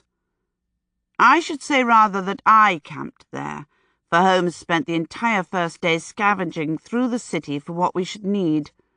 On the second day, he abandoned the shack well before dawn, leaving me with a jug of a particularly disgusting and considerably more permanent skin dye. He was away until the afternoon, and returned to find me black of hair and brown of skin, to say nothing of bored to tears. He rapped on the sheet of metal that was the door, and I removed the prop to let him in. I had to admit, Holmes dressed down better than I did. Apart from being far too tall, he was every inch a native labourer, and even his height he could disguise by rearranging his spine to drop a full 6 inches. He set a frayed flour sack onto the dirt floor, and dropped to his heels by my side, pulling a dripping leaf-wrapped parcel from his breast, and laying a slab of fried puri on top. I eagerly peeled back the leaf and mashed the rice and lentils into manageable little balls, a technique I'd perfected in Palestine. "Did you get everything you needed?" I asked around a mouthful. Holmes chuckled. "Nesbit nearly rode me down. It would appear that beggars are not welcome along the British rides, and he sits a high-strung horse. But yes, his sources are better than my own, and even if the wrong person hears of his purchases, little will be thought of it. The man is forever acquiring odd objects for his own purposes." Most of what Holmes required for the next stage in our campaign he had found in the bazaars, but it would appear that revolvers were not generally available on the open market, and to ingratiate himself into the underworld of Delhi in pursuit of firearms would have taken time. So he had set off that morning with the intention of asking Nesbit for one, and had clearly returned successful. I swallowed the last of the rice, scrubbed the inside of the banana leaf with the stub of bread, and pulled the flour sack over to see what he had found. I raised my eyebrow at the revolver. It was a pretty thing, almost ridiculously pretty, with mother-of-pearl inlay on the grip and a curlicue of flowers up the barrel. Was this Nesbit's idea of a lady's gun, or his idea of a joke? Remembering the quiet amusement in his eyes, I thought it might be both.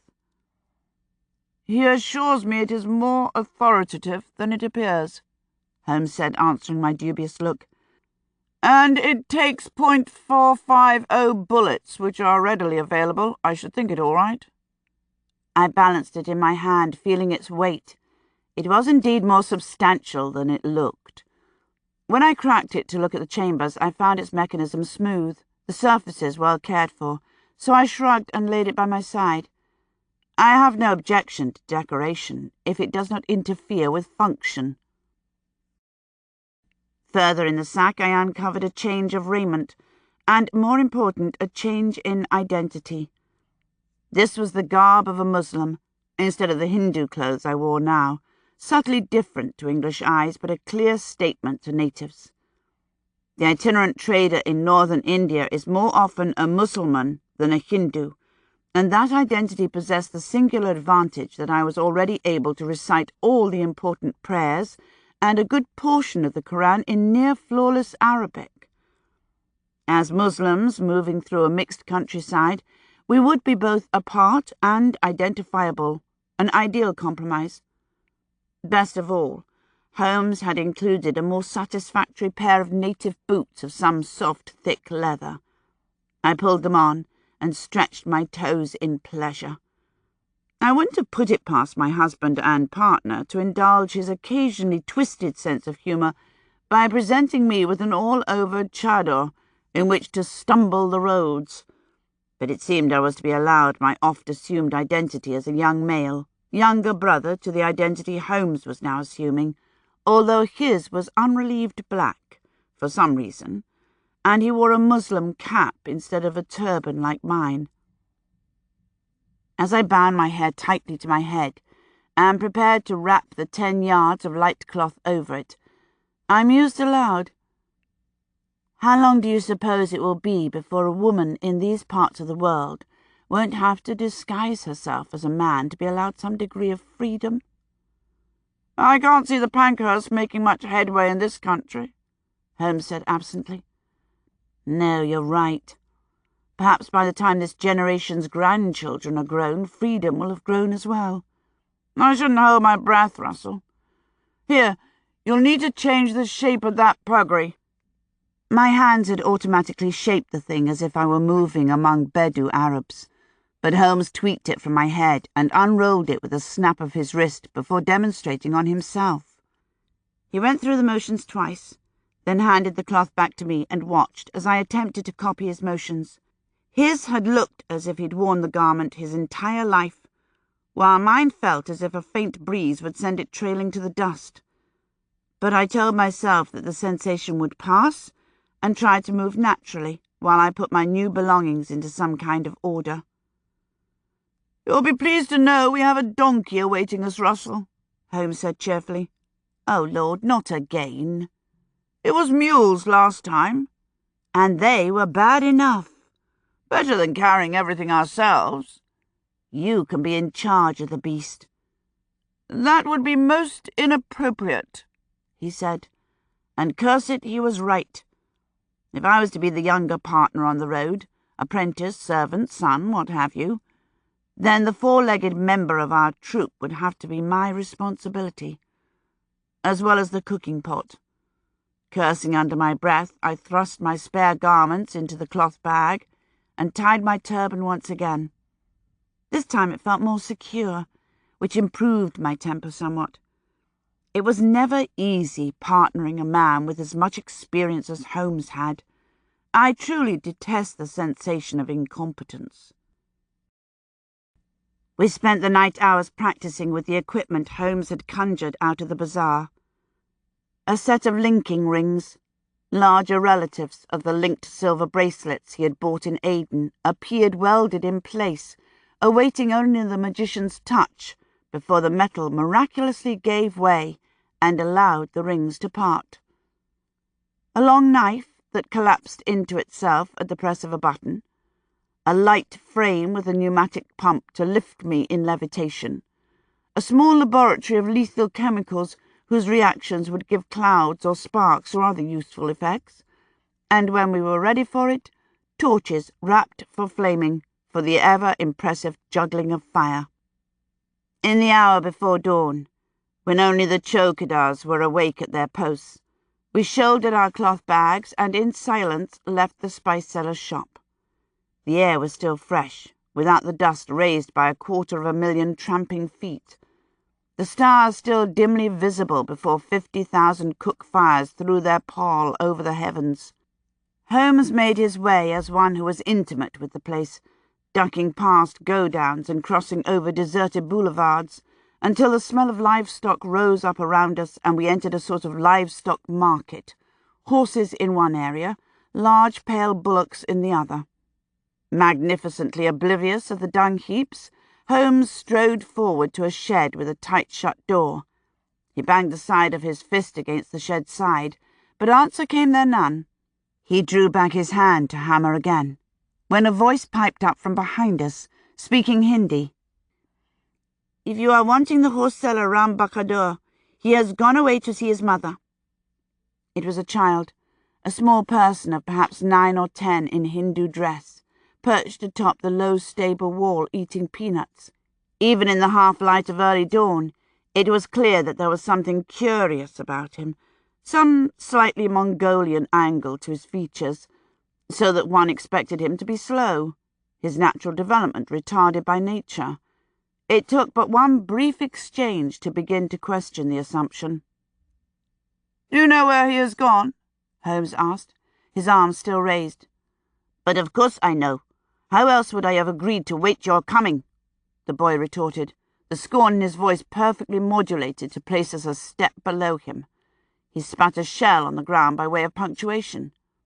Holmes lowered his hand, his head tipped to one side as he too re-evaluated the urchin. "Are we to take delivery of the donkey and cart from you, young prince?" The boy slid down from the wall and sauntered around towards the pens. "Not the same animal you had agreed upon. Oh, no," he answered, the last 2 words an English interjection before returning to the vernacular. "That creature was good only for feeding the vultures, and moreover had the trick of breaking its hobbles on the first or second night out and trotting home to its stable. I succeeded in loosing its rope during the night and exchanging it for its sister, who is an altogether more satisfactory beast." Again, the final phrase was in ornately accented English, which might have been disquieting except that I had the clear idea that it was merely his way of demonstrating what a man of the world he was. We followed our unlikely guide past some stinking pens that were full to bursting with horseflesh, to one that was deserted, but for one lone donkey dozing in a corner. The boy climbed up on the gate and gave a little chirrup sound with his teeth, and the creature's ears flapped, its head coming up and all 4 feet planting themselves on the ground. It then hesitated, seeing 3 of us, before sidling around to greet the boy, who reached out and scratched its skull. Even in the dim light, I clearly saw the cloud of scurf and dust the motion raised.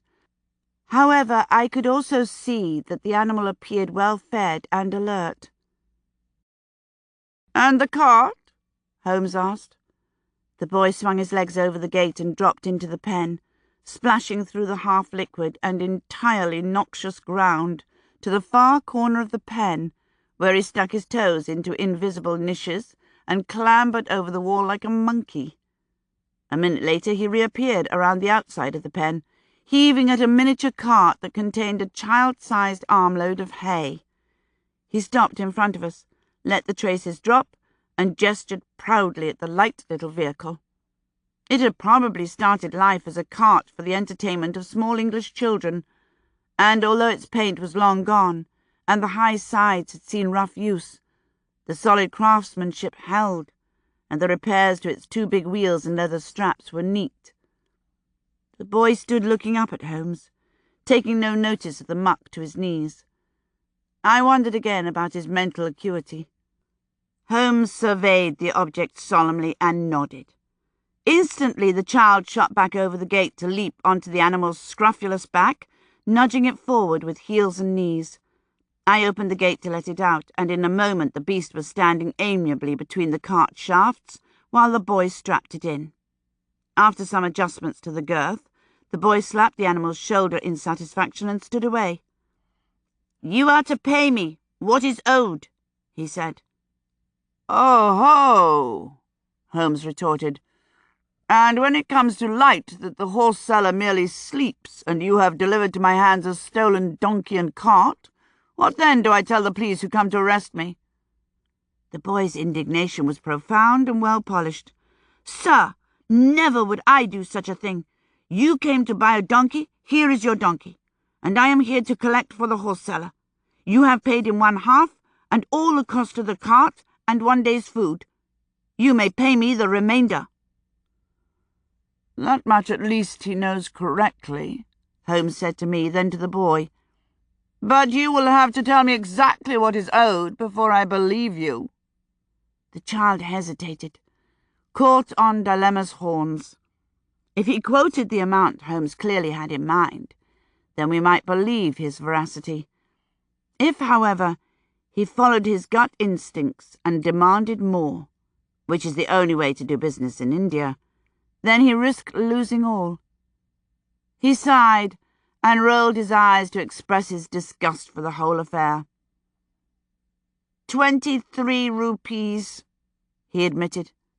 Holmes raised his eyebrows and inclined his head slightly in a nod before turning his attention at last to the beast herself, looking to see if the trick lay with the substitution.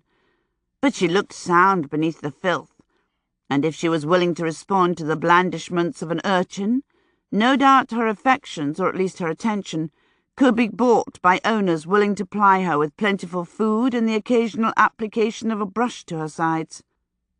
Holmes reached for his money pouch and thumbed the coins into the child's hand. The boy accepted the coins with the gravity of a bank manager, bound them up into a rag, and then scampered over the shed and pulled himself up its outside wall, diving head first through a small high window.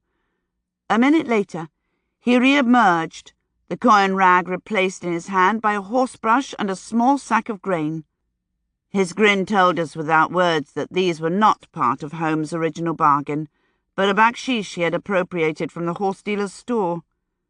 He tossed both sack and brush into the cart beside the armload of hay, gathered up the donkey's lead, and looked between us expectantly. "Where do we go?" "Oh, no," Holmes said firmly. "I required a donkey, not a donkey master. We travel alone." "But if you do not take me, I shall be beaten and starve," the child whined pitifully. Holmes merely laughed. "I cannot imagine one such as you starving," he said. "Give me the lead." "Then I shall follow you on the road," the boy declared. He sounded determined, alarmingly so. Holmes eyed him curiously. "Why would you do so?" "Because I had my horoscope cast 2 days past, and I was told that my path lay with 2 strangers dressed as Mussulmani."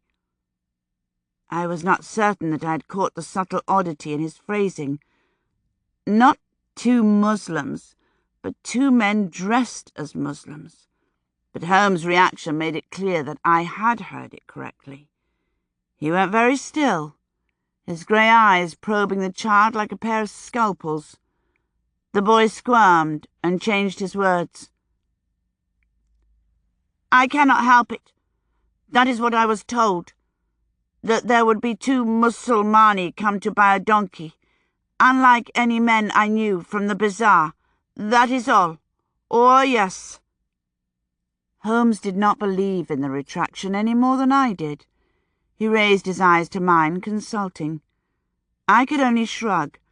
I did not doubt that the child would follow us, and keeping him close at hand made controlling him and finding out what he was up to more likely. Besides, I was more than happy to have someone else in charge of pack animals and drudgery. Holmes cast his gaze down at the servant we had just acquired. "And how much will it cost me to have you look after this beast and serve our needs?" "Oh, next to nothing," the boy chirped in English, elaborating somewhat more believably. 5 rupees every week." Holmes burst into laughter at the effrontery, causing the donkey to snort and tag at the rope. The boy controlled her without a struggle and said, "Very well, then.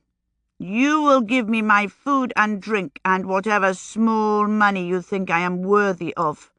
You see, I am trusting you, gentlemen, not to torment and tease a homeless orphan."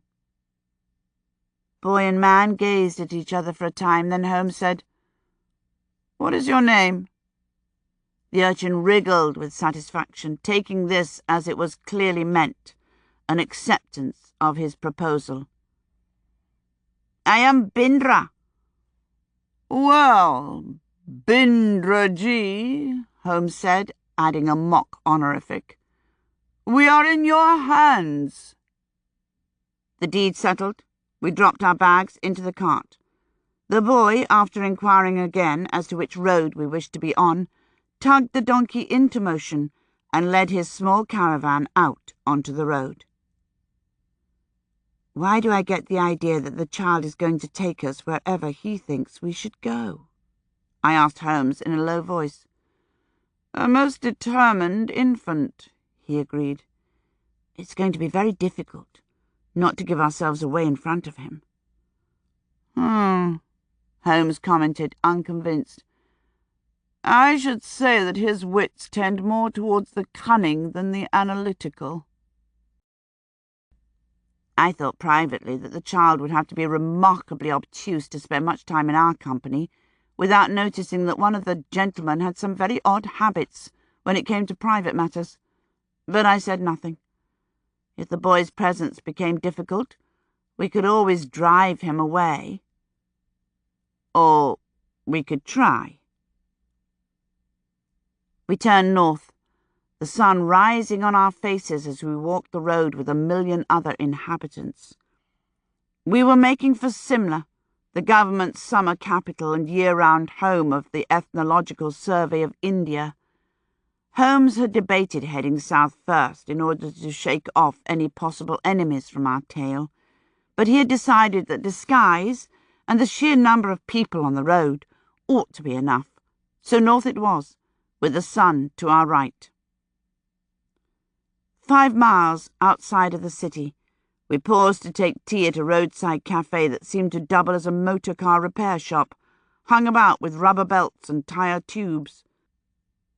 Holmes wandered away to talk with the mechanics, and when we had finished with our refreshment, I was not surprised to find him directing our steps around the back of the garage. There we received the rest of our possessions for the road, left there by Nesbit. A tent of some light but tightly woven fabric with a silken sheen, a pair of sleeping rolls, pots, pans, and paraffin lamp. Everything a travelling magic show might require. We kept close eyes on our new assistant, but although he darted to the side from time to time, picking up the odd twig or discarded object, he made no attempt to flee with our possessions. He appeared to have a jackdaw's love of shiny objects, nearly coming to grief under the feet of a gaily caparisoned elephant when he spotted a silver button about to be trampled into the dust. He darted forward, under the animal's very belly, and out the other side with his fist raised in triumph. The button he polished on his shirt front and hung on a piece of twine from the donkey's harness. Being caught up in his own affairs, the boy spent most of his time well ahead of us, which meant that I could continue my language lessons without attracting his questions. In another day or two, I thought I might even venture the odd phrase in the boy's direction. Or perhaps 3. I was already beginning to suspect that young Bindra was neither as innocent nor as feeble-minded as he appeared.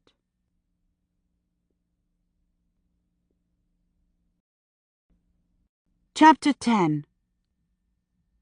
I had been in India for nearly a week, but only that morning, on foot and beneath the hot blue sky, did I begin to see the country.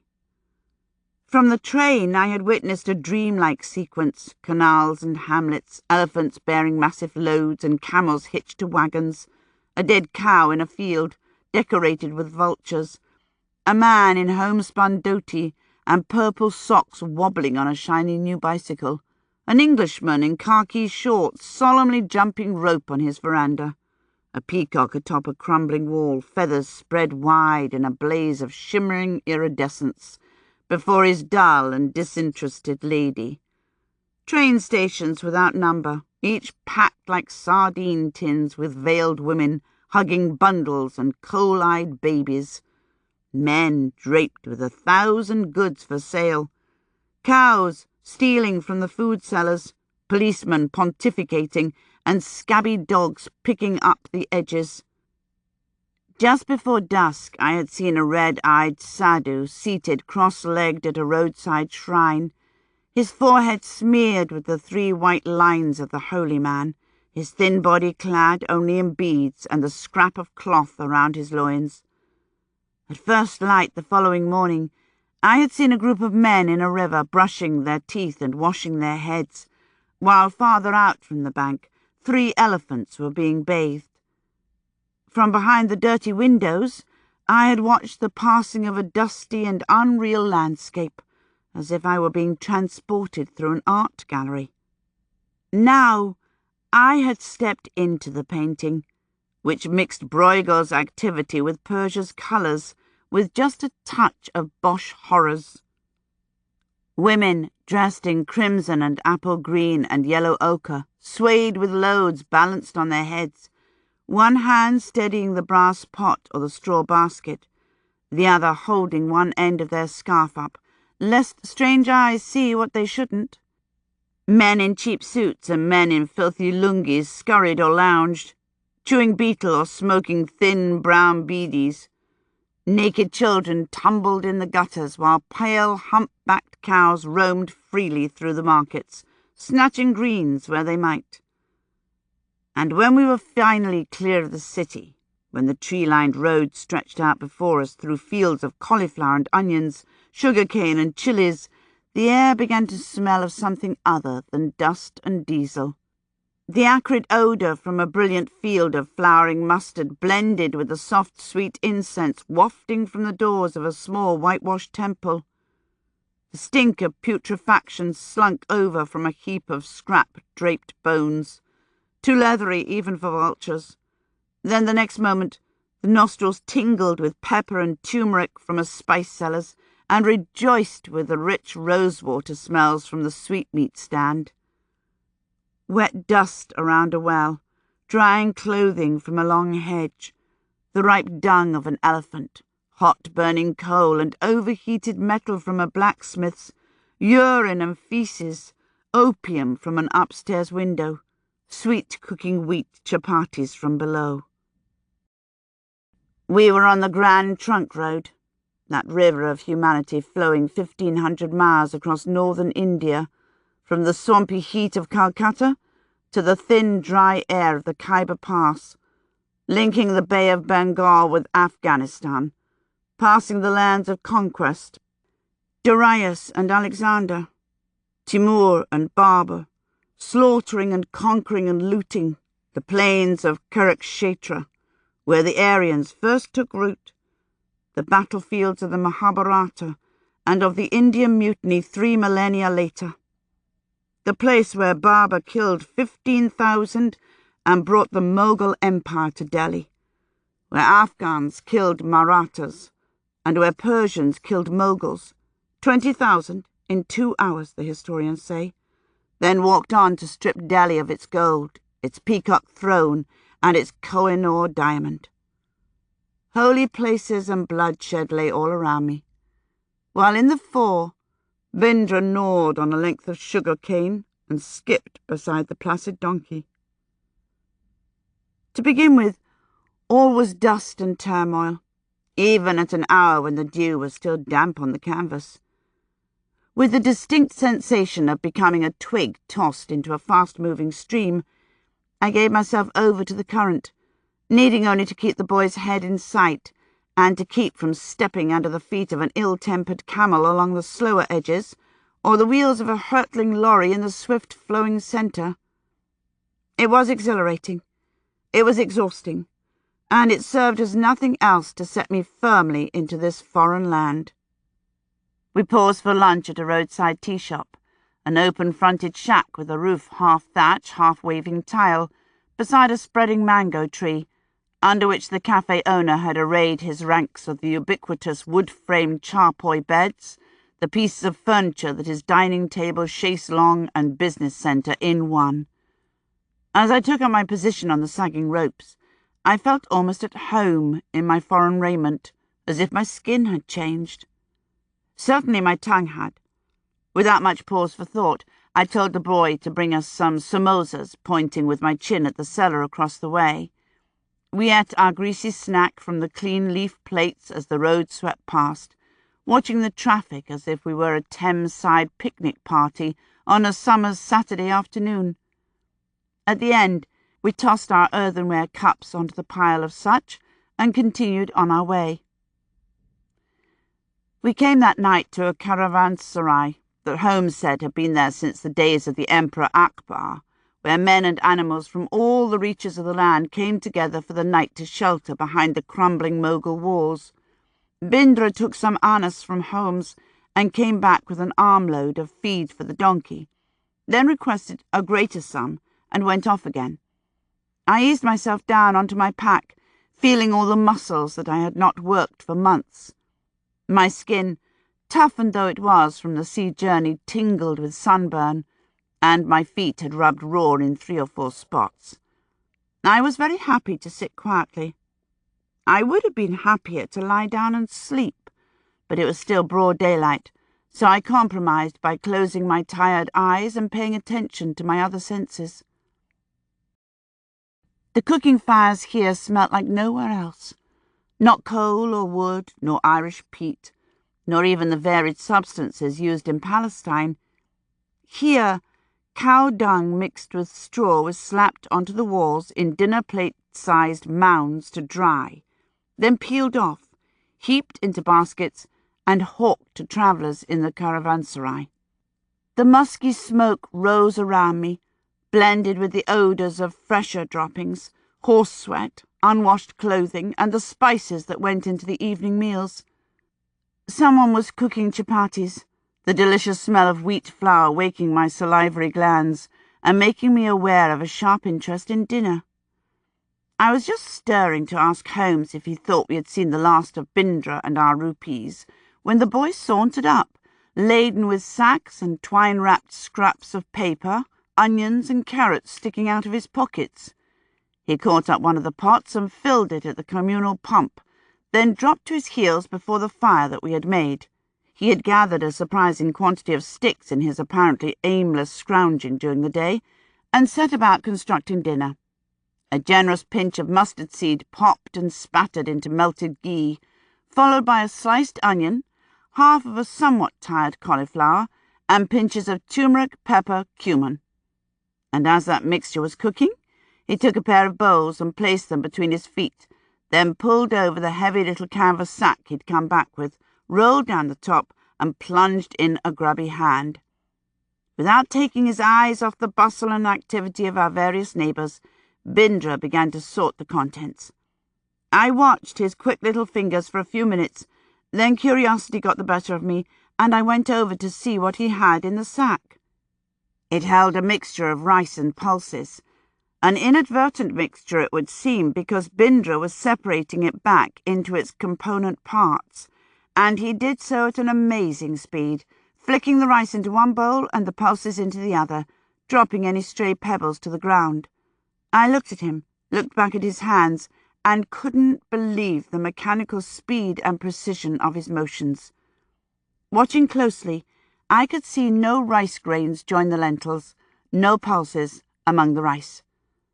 The boy pretended to ignore me, but if anything, his hands speeded up. I took a handful from the bag to try it myself. With fierce concentration, I could tell one tiny grain from the other after rubbing them for some seconds between finger and thumb. Without benefit of vision, it would take me hours, days, to work my way through the 2 or 3 pounds his sack contained. He was halfway through it already. I went to sit next to Holmes and whispered in English what I had seen.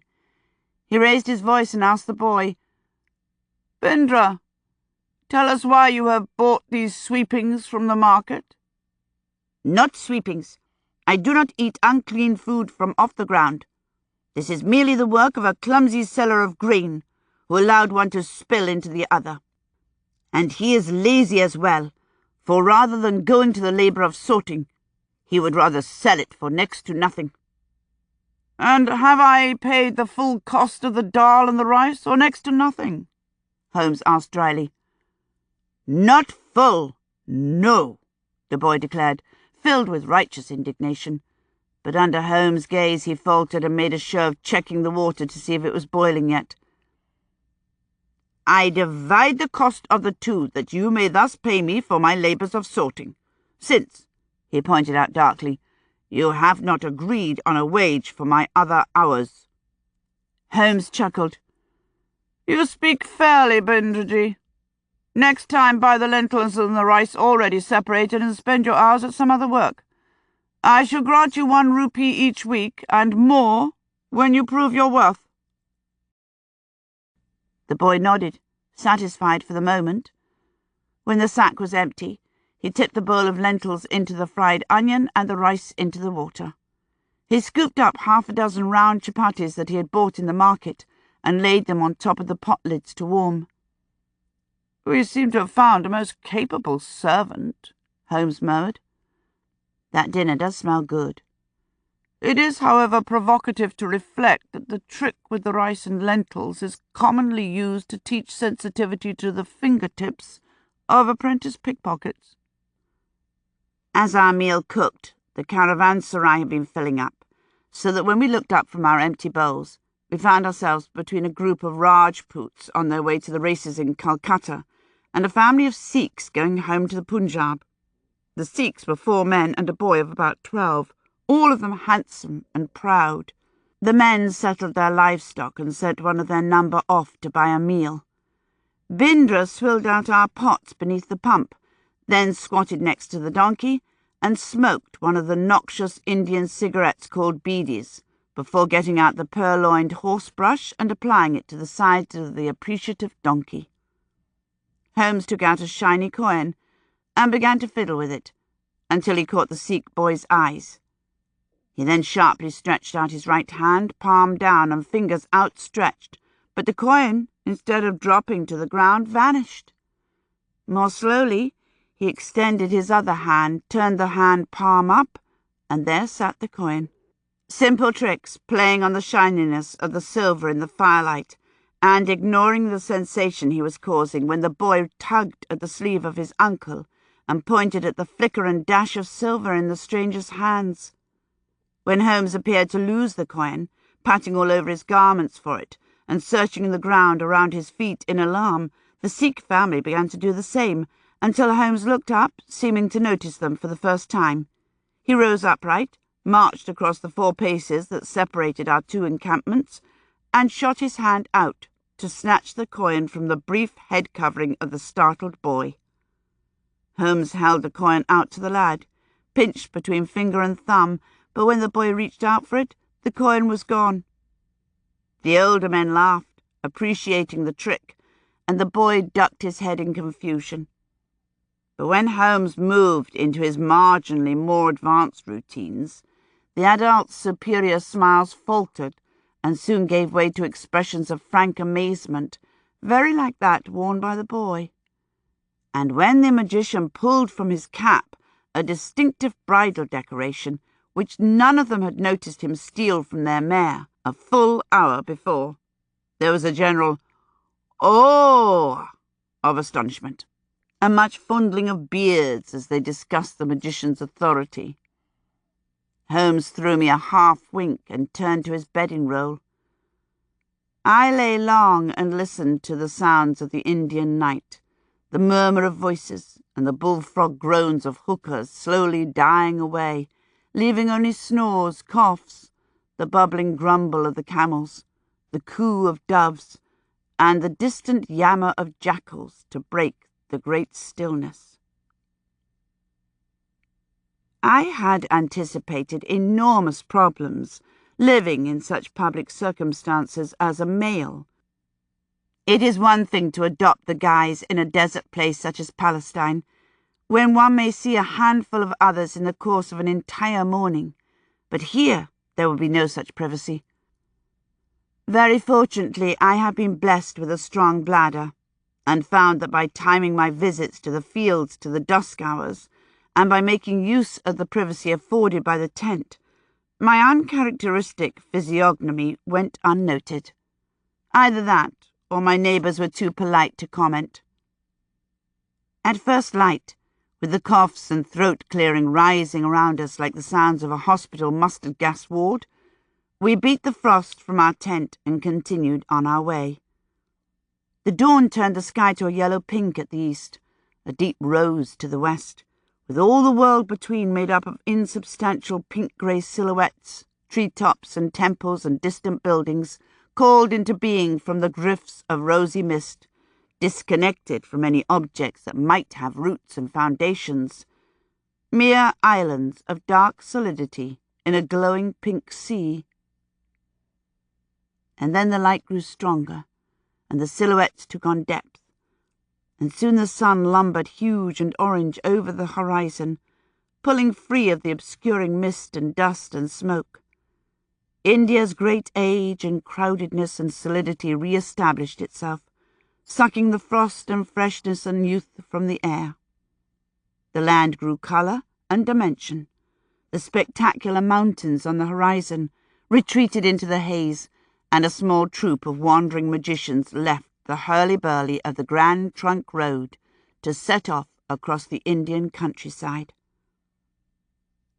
Of all the possible disguises an English spy might choose, doctor or antiquarian or big game hunter, ours was one of the more idiosyncratic. For one thing, we were on foot, our pace confined to what our legs would permit, our possessions in a cart so small it looked more a joke than a useful form of transport. To have it pulled by a donkey rather than a bullock or even a mule added to the disarming unlikeliness of the entourage, and with Bindra to cook our decidedly non-English meals and barter for staples and fuel, added the final touch of verisimilitude. We were foreign, certainly, but nothing about us said British. That was, after all, the point of the exercise. It is something over 150 miles between Delhi and Simla. We could have made it there in a forced march. Indeed, we might have saved ourselves a great deal of trouble and taken the train or even hired a motor car, but at this point in our expedition, the need was greatest to perfect our act, that when we got into the hills, we might be word perfect. Moving at donkey rate, pausing each day to set up camp and do our performance, we covered at most 20 miles a day. But in that time, I learned to levitate under Holmes' hand and to swallow a sword without gagging, and we even began to juggle flaming brands between ourselves. When he first saw our conjuring and magic, Bindra was apprehensive. But once he had witnessed the similar reaction of the rustics, he immediately took on the garments of sophistication and scorned to gape, other than secretly. I think he understood that what we did were tricks, not actual necromancy. On the other hand, I do not know that to his mind there would be much difference between cleverness and supernatural powers. By the third day on the road, however, he clearly decided to throw himself into the act. On the morning of that day, we passed through a small town, too large for our purposes, but convenient for the purchase of supplies. So when the boy turned to Holmes and demanded some money, I figured it was because he'd spotted some brinjal or eggs that he thought we needed, or some of his horrid little beedies. Holmes fished out a rupee, but Binder left his hand out and said, 5. 5 rupees? Holmes asked. But why? You will see. Holmes thought about it, and after a moment the remaining coins fell out of the sky, bouncing off the boy's head. Binder gathered them from the dust without remark and trotted back the way we had come. Holmes and I continued on our way, for by this time the donkey was nearly as willing to go with us as it was with the boy. Outside of town, we joined a flock of goats for a time, then found ourselves following a veritable mountain of rustling greenery down the road. When it turned off into a field, we paused to watch a group of men scramble up to loose the huge load of sugar cane from the elephant's back, leading the animal to one side where it stood patiently swinging one hind foot while it picked over an offering of the cane it had borne. This was a gur factory. The cane fed through a hand-run crusher so that its grey juice ran into a series of vats set over a fire. All 4 vats were already boiling furiously, great clouds of intoxicating steam billowing into the cool air. Holmes bargained for 6 fist-sized lumps of molasses-rich gur sugar, still warm, which melted under our tongues as we continued on our way. It was, I thought, both like our wandering time in Palestine and yet very different. Most of the difference lay in the population density, I decided. In Palestine we might walk all day and see but a handful of other nomads, whereas here we were rarely out of sight of farmers working their fields, holy men tending their roadside shrines, a caravan of camels wending their way from the hills, or women swaying back from the wells with heavy brass pots of water balanced on their heads. Every piece of flat ground was being planted or harvested. Every stream was inhabited, if not by young boys and their bullocks, then by the local laundry service, the dobies slapping their garments on the wet rock, draping the clothing on the bushes to dry, laughing and calling to us without inhibition. We were well out of town when Binder came trotting up, but instead of aubergines and oranges, he carried an armful of small tin pots, which he arranged carefully inside the jolting cart. And then, instead of taking his place at the head of the donkey, he hopped inside to perch on the canvas-wrapped shapes. Taking out a small, stiff-bristled object resembling a toothbrush for an iron-gummed giant, he dangled over the side of the cart and started scrubbing away at the shabby wood. Bemused, Holmes and I exchanged glances, then moved forward to avoid the flying specks of old paint and dried muck. The boy had, over the past couple of days, succeeded in burnishing the donkey's coat until it shone. Now, it appeared, the cart was to be brought up to snuff as well. It took him hours to scour the cart down to clean wood, but rather than stop there, he turned to his little tin pots, prized the top from the largest, and pulled another, softer brush from inside his clothing. Dangling over the front of the cart like a monkey from a branch, completely oblivious of his 2 companions, who were all but walking backwards down the road to watch him, he dipped his brush into the pot, stuck out his tongue in concentration, and drew a line of deep, rich blue along the edge of the much-abused wood. This was so interesting, we resumed our position behind the cart in order to watch his progress. The donkey seemed happy to walk without guidance, its long ears swivelling from time to time as it listened to the boy's encouragement and conversation. The boy, too, looked healthier, I thought. Certainly, he kept cleaner than he had in the livestock sellers' pens.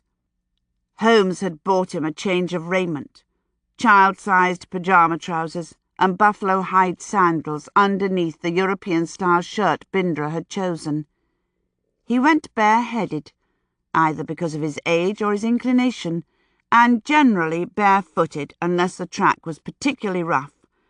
But since he and Holmes had come out of the clothing shop, I had not once seen him without the colourful vest decorated with small chips of mirrored glass, held in place with circles of embroidery floss.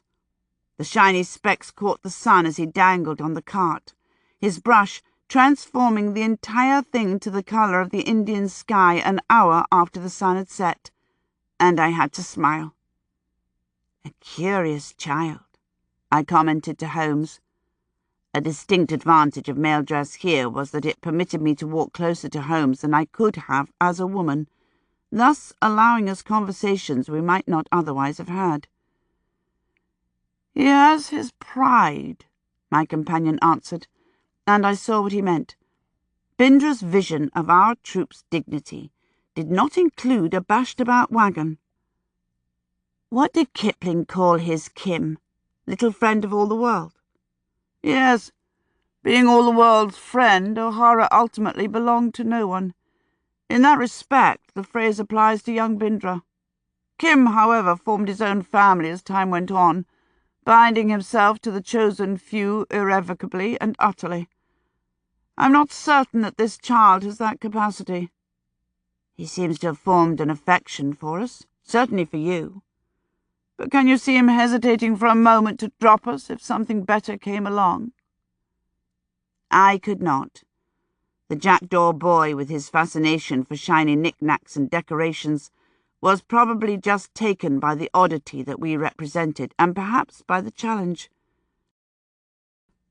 "Do you think he'll try to steal us blind when he goes?" I had been keeping all my valuables on my person, not where he could find them on the cart. "Oddly enough, I do not. He seems to have a set of standards he holds himself to.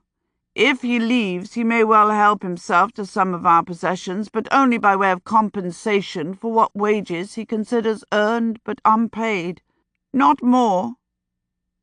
With this reminder of the curious Oriental concept of ethics, back my thoughts circled to the enigma of Kim. "And do you think O'Hara might not have done the same? Was the survey part of the world with which he was casual friends, or was it family to which he bound himself irrevocably?"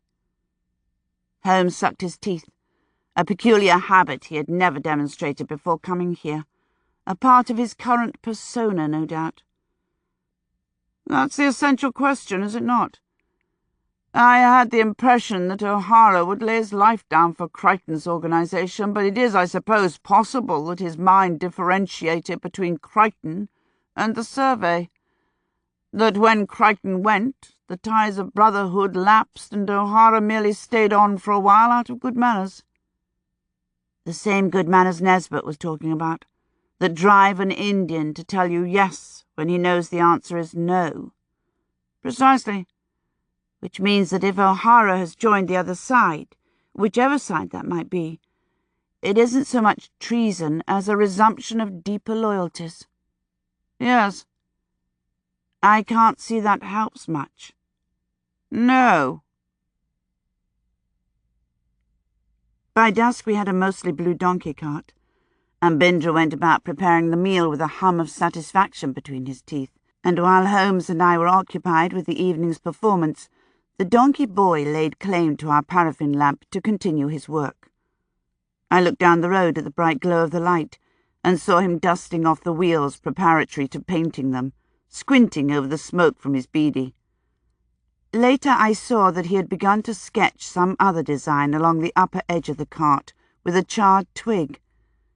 Before Holmes forcibly reclaimed the lamp and shut it down for the night, the boy had laid a precise border of yellow Indian swastiks along all the edges, and begun a large, all-seeing magic eye on the front panel to precede us down the road.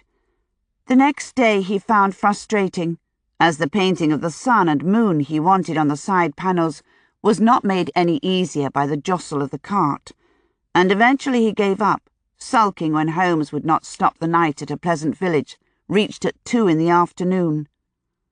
However, the enforced delay proved beneficial. The night before, I had been replacing the small mirrored juggling balls back into their protective bag, under the watchful eye of the young artist, when the method of their manufacture attracted my closer attention. The balls were made of some sort of plaster, into which, while it was soft, many small pieces of mirrored glass had been set. Holmes had chosen them carefully, lest they have protruding edges that shred our fingers, and the plaster nestled closely against each segment. If damp plaster could hold glass, other things could as well, I thought, and began watching for a shop that sold manufactured goods. These were rare in rural India, but late that day we passed a shop with tins of marmalade and boxes of Mrs. Bird's custard stacked in its door, jammed in between a carpenter's piled high with half-sawed tree trunks, wooden ploughs, and half-finished furniture, and a lacquer goods manufacturer draped with toys, utensils, and decorative charpoys.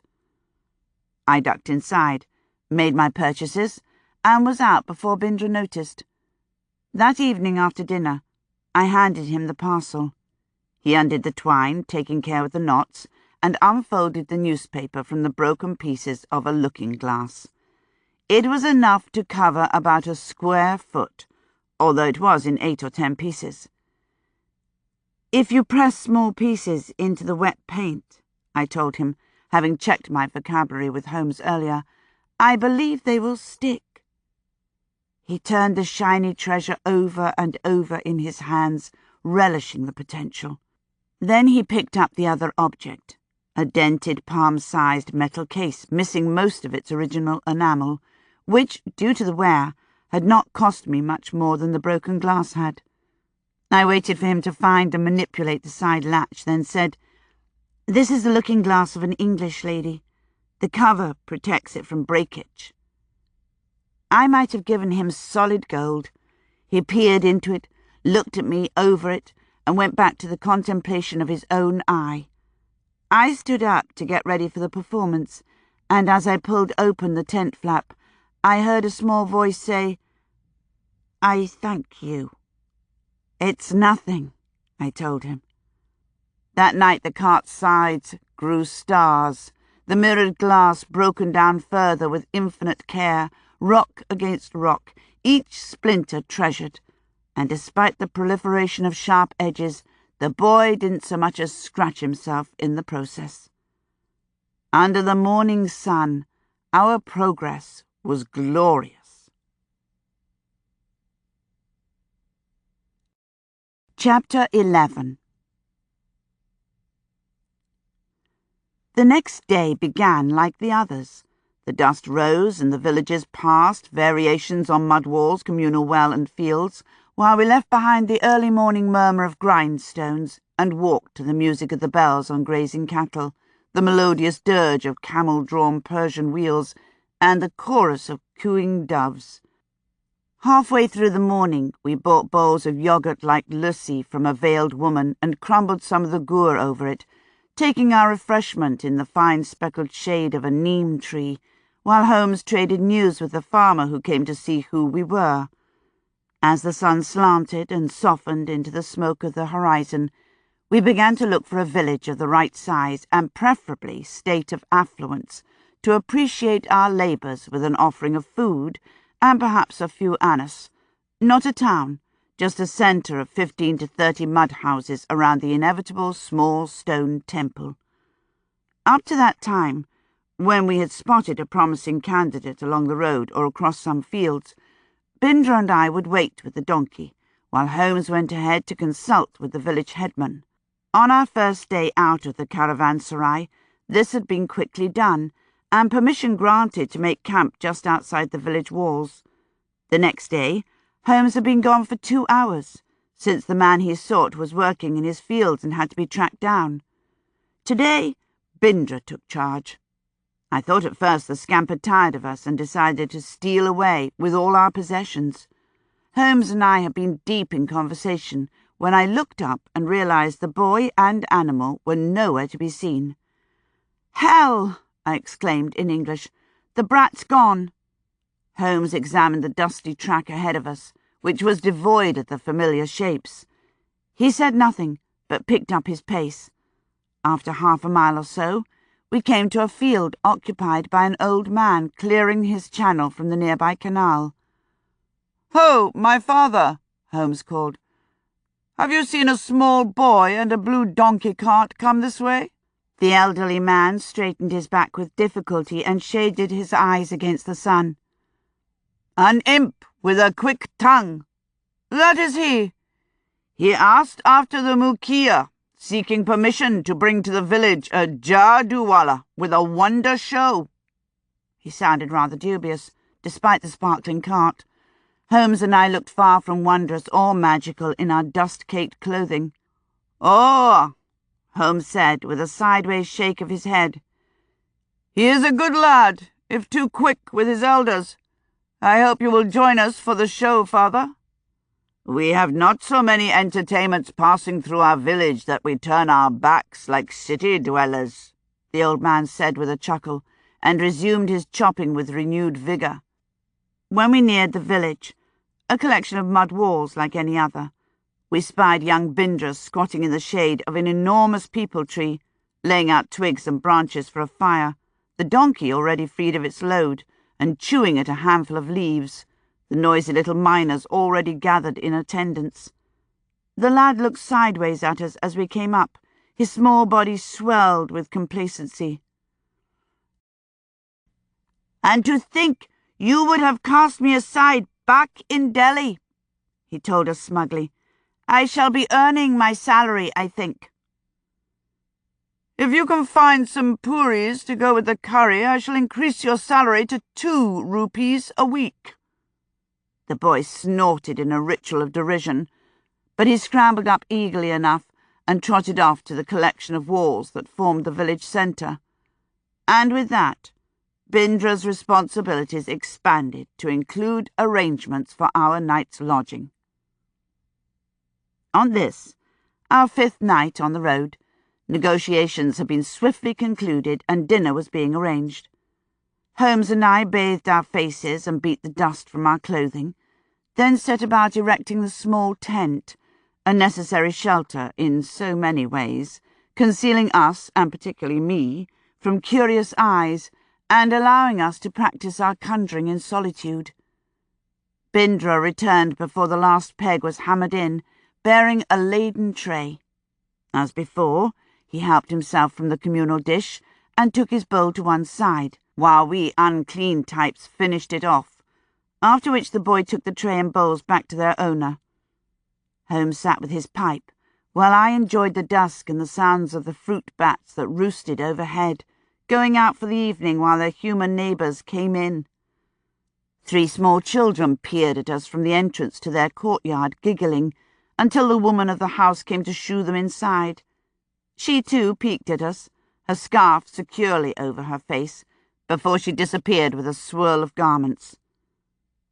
The men came in from the fields, most with rough-handled hoes resting on their shoulders, a few driving dark buffaloes and pale bullocks before them into the lanes, where the animals stayed, ruminating and urinating outside the houses, while their masters ate the evening meal. India's quick dusk settled into night. Voices rose and fell from behind the mud walls, and we sat in the open beneath the paraffin lamp, that the villagers might see our every move, and be assured there was nothing to fear. This land believes in the evil eye of strangers, and would come after us with sticks and fire if they thought us a threat to their crops and cows. The cooking aromas faded, replaced by the occasional whiff of the men's pipes. When the cattle in the lanes began to be brought inside the walls, Holmes got to his feet, took up the 3 torches he had prepared from oil-soaked rags wrapped tightly around the end of a staff, and strolled out from under the shelter of the tree. I followed, silent as always. I played the enigmatic one, never answering if a child called to us, rarely acknowledging a gift. I was also the one to warm the audience up, as soon as Holmes had snared their attention. He began by planting the torches, forming an equilateral triangle with two straddling the road and one on the side away from the town. He worked methodically and with a touch of drama, as if the placing of the three staffs was a sacrament. Within seconds of his stepping onto the road, the village was hushed, every eye upon us from behind gate and walls.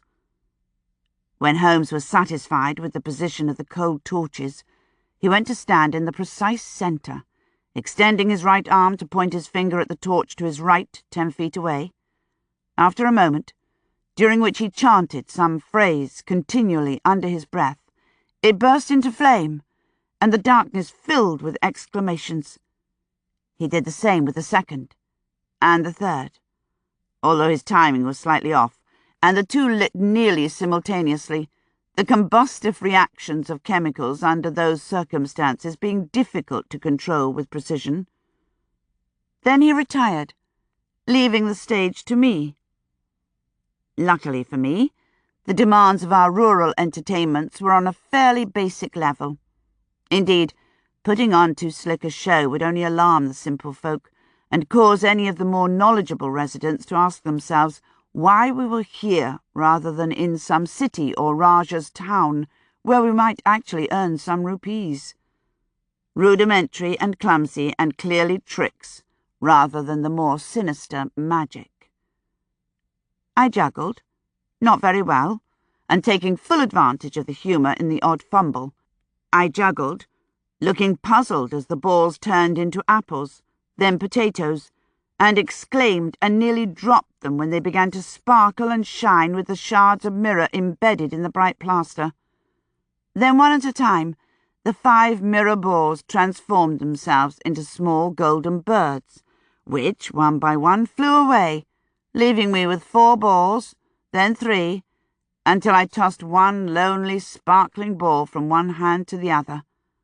Finally it, too, flew off. I stood gazing into the darkness after it, bereft, when all of a sudden the sky began to rain down apples and potatoes and mirror balls, causing me to stumble and trip in confusion, and in the end duck down under cover of my arms. The rain of objects slowed and ceased, and I cautiously peeped out from under my hands, at which one final potato dropped down on my turban. I sat down abruptly on the ground, and the entire village roared with laughter at my misfortune. A good start. Still seated on the ground, I reached into my pocket and pulled out a cap, a simple muslin cap such as Holmes wore. I peered inside and took from it an egg, which I held up to look at, and to allow the village to look at, before placing it on the ground in front of my tucked-in legs. I looked back into the cap and drew out a flower, then a mouse, which ran, fortunately, away from my cloth-covered legs, and a small sparkling ring and a clay cup full of tea, which I drank thirstily and set down. I gazed again into the cap, which measured, of course, no more than the circumference of a head and 4 or 5 inches tall, then reached into it. This time my hand went in and kept going. In a moment my forearm was buried in the shallow headgear, while I frowned, deep in thought, over the heads of the villagers, all of whom had by now emerged from behind their walls, even the women. I felt farther into the cap, up to my elbow and beyond, scowling ferociously now. A boy of about 7 started to giggle, and it spread through the audience. My upper body contorted with effort, my arm almost entirely consumed by the inadequate scrap of cloth. And then triumph! I jerked as my hand, which had travelled unseen up my other sleeve as far as my rib cage, through a well-concealed slit in the cap, seized some elusive object hidden impossibly deep inside, and began to draw it out. Arm, elbow, forearm, wrist, then slowly, 2 fingers, delicately pinched around a scrap of bright orange, clear in the flashing torchlight. I tugged gently. The scrap grew, and I pulled, and it grew some more, inches and feet of silk, until I was hauling yards of the brilliant stuff out onto my lap. I swam in it. A sari length is a lot of silk, and beat it away from my face, drowning in orange, until with a sharp jerk the last of the fabric snapped into the air. I worked to gather it, armloads of orange with a sparkle of silver along the border, climbing awkwardly to my feet with the unwieldy burden bursting from my grasp in all directions. And then I bent to look at the ground, and freed one hand to pat at my clothing, and looked in increasing desperation at the ground all around. But the cap was gone. Putting on my face a look of Harold Lloyd sadness, and crumpling the stubbornly escaping ends of silk back into the wadded armload, I carried it over to the audience and handed it to the first person who did not draw back from me, a boy of about 17. He took it, half reluctant, half pleased, and I heard a gasp from the darkness behind him where his family stood, probably a young wife, who I hoped would know what to do with all those yards of orange sari fabric. Saris were a costume of the South and of the cities, but it was hard to create humorous drama by pulling the legs and sleeves of a salwar kameez out of a cap. With the villagers warmed up, I retired to the sidelines, while Holmes came forward to claim the light. His portion of the act was more dramatic, closer to the heart of the magic arts, and demanded a fine understanding of the sensibilities of the audience. If he went too far, drew too heavily on the mysterium of awe, the rustic folk would retreat, might even turn on us, fearing that we brought true darkness into their midst. Holmes had to read them at every instant, keeping them on the edge of discomfort and mystification without allowing them to slide into open fear, convincing them of his power, but only over the inessentials, transforming a mouse into a sparrow, setting fire to an inert glass of lassi, and separating and rejoining two sets of clashing rings, one of silver bangles, the other big and brass, and setting into motion the dancing figures in a cloud of perfumed smoke projected from the phantasmagoric lantern he had brought from home. As a climax, he drew me from the shadows, passed his hand over my face to put me into a trance, and then levitated my senseless form some feet above the earth. Very basic stuff, dependent on quick hands, firm distraction, and simple equipment, sold in magic shops the world around, or, in our case, made to specification by Delhi metalworkers. We garnered a handful of coins and a lot of wary glances, and moved on in the dawn when the buffaloes were back ruminating in the lanes, and the grindstones had begun to sing with the snow-topped Himalayas little more than faint pink ghosts riding high above the horizon. The menfolk interrupted their morning ablutions to watch us leave, while the women pulled their curious babes back inside the gates of their humble compounds, just in case. During the days of our partnership, or, as he no doubt viewed it, of his management of this roadshow, Bindra had grown ever more cocky. He was, after all, a city boy among farmers. He kept himself aloof from the village children, occasionally deigning to answer them while he worked on the cart by the light of the lamp, and it occasionally seemed to me that his moon face was older than those of the others his size. He did not understand how our tricks were done, but by this time he was convinced that they were tricks, and that was enough to make him superior to the gullible. On this, our 6th morning on the road, he got the donkey started, then hesitated and turned to me.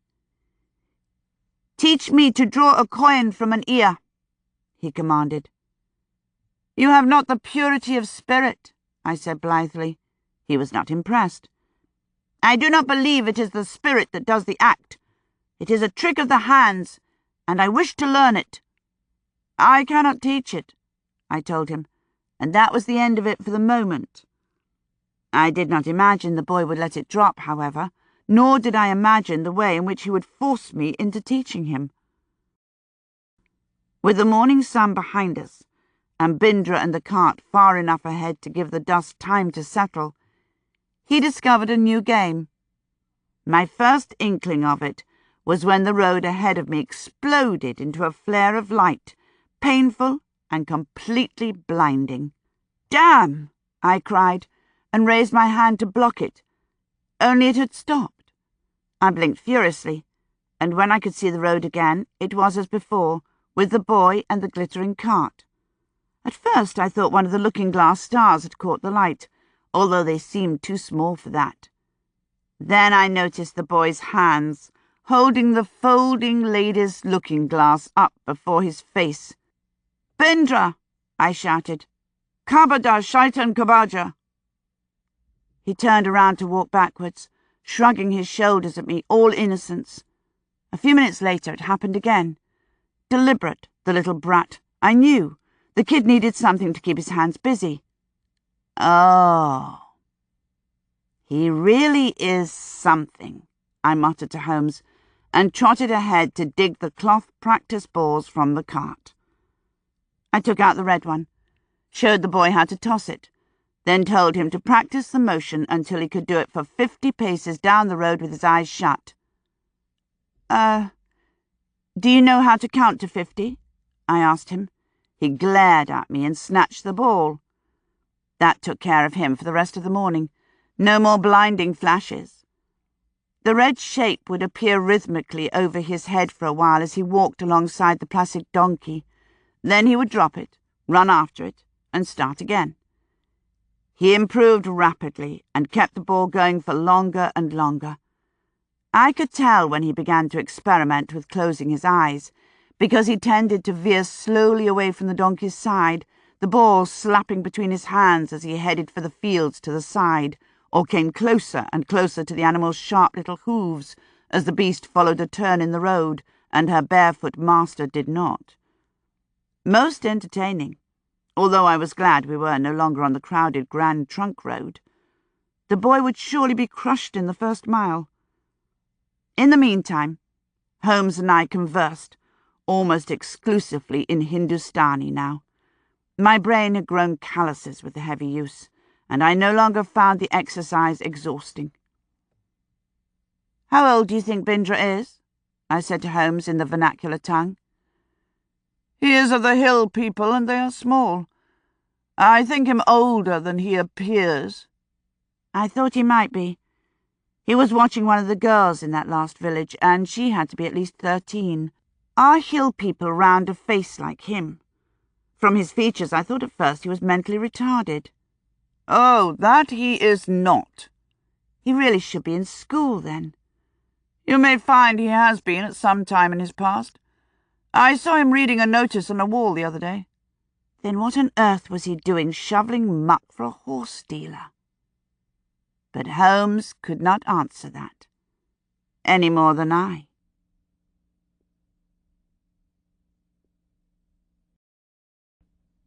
Chapter 12. Over the week of our sojourn, the radiant and majestic line of snow-covered peaks had grown from a line of white teeth to a wall of jagged peaks stretching so wide there was nothing else in their half of the world, towering so high they ate the sky itself. Step by step, we had been drawn into their icy embrace, until finally on Wednesday we reached the town of Kalka, huddled at their very feet. We found rooms for the night, and arranged to leave the donkey and our heavier belongings with the innkeeper, while we took the train to Simla. The man swore that no one would so much as lay a finger on anything, and guaranteed it by taking only a small payment, leaving the larger part until we returned. Holmes then went off to make arrangements with an ironmonger and carpenter for some conversions to the cart itself, which negotiations took the better part of the afternoon. We had intended to leave Bindra with our possessions, but the boy, unimpressed by the town, would have none of it, and in the end it was easier to allow him to come than to keep arguing. At least he did not insist on a space in our room that night, making do with a charpoy in the stables. I saw him at dusk, sitting cross-legged, tossing the red and green balls up and down. The boy was waiting for us when we came down in the morning, no doubt fearful we would sneak out and leave him behind. Still, I could not quite understand why a trip into the mountains with us was preferable to a warm, quiet holiday in the stables. So when we were standing on the platform waiting for the train that would climb with us to Simla, I asked him, "Why do you keep following us?" "Because you are so very interesting," he retorted, "and I learn many things. See?" That morning he had demanded that I give him the yellow ball, and he now stood, tossing the 3 spheres up and catching them in a smooth rhythm, talking nonchalantly all the while. Soon he would be better than I. "You're going to wear them out," I said. "When do I throw the mirror balls? And when do I throw with you?" "The mirror balls when you can keep these in the air for 200 paces without dropping them, and as a partner, when you can keep 5 up."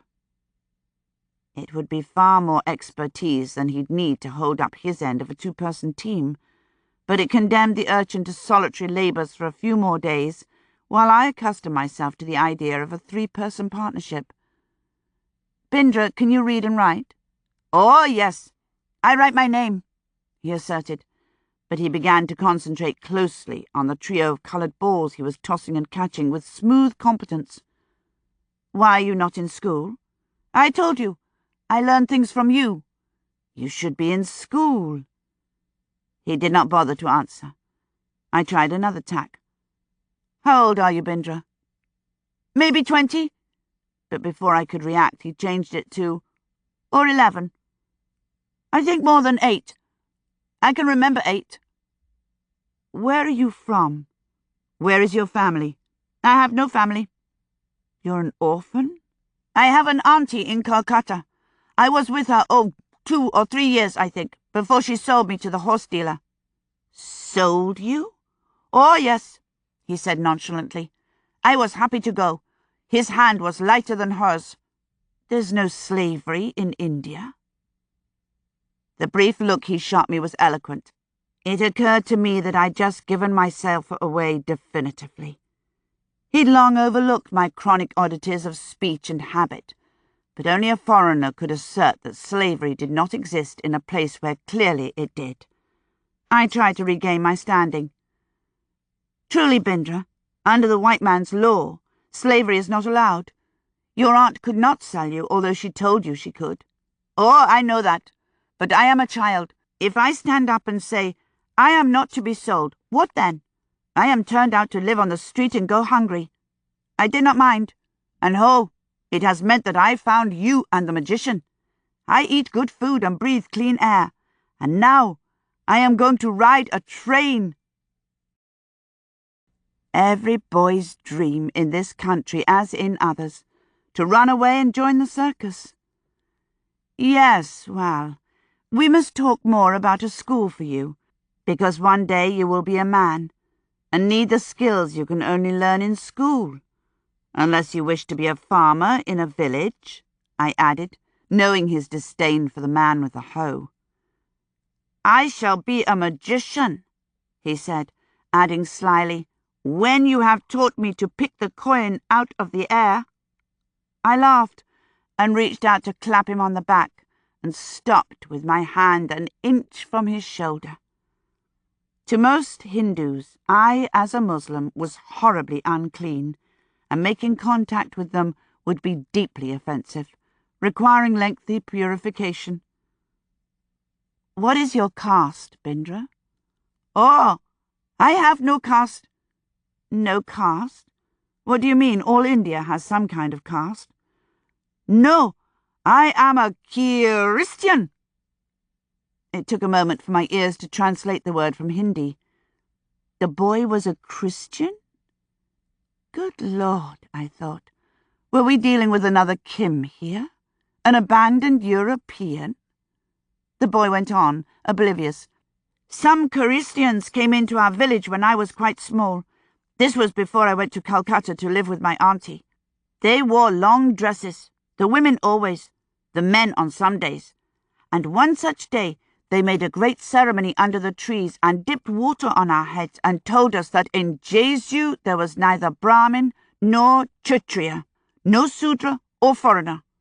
Some of the village were angry, and in the end they drove those Christian men away with sticks and paid the priests great sums to return them to their proper place. I had no money to pay the priests, but although I did not ask to have my caste taken from me, truly I have found that to have no caste is altogether a good thing, for now I can eat what I like, sleep where I please. I will have to pay a priest to restore me when I wish to marry, of course. Who but the lowest Sudra would take a casteless man into his house? But that is a long time away. I could only gaze at him, open-mouthed, and follow him into the little carriage when the train pulled in a few minutes later. Holmes had told me that the narrow-gauge train would climb 6,000 feet in 60 miles, taking 6 hours or more to do so.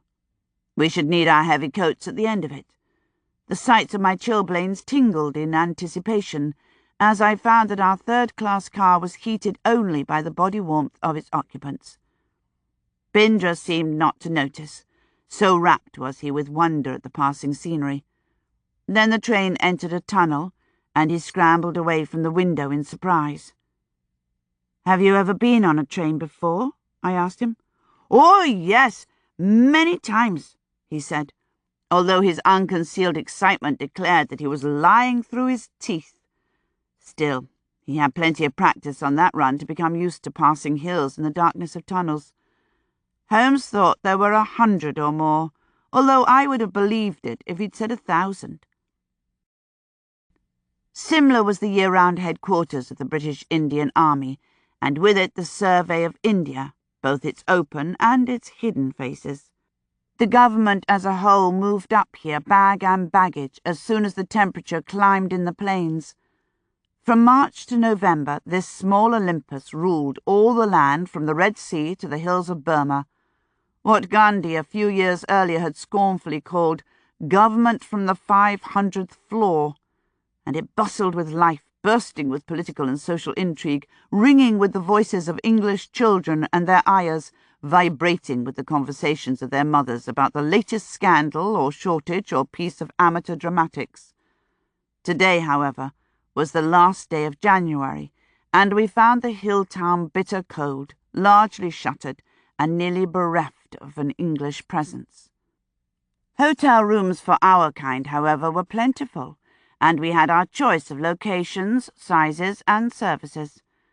We hiked into the native bazaar that lay below the town's European centre, a tumbling hodgepodge of buildings that climbed onto one another's backs and looked over one another's shoulders, with the street entrance of one shop giving out onto a rooftop exit at the rear.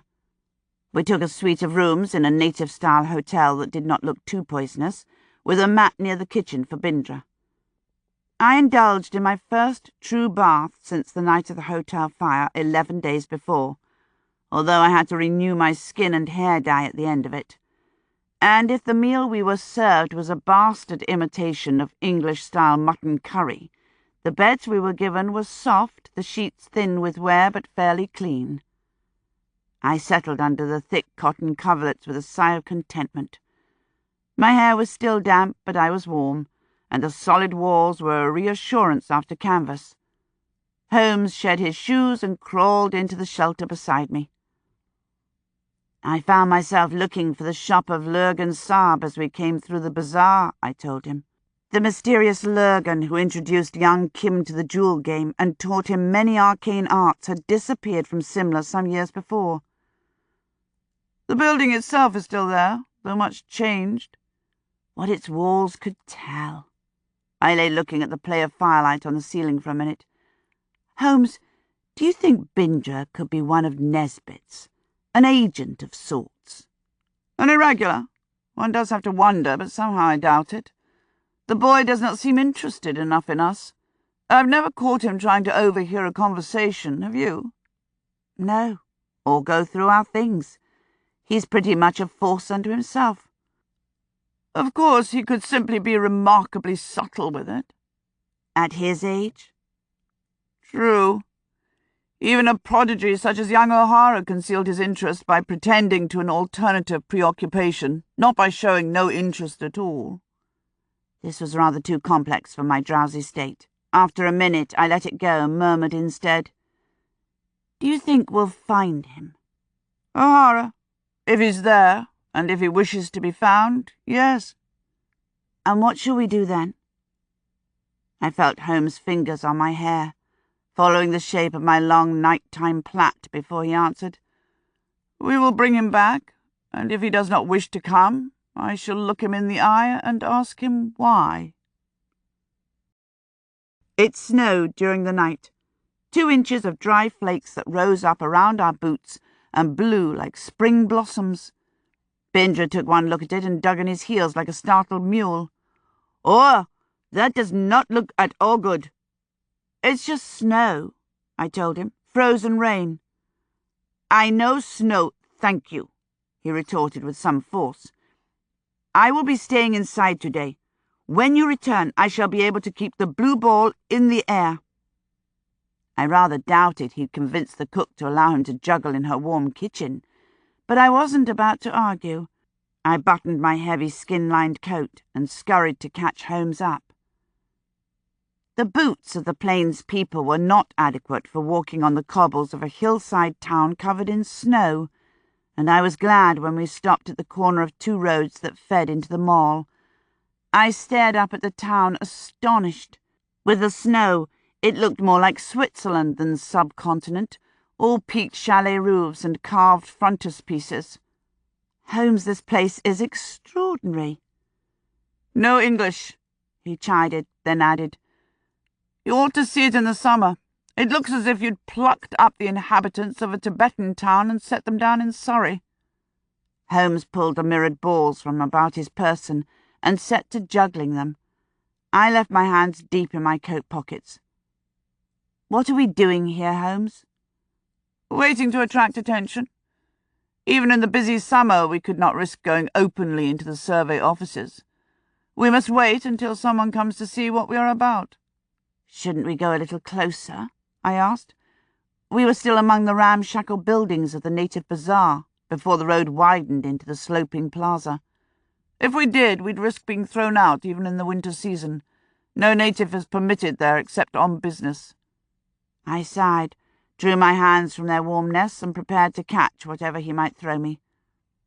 There is a nearly hypnotic rhythm to a session of juggling, where the world narrows down to the other's hands, when sight and sound merge into an almost psychic anticipation of one's partner's moves. It would have been a pleasurable interlude, had the temperature been on the melting side of freezing, since we had no audience to speak of. The occasional passer-by paused for 30 seconds before the cold urged him on, and 2 infants of 5 or 6 squatted in the drifted snow for far too long, their teeth chattering and their brown skin going an alarming shade of blue, before an older sister appeared to chase them inside. My own fingers were turning white rather than blue, and I did not know how much longer they would respond to their brains' instructions to open and close. We had been working the corner for nearly 40 minutes before Holmes straightened marginally. When I shot a glance up the mall, I saw a man strolling unconcernedly, glancing into shop windows. He went inside one, coming out a few minutes later with a rolled newspaper under his arm. He greeted a man walking briskly up the hill, tipped his hat at a pair of well-wrapped ladies getting into a 2-horse tonga, and took a very long time to descend the length of Simla's social centre. Finally, he paused to watch our increasingly clumsy game of catch. It was none other than Geoffrey Nesbit. He ran his eyes over Holmes, identifying him before studying me. I thought there was a little smile resting along the corner of his mouth, although I kept my eyes on Holmes' hands. "That is quite clever," he said in Hindi.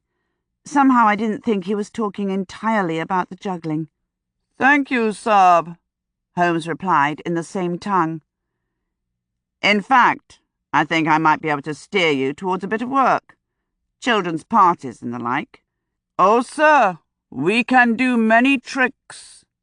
The smaller man stifled a laugh and said merely, "I don't doubt that." "And we go where we are told," I added. The fluency of my phrase snapped his attention back onto me.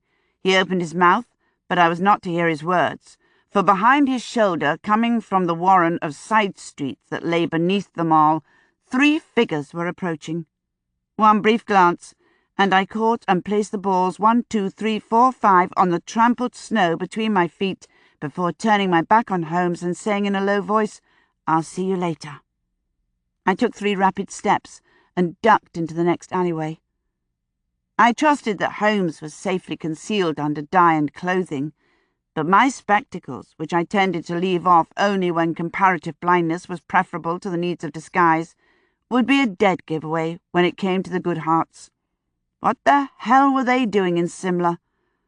I paused just round the building with my ear bent to listen. Mrs. Goodhart's distinctive voice rang stridently through the streets, bouncing off the brick and stone buildings. "Not get me into one of those Jampani machines again. I thought we'd end up at the bottom of the hill, and here I thought we were coming to the tropics.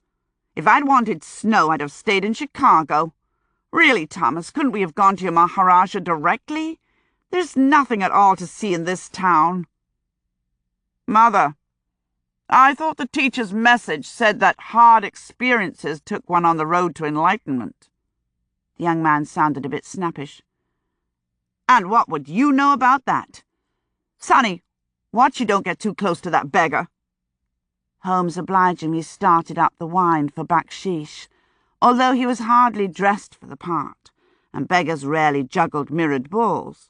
I could only hope the Goodharts did not find it peculiar for a white man to be carrying on a conversation with a beggar. However, Mrs. Goodhart's next words reassured me, for they were spoken in a politer tone than she had used for her son. "Pardon me, sir, but I wonder if you can recommend a place to get a cup of tea that won't poison us." "Poison you?" Nesbit asked, his voice nicely puzzled. "You know what I mean. My son informs me that at this altitude it is necessary to boil water for considerably longer than in the lowlands, and I can't get the waiter at the hotel to understand it. That may be fine for local constitutions, but I fear that ours won't survive. My daughter is too delicate to risk it." I smiled at Mrs. Goodhart's unsubtle nudge of her daughter in the direction of this apparently eligible male. Sonny's constitution was about as delicate as a tornado. "Certainly. I'd be more than happy to show you a dependable tea shop. Perhaps you would be my guest." Pressed back into a doorway, I peered cautiously at their retreating backs. Mrs. Goodhart's arm through her son's, which more or less forced Nesbit to offer Sonny his. At the place where the road opened out, young Goodhart turned to look back. I was in shadow and therefore invisible, but I could only hope that Holmes had continued with his act in their absence. One sharp glance over his shoulder, and then Nesbit was ushering them through a gaily painted doorway, a cloud of lovely warm steamy air billowing into the frigid outside world at their passage. I went back to Holmes, and was glad to find him still seated and juggling, turned slightly downhill now. I hunkered onto my heels at his side. "Thomas Goodhart looked back at you before they went into the tea shop," I told him. "Did he now?" "What do you suppose they're doing up here?" "They must have diverted on the way to Cawnpore. I can't see them going the land route through Simla, even if the pass is still open." "Mrs. Goodhart doesn't seem too pleased to be here."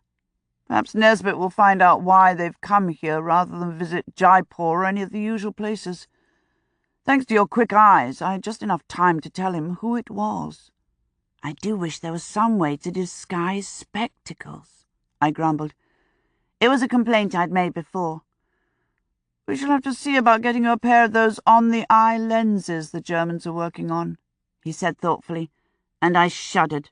The very thought of wearing paper-thin slivers of curved glass pressed up against my corneas made me queasy. "Thanks, but I prefer to walk into things," I said. "How will we get back into touch with Nesbit?" "Look in the cup." Among the small coins in the tin mug Holmes had set out lay a twist of fine paper. I reached for it, then paused. If I tried to pick it up, it might well be lost to my clumsiness. "Perhaps we might go back to the hotel for a while?" I pleaded. My fingers are numb to the elbow. We were greeted at the hostelry door by young Bindra, who crowed, "Look! Look!" and set 4 balls into the air. Holmes patted his head by way of approval. I told him, "Good job," around my chattering teeth, and we requested much hot tea and made for the nearest fireplace. The note Nesbit had dropped into Holmes' cup bore the words, "Vice-Regal Lodge, 10 p.m. I hoped the formal venue did not indicate that we were to dress, but decided that the hour was not that of a dinner invitation. It scarcely mattered. I had nothing suitable to wear anyway.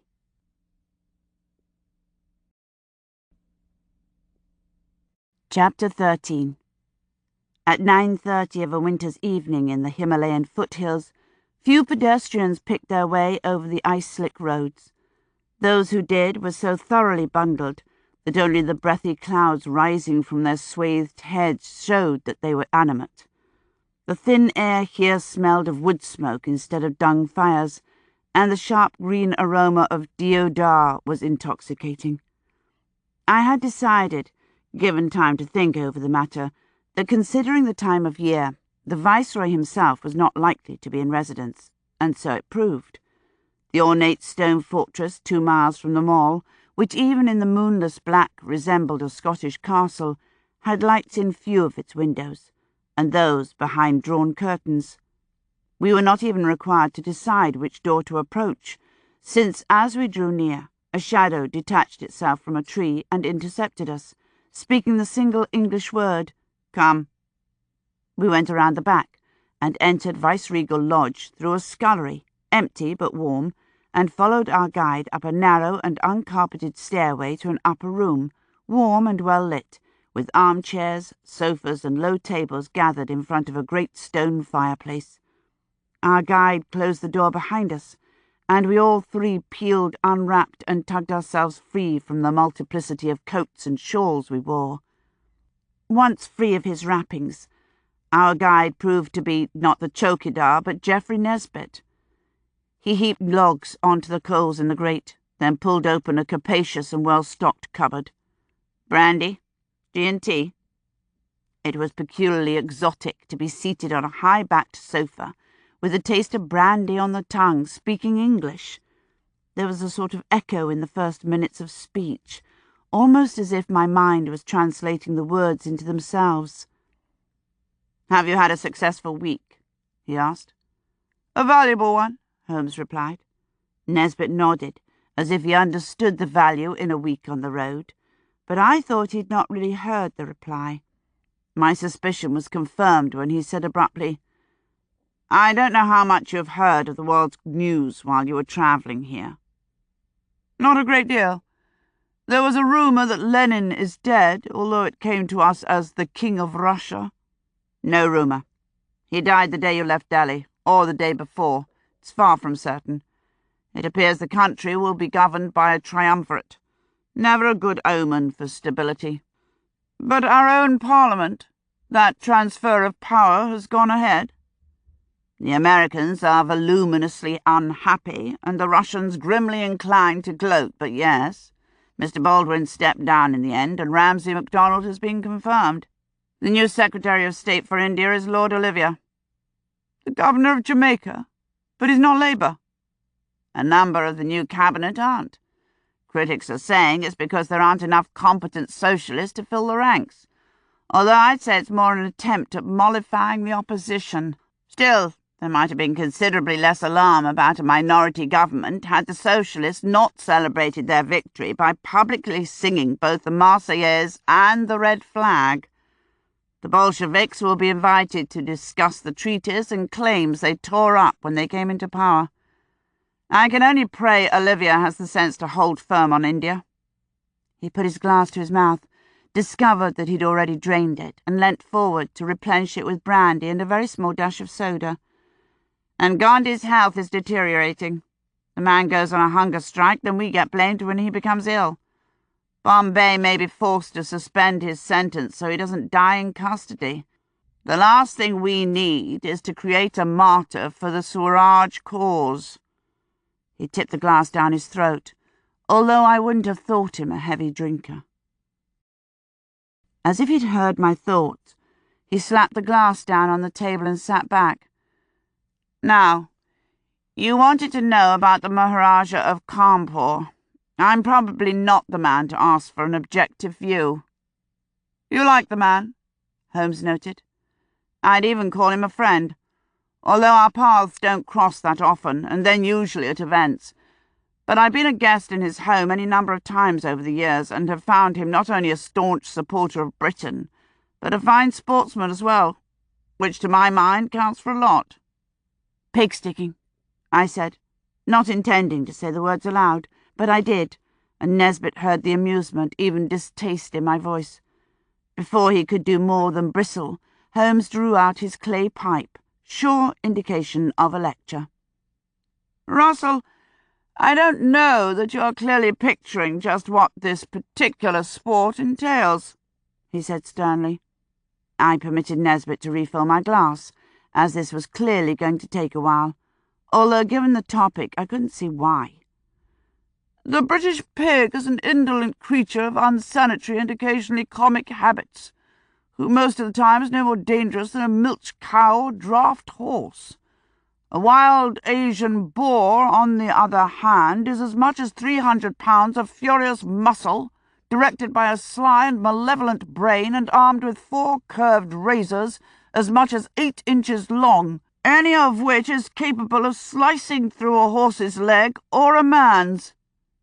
Few other blood sports give the quarry such an equal opportunity for victory. The whimsical name of the sport aside, pig-sticking demands strength, endurance, and a degree of horsemanship far beyond what one sees on, for example, a fox hunt. Pig-sticking, or to use the slightly more dignified term employed in Bengal, hog-hunting, embodies the warrior virtues of both cultures, East and West. It reduces a soldier's training to its essence: iron nerves, an acute sensitivity to the enemy, the ability to commit to an instantaneous response, and an overpowering determination to win, precisely those qualities one requires in battle or to quell a riot. Saying that a man is a pig-sticker does not mean merely that he is proficient at relieving the countryside of a pest. It says that the man is possessed of singular ability and self-control, even wisdom. In the context of India, pig-sticking is the game of games." Nesbit, twice possessor of the Kadir Cup, looked abashed at this implied tribute, but it was as well Holmes said it. If nothing else, it clarified Nesbit's attitude towards his sporting friend Jimmy, although to my mind the male's passion for games often led him to become frivolous towards those things requiring serious thought, and to be serious about the essentially frivolous. But this was hardly the place for philosophical debate. "I understand," I said. "You will pardon me, Captain Nesbit, if, as a Jew, and a woman who lives on a farm, I don't take pigs seriously, but I shall endeavour to keep in mind the sharp edge of the tusks rather than the comical twist of the tail." Nesbit studied his glass, trying to retrieve the conversation's thread before Holmes had diverted us into sport. "Yes, well, the Maharaja of Kanpur, he is as near to what the Americans might call a self-made man as an hereditary ruler can get. You no doubt realize that the hundreds of native states within India have huge differences. One state has a population of less than 200 in under an acre. On the other hand, Kashmir occupies an area larger than France, while Hyderabad possesses an income greater than most of the European countries. Some are one step from feudal barbarism, in their society and their economy. Others well on their way to becoming industrial powers. It's entirely up to each state's prince. The British resident may suggest and recommend, but he rarely asserts any authority. It's the price we pay for their loyalty. The princes saved us in the mutiny. Indeed, one might even say that they made the empire possible.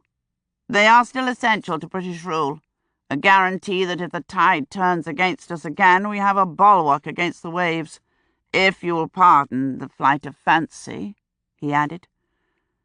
"The princes are, to put it bluntly, above the law of British India. Short of declaring war or entering into independent diplomatic relations, they are free to do as they like, to spend their time and their fortunes gambling in Monte Carlo or hunting tigers or filling their days with dancing girls. Only if they become too wildly erratic or too political do we step in. But their sins have to be pretty extreme."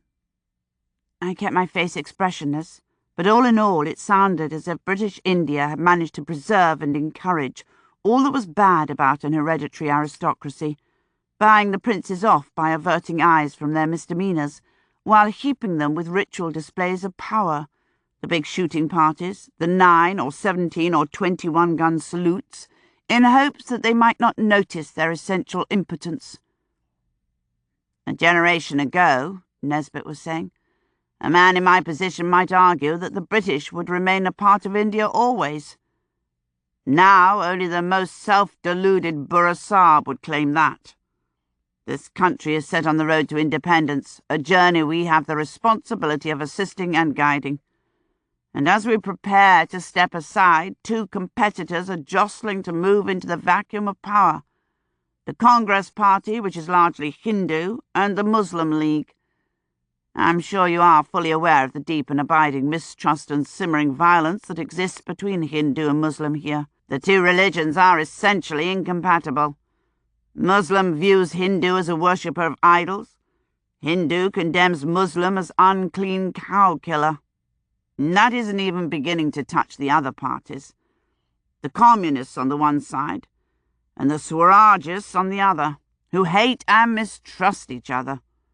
In order to reach a common ground between the Congress Party and the League, there are many who believe that the princes will come into their own as a sort of House of Lords with real power, providing continuity between a colonial past and a more democratic future.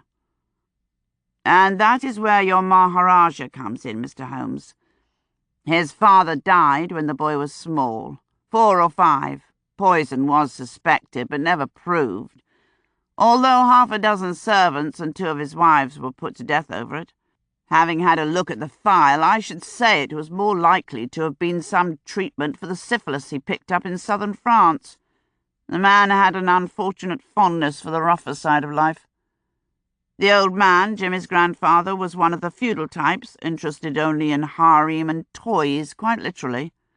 He had one of the most extraordinary collections of mechanical oddities in the world, and seems to have had some fairly rum practices behind the walls of his palace. In fact, at the time he died, despite his service during the mutiny, an investigation had begun into some of his less savoury practices. I mean to say we're happy to allow a proved friend of the crown a certain amount of leeway when it comes to governing the country his family have ruled for centuries, but one can only turn a blind eye on depravity and despoilment for so long. And buying small children for... Nesbit stopped to study his hands pinkly for a moment. For purposes best suited to the harem goes too far. In any event, his age caught him up before the government could step in, and he died in his bed at the age of 84. His only son long dead, and his eldest grandson Jimmy just 11.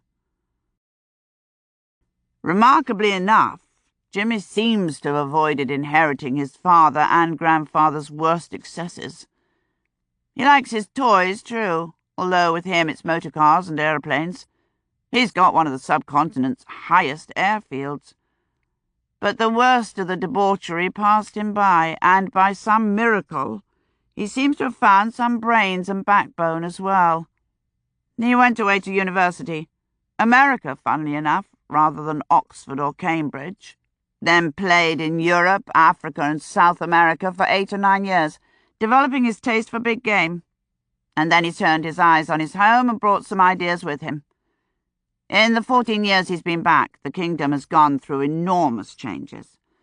Kanpur's already got one of the best programs of sanitation in the country, and Jimmy regularly sends boys out to school in England and America. He has 2 wives and a dozen or so concubines, 8 or 9 children, which are fairly conservative numbers for a man in his position. He's sending his heir to school in England, and spends a certain amount of the state monies on improvements for the people. Schools, water, sanitation. His heaviest personal expenditures, if the word personal has any meaning in a princely state, have been on his zoo, used also for the breeding of exotic game animals, and on the restoration of what they call the forts, 5 miles outside of the city. Actually 2 halves of the old Mogul palace called Old Fort and New Fort, since there's 2 or 3 centuries between them. Jimmy maintains the palace proper in the city where his womenfolk live there, but he seems to prefer the forts. Certainly whenever I've visited Cawnpore, that's where he's been. It's closer to the hunting. He's made friends of most of the high-ranking political officers, and always invites visiting dignitaries for a shoot, generally the kind that ends up with a football field covered with birds, although from time to time he'll take the truly honoured on a tiger hunt with elephants and the lot. He has friends in high places and a genius for combining European sensibilities with traditional Indian warrior virtues. He's a Kshatriya, if that means anything to you. We nodded. The warrior caste was theoretically a step under the priestly Brahminical elite, but in practice they wielded the greater political and economic power, and were twice born as the Brahmins were. So you are saying that the Maharaja of Cawnpore is beyond reproach? Holmes asked. Well, no. I am telling you that to all appearances he is a high-ranking aristocrat, loyal to the crown, stable and forward-looking. What, indeed, I have always regarded him. To all appearances, Holmes repeated. And beneath the appearances? Understand, I have not seen the man since last year's Qadir Cup in March, and I will say that at the time he struck me as being uncharacteristically short-tempered. Nothing extreme, you understand, just general impatience. He clubbed a beater with the weighted butt of a short spear, knocked him out briefly. Beating a servant unconscious was evidently not considered extreme behaviour on the part of a pig-sticker, I noted. Further inquiries this past 10 days have come up with some disturbing facts. Our resident in Cawnpore took ill 4 months ago and hasn't yet returned from England, which makes communication from within the state considerably less efficient than usual. Cawnpore has recently instigated a relatively aggressive border patrol, which is frankly unusual in a native state. Although border guards are by no means forbidden under the treaty, it would have been brought to our attention had the resident been there. One of the neighbouring states has issued a complaint that its Nawab's daughter is missing, stolen into Cawnpore, although from the girl's reputation they'll probably find her in Bombay with a lover. And there have been a number of unsubstantiated complaints concerning the ill treatment of his people. A young man who made speeches in Cawnpore city has vanished, and bizarre rumour has it he's been fed to the Maharaja's pet lions, which is slightly absurd. Another whisper concerns a concubine killed in a fit of pique, which is a rumour I hear at least twice a year from all over the country, that when investigated has proved true once, to my memory. And a rumour of a train from Moscow carrying 3 dismantled German aeroplanes, which went missing at the end of the train line. These are, of course, all things which the resident would have investigated if he'd been there, but added to the Maharaja's visit to Moscow, when we had only known of his being in Europe, and compounded by his invitation to a young man with known Bolshevik contacts and sympathies, then yes, it is time we had a closer look inside the state. I had been involved with this life long enough to hear unspoken messages behind a monologue. I waited for the man to work around to what he wanted of us. Holmes, too, was clearly impatient to hear the man's proposal, and urged him onward with the dry observation, "To say nothing of the matter of 3 dead agents, tortured and robbed of their charms, all found dead within 20 miles of the Cawnpore border." Nesbit grunted unhappily. "You came to this country to look for Kimball O'Hara," he said, then stopped again to reach for the brandy decanter and pour himself a couple of undiluted inches. I was starting to feel positively apprehensive about this. Whatever his point was, he clearly did not expect us to like it much. On the voyage out, this other matter came to your attention, and you brought it to me. Holmes had had enough. Come, man, get it off your chest. Are you saying you wish us to go to Cawnpore for you? Yes, Nesbit said, sounding relieved. But it's not just... Here, let me show you what I'm getting at. He abandoned his drink and went to a low, deep cabinet on the wall, opening one of its shallow drawers and pulling out 2 maps. He cleared the glasses from the table and smoothed the first page out before us. A map of all India, its long triangle heavily marked with irregular blue shapes that covered nearly all of the north and a great deal of the centre, the princely states. I blinked in surprise. I hadn't quite realised how much of the country is in private hands. 1/3 of the land, 1/4 of the people. Native states hold some of the richest agricultural land, diamond mines, key passes into Afghanistan and Tibet. His finger tapped a place heavily marked by topographical lines, orientating us to the whole.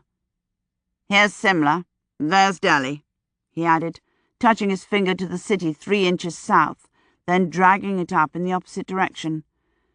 The Afghan border here, Tibet, Kashmir up here, and just below it, looking deceptively small and out of the way, lies Cawnpore. When we had absorbed its setting, he plucked the other map from the floor and allowed it to settle over the first. Where the first map had been a product of some government printing agency, a cooperative effort with more detail than personality, this page was a work of art, a depiction of the northernmost knob of the Indian nation, lettered by a hand both neat and familiar. I bent over it to be sure. Yes, Nesbit said. This is O'Hara's work. It took him 5 years walking every hill and track, counting those steps on his Tibetan prayer beads, recording what he had seen and done each night on the back of a sheet inside his prayer wheel. I had the privilege of accompanying him once, and I've never seen a man more single-minded at the task. 1 year O'Hara spent an entire hot season as a punkawalla, pulling the fan in a wealthy merchant's house, his ear to the wall, listening to everything said inside. When we worked together, I'd see him interrupted time and again by locals wishing a blessing or a piece of news, or wanting to give him food or shelter, and each time he would turn aside and talk, yet somehow keep track of his count, never losing track once. Brilliant man. And beyond being simply a surveyor, he seemed to know just where to ask the questions, precisely how to find the key people, however unlikely they might be. He was...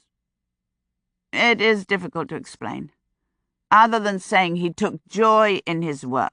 The hill folk saw that joy and interpreted it as holiness. He went everywhere as a monk, and was apparently never doubted, even when he was young. He wasn't like any monk I ever met, but somehow when he put on that red hat you believed him completely. It was something in the eyes. Suddenly Nesbit caught himself, and his handsome face flushed. Sorry, I'm not used to strong drink at these altitudes. I do know what you mean about O'Hara, Holmes reassured him. Did you ever meet the old Pathan horse dealer? Mahbub Ali, of course.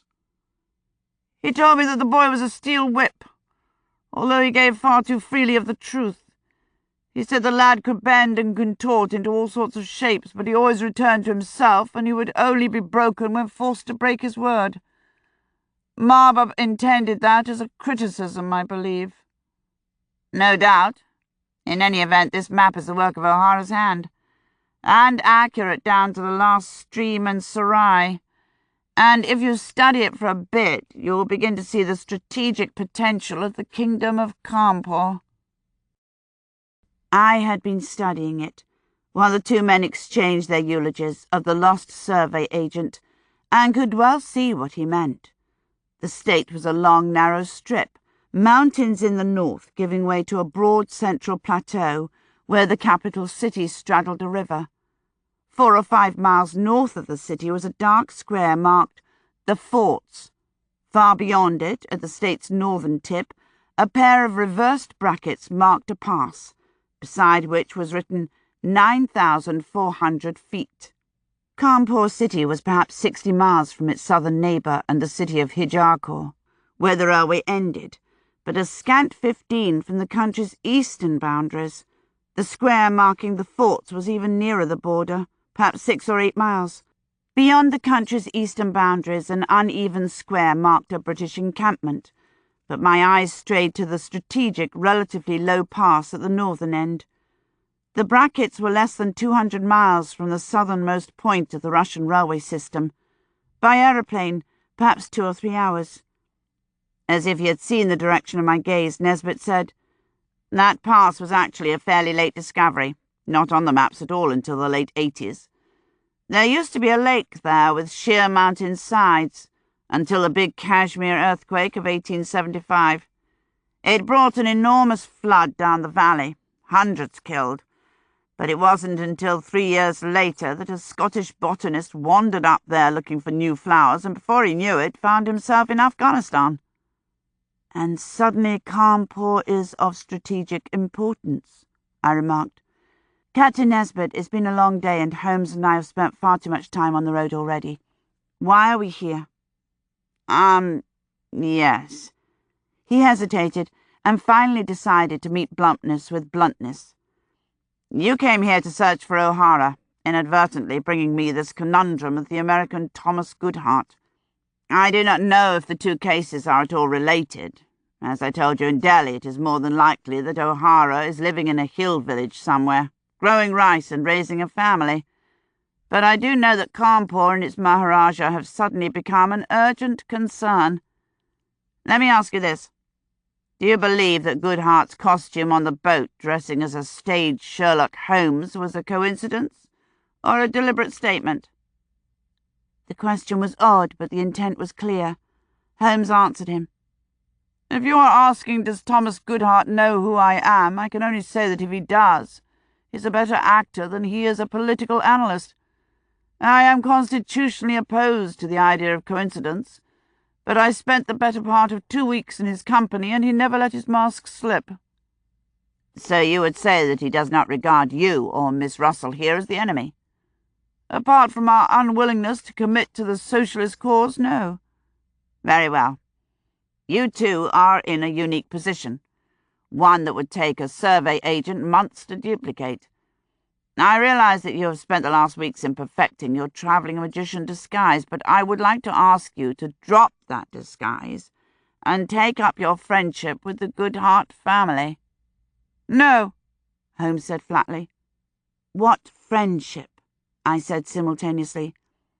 "Acquaintance, then," Nesbit said, choosing my objection as the less intractable. "I believe you more than capable of ingratiating yourselves into their lives to the extent that they would invite you to accompany them to Cawnpore. The girl seemed particularly fond of you, Miss Russell. She mentioned you this morning, with no prompting on my part, I should add." "Fine," Holmes said. "Russell will change back into an Englishwoman and observe the palace from within. Bindra and I will take the more circuitous route, and we shall meet in Cawnpore." This time it was Nesbit and I who spoke at the same instant. "I don't think—" he began. "Look at me," I demanded. "I'm dark as a native. I even blacked my eyelashes for pity's sake. And my arms have burn scars all over them from the cursed fire toss." "That it's a good idea for you to—" "Fire toss?" "The dye will come off, Russell." "Yes, along with most of my skin." "Suffering for the sake of enlightenment, Russell." "And who is Bindra?" Nesbit asked, to no effect. "I never asked for enlightenment. Apart from which, it's my skin that needs enlightening, not my soul." Nesbit finally decided to return to his original objection, and inserted firmly into our bickering. "I don't know that it's the best idea for the two of you to divide up. It might not be entirely safe." "Holmes," I said, distracted by his remark, "have we ever had a case in which you and I did not go our separate ways at one point or another?" He paused to reflect. I believe we spent most of the Colonel Barker spy investigation in each other's company. A minor investigation 9 years ago, I said. No, Captain Nesbit, we generally work separately at some point in an investigation. But this is India, and I shouldn't like to think of a woman. I froze the words on his tongue with a gaze as flat and icy as the Simla skating club rink. Holmes threaded his fingers together over his stomach and studied the ceiling. Nesbit cleared his throat and tried again. I am sure you are remarkably competent, Miss Russell, but were anything to happen to you... Captain Nesbit, what sort of demonstration would satisfy you? Holmes murmured sotto voce, "Swords or pistols at dawn." But Nesbit did not hear him. "I do not require." "Oh, I think you do," I said, and in the blink of an eye the slim little knife I wore in my boot whipped past him and thunked into the bad painting on the wall, parting Nesbit's hair in its passing. He whirled around, stared at the slip of the throwing handle where it quivered between the eyebrows of the man in the portrait, then turned to look at Holmes for explanation. Holmes was now studying his fingernails. Nesbit glanced at me, stood up, and went to look at the knife. After a minute he pulled it out, rubbed at the canvas as if to heal the scar, and brought my blade over to lay it beside my glass on the table. I returned it to its boot-top sheath, and we looked at each other. "Very well," he said. "I stand corrected." "I still don't want to go with the Goodharts," I told him. Holmes spoke up. "I think you should." "Oh, God, Holmes, why don't you go with Sunny and her mamma? I'll stay behind and teach Bindra the fire toss." "Who the deuce is this Bindra chap?" Nesbit demanded. "Our general factotum," I told him. "Sorcerer's apprentice," Holmes amplified. "No, if one or the other of us needs to go with the Goodharts, it should be you. Even if it was not Goodhart who tried to kill me, he would be more closely guarded around me than he would be with you. If," he added, "you can refrain from demonstrating your extreme competence with him as well." I thought about it. If O'Hara had been killed or was being held prisoner inside Cawnpore, evidence would be somewhere within the palace. And having one set of ears inside, the other in the town outside the walls, I had to admit greatly increased our chances of hearing something. I should much rather be with Holmes than with the Goodharts, but my own preferences could not be a primary consideration here, and it need only be for a few days before I rejoined Holmes. I looked down at my arms, trying not to think too closely about the coming ordeal. "What can we do about my colour?" I asked. "And I shall have to have something other than homespun salwar kameez to wear." "I brought with me the things you left at the hotel," Nesbit told me, "and I have the necessary bleaching materials for your skin and hair." "Very sure of yourself, weren't you?" I said, but he was not about to repeat his mistake. "Merely relying upon your professionalism, Miss Russell." His boyish grin was irresistible.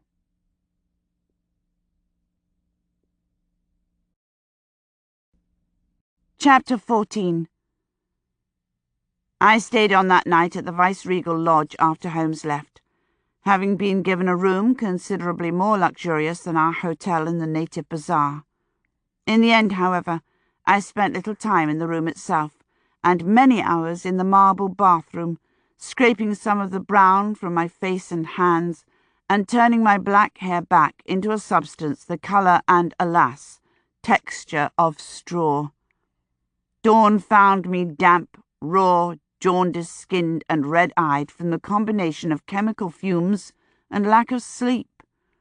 And because Nesbit and I agreed that the fewer people who witnessed this transformation the better, I saw no servants until one brought me a breakfast tray at 7 o'clock. He was followed shortly by Nesbit, who apologised for the early hour, and ushered in a pair of the staff carrying not only my things from Simla, but the bags I had abandoned in Delhi. "I see the hotel didn't burn to the ground," I commented. "Coffee?" Thank you. And no, it was but a smoky collection of oil-soaked rags in a cellar stairway. The alarm was the thing. If we assume that the fire was deliberately set and aimed at you two, yes. However, even if it was not an accident, that same stunt has been pulled at 2 other hotels in the past year. An hotel emptied of fleeing foreigners makes rich grounds for a burglar. I handed him his coffee without comment. The Goodharts plan to leave for Cawnpore today, he said. But when I set down my cup with alacrity, he added, However, I fear they will find that their porters are infected with the current intransigent attitude of the Indian working classes and are holding out for more pay. You talked the workers into going out on strike. A gambit Mycroft would be proud to claim. Not precisely, but one of my agents filled their ears with sedition, and incidentally their bellies with strong drink, leaving them too hungover to work. He was good. His humble smile told me that he knew it. They shall be fully restored to the Maharaja's services by Monday. That gives me 2 days in which to ingratiate myself. Should be plenty. Thank you. I have also arranged for a Durzi to come here and provide you with 2 or 3 new garments for your time in the palace, and a shoemaker waits downstairs to measure your feet. My toes cringed in anticipation of the native craft, but there was always the leprous footwear and a pair of formal slippers in my bags if I needed those. He drained his cup, preparing to leave, but first I had a question. What did you mean yesterday? That O'Hara counted his steps on Tibetan prayer beads. Oh, yes. It's a thing the pundits do when surveying. The standard Tibetan prayer beads hold 108 beads, along with 2 subsidiary strings of 5 each. If one removes 8, the rosary appears the same, but an even 100 becomes quite useful for survey purposes. 1 bead for each 100 steps. 10,000 steps to a circuit. With the side beads, a man can survey a small country, assuming the length of his steps is unchanging. I see. I tried to imagine keeping track of steps while carrying on a conversation and maintaining perfect distance on each stride. I failed. When Nesbit left, he took with him the debris from the enlightenment of skin and hair, so as not to provide fodder for below-the-stairs gossip. As I struggled to bring my straw-like mane under control, I made a mental note to purchase some sort of oil in the town to keep the strands from snapping off entirely. A short session with the white-bearded Durzi, choosing samples and lending him some of my clothes to copy, and a shorter session with the shoemaker. Then I was off to town.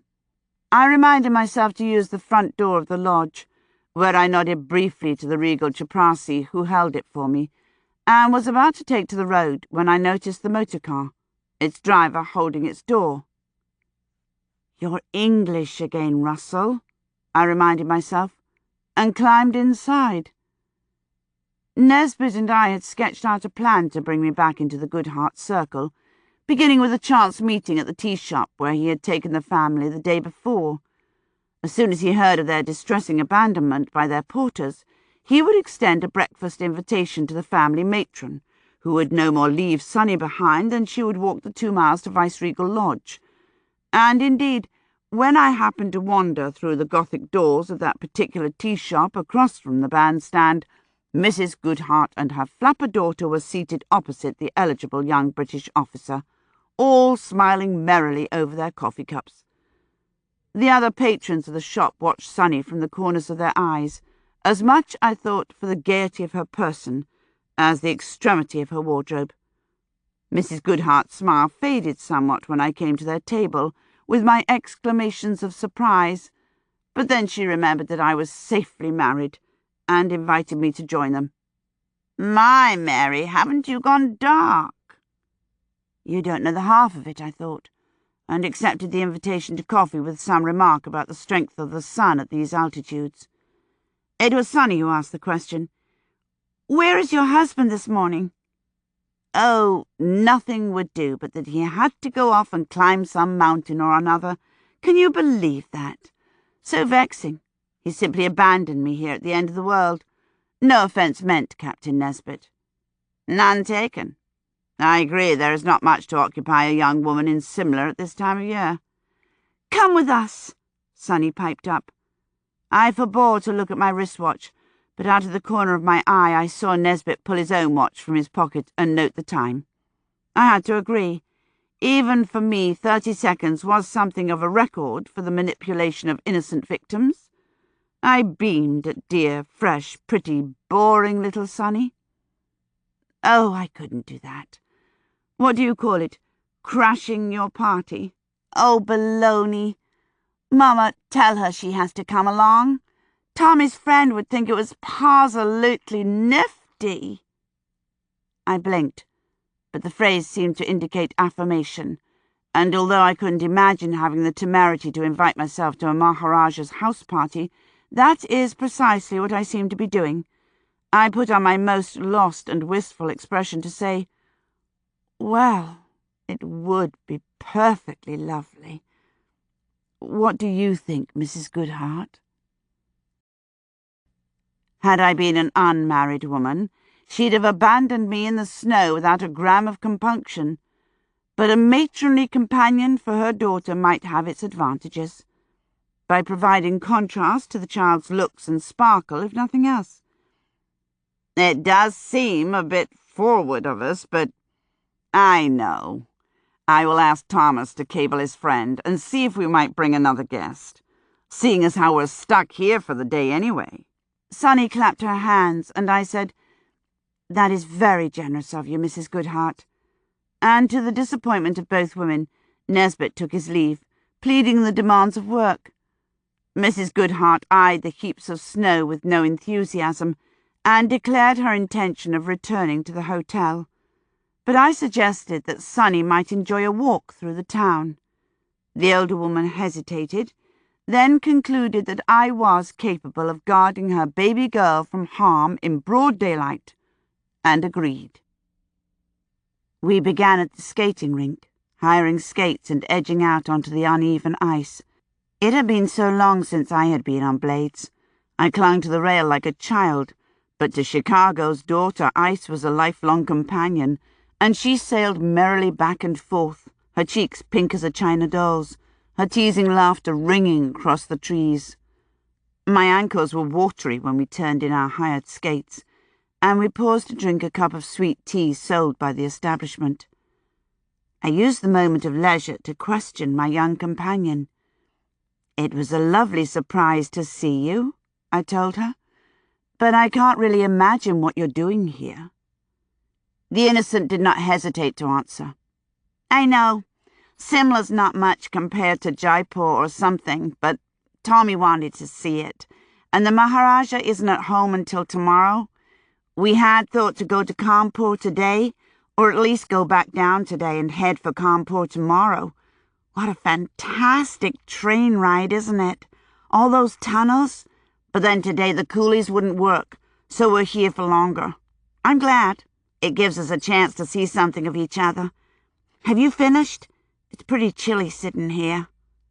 We returned our cups, and Sonny tucked her arm into mine as if we'd been friends for years. I have to say, it's absolutely fantabulous of you to have found something that I can do better than you. I'll bet you planned it out. What on earth do you mean?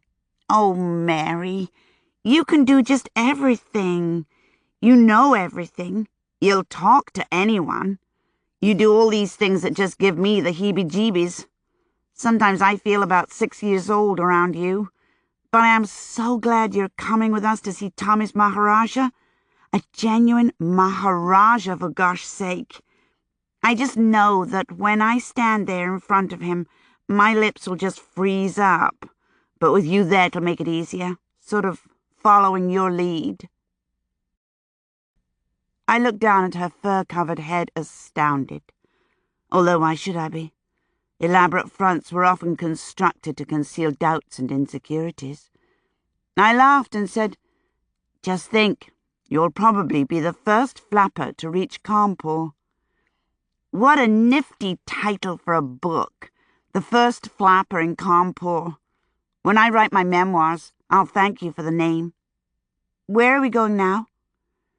Shall we take a look at the native bazaar? There would be no chance of stumbling across Holmes.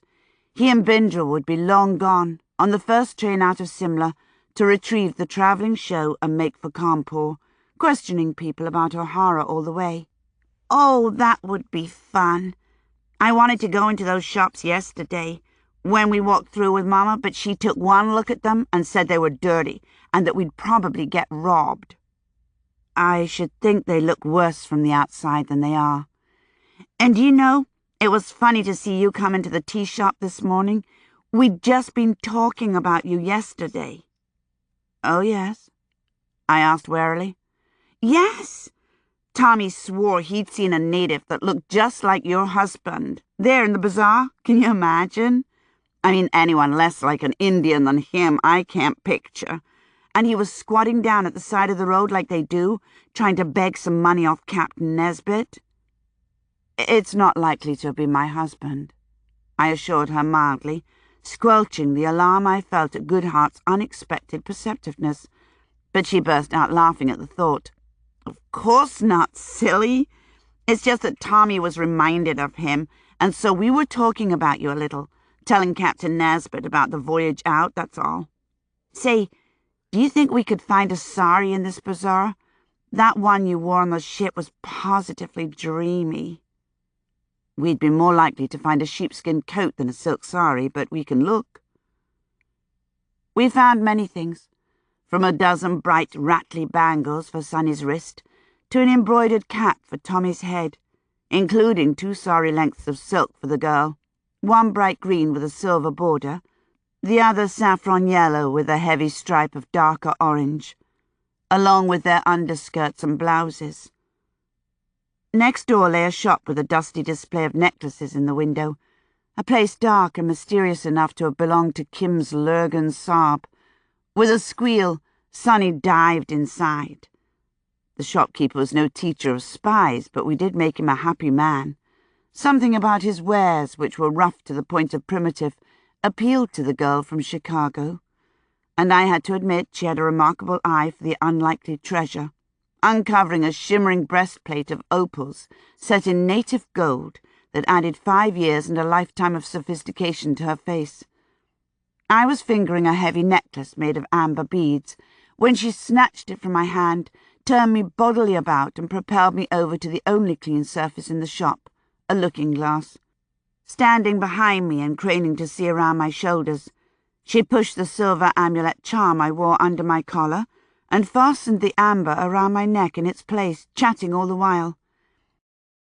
I don't know why you wear that funny old thing. It's nowhere near as nice as some of the pieces you wore on the boat. There, that's better, she said, and exclaimed, Oh, Mary, amber is so tasty on you. Don't be ridiculous, Sonny, I said, reaching behind my neck for the clasp. She slapped at my hands and urged me at the glass. I mean it, Mary, look. I looked and saw a pale-haired, scrubbed-looking woman transformed by a wealth of baroque colour riding her collarbones. The uneven stones of the necklace graduated in size from cherry pit at the top to a baby's fist at the centre, with a deep and cloudy orange of good amber, with tantalizing slices of shimmering clear stone twisted through them. It looked like nothing I would wear. That, in truth, was a great part of its appeal. Nevertheless, I reached up to unfasten the clasp and handed it to the man. Sonny, however, grabbed it first and dropped it beside the bangles, the opals, and the other pieces under whose spell she'd fallen. We'll take all of these, she told him. We'll take none of them, I corrected her, and when she began to sputter in indignation, I turned to the man and started the age-old bargaining rituals of the East. In the end, I beat the price down so that the girl had the amber for nothing and saved a third of his original price on the opals. Pleased, she gathered up the heavy orange beads and pressed them into my hands. I protested and tried to give them back to her, but when she started to look hurt, I thanked her and subsided. While she was making arrangements for the delivery and payment, I opened my fingers and gazed at the necklace. A gift from a rich girl to a new friend she imagines to be comparatively poor, although she is not. A rich girl whose brother is the subject of that friend's suspicions. A girl whose brother may have tried to kill the friend and her husband. A rich girl who is even now being used with cold calculation by her friend. Amber, when warm, gives out a faint aroma, the odour of slow time. I put the spilling double handful up to my face and inhaled its trace of musk, laced with the tang of betrayal. Sonny Goodhart gave me the necklace because it looked pretty on me. I accepted the gift because it would remind me of consequences. We took lunch at one of the restaurants facing the mall, and afterwards walked up for a look at the shivering monkeys on Jacko before I led her back to their hotel. There we found that Thomas had sent a telegram to Cawnpore and had already received a reply. Yes, I should be welcome to join the party. I told Sonny I would have my bags brought to their hotel first thing in Monday morning, trusting that the porters would have settled down from their insurrection and would be willing to take to the road, and before anyone could ask where I was staying, I invented an almost missed appointment and hurried away. My steps dawdled through the shambling lower bazaar, however, my fingers playing with the warm beads in my pocket, as my mind went over and over the episode in the shop. It was the thing I liked least in all the requirements of this odd investigative life which I had entered when I became the partner of Sherlock Holmes, the need to use and manipulate the innocent. At times, the means by which we reached our end left a most unpleasant taste in my mouth. I spent all of Sunday wandering the mountains above Simla, ostensibly asking questions about Kimball O'Hara, but in fact merely enjoying the glimpse of a new world. I hiked the lanes past native dwellings stacked on top of each other, around furniture shops and blacksmiths spilling out onto the road, dodging mountain people with huge tangles of firewood or anonymous bundles across their shoulders, balanced on their heads, or worn in long kurta baskets slung between their shoulders. Craftsmen sawed and hammered, infants tumbled, and schoolboys played a Himalayan version of cricket. A mountain of immense deodar logs had been built outside of the town, and on its peak sat a lone monkey, looking very cold. I was more of a stranger in this remarkable land than the simian was, and I prized every moment of the experience, particularly when, once away from the centre of the town, the beggars became thin on the ground, and I could look the residents in the eye without fearing the outstretched hand. I found no word whatsoever of O'Hara, and got back to Viceregal Lodge when the sun was low against the western hills, footsore, light-headed from the long exertion at that altitude, and yearning for many cups of hot tea. The tea was provided within moments, and as the man was leaving he said, "Madam, the Dersey and the shoemaker are at your convenience. When you wish to see them, please ring." I had forgotten all about them, and frankly was not looking forward to the interviews, since I did not expect that anything they had produced would be wearable in any but a last resort. But obediently, when I had drunk my tea and scrubbed away the worst of the day's dust, I rang the bell and prepared my words of polite thanks. But the Dersey was a magician. Open-mouthed, I looked over the wares he spread out on the chairs of the anteroom. 2 of the blouses appeared identical to one I had given him for copying, but 3 others, while cut to the same size, had clever details of cuff and front that the original had not. The 4 skirts he proffered were similar variations on a given theme, and my thanks and praise had no element of polite sham. And then, with a curious air of humble pride, he had his assistant produce the last garments.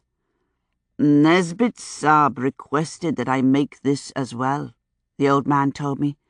"He said, if the lady does not wish it, that is of no matter, but it is best she have the choice." What he spread out on the stuffed sofa was a classic salwar kameez, only far, far more formal than anything I'd seen on the streets. Voluminous trousers, gathered at the ankle into stiff embroidered cuffs, matched the knee-length tunic, which was worked with intertwined patterns of beaded embroidery along the neck and down the buttoned placket, as well as following the 2 long seams that ran up the front and down the back. With the shirt and trousers came a breathtaking cashmere shawl, woven of whisper-fine wool and heavily embroidered with silken arabesques, so beautiful my rough hands could not keep from caressing it. The old Dursley's eyes warmed at my response, and he told me it was his wife's work, then demonstrated how it was worn. The ensemble was even more stunning than the sari Holmes had bought in Port Said, and every bit as graceful, with the inestimable advantage of leaving its wearer able to walk, sit, and even stretch out her arm for something without the risk of sudden nudity. I embarrassed him with my praise, and when he had left and the shoemaker come to show me what he had done, I vowed to appoint Geoffrey Nesbit my permanent lady's maid. 3 offerings, all as comfortable as an old pair of moccasins, 1 formal pumps, 1 sturdy oiled leather hiking boots, the other a close facsimile of my leprous shoes, only in a deep and delicious shade of brown. He had even brought a small leather handbag that matched the black pumps. Riches. I spent the evening trying on and gloating over my new wardrobe, and slipped between my lavender-scented sheets with a smile on my face, while Holmes, bundled against the cold, lay somewhere on the road west of Calcutta. First thing on Monday morning, the good hearts and most of the hotel staff were gathered in the forecourt of the grandest hotel in Simla, overseeing the loading of enormous quantities of luggage from door to Tonga's. Why hadn't they left the bulk of their things in Delhi, or shipped them ahead to await their side trip? But I didn't ask, merely offered to take 1 or 2 of the trunks in my Tonga and meet them at the railway station. I ended up with 3, along with 4 hat boxes and a rolled carpet. Similar activities at the Simla station made me glad that one of my trunks had vanished into the Red Sea, and by the time we had gone through the same rituals in Calcutta, shifting to the larger gauge train, Mrs. Goodhart wouldn't hear of allowing the porters to do it unsupervised. One would swear she had the Kohinoor amongst her bags. Then twice in Umballa, from train to hotel in the evening, then back again the following morning, I was thoroughly sick of every trunk, bag and hat box in the collection, and tempted to stand up with a small bag holding my new clothes, comb and toothbrush, forswearing the burdens of civilization.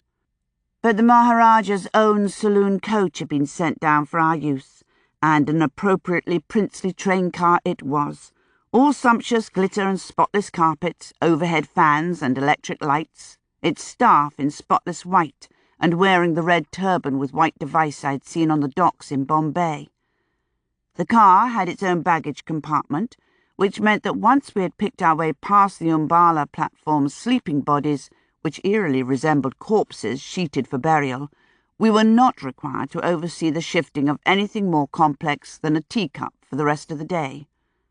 I settled into my armchair with a sable-lined travelling rug over my knees, and prepared to be pampered. Mrs. Goodhart, having spent the past 24 hours labouring heroically to maintain Yankee order in the face of Oriental chaos, collapsed onto a softly upholstered sofa, where she allowed Sunny to prop up her feet and slip off her shoes under cover of her own fur rug.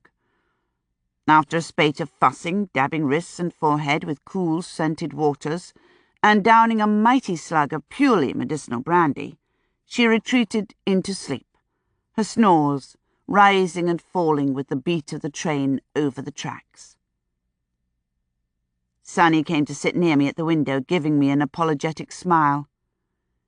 "Your mother is finding India a challenge," I observed. "She's not used to letting other people do things for her." I lowered my voice so that her brother seated at the other end of the car with a book might not hear us. "I'd have thought your brother could help a little more." "He's pretty preoccupied," she replied, which was both an agreement and an excuse. "By what?"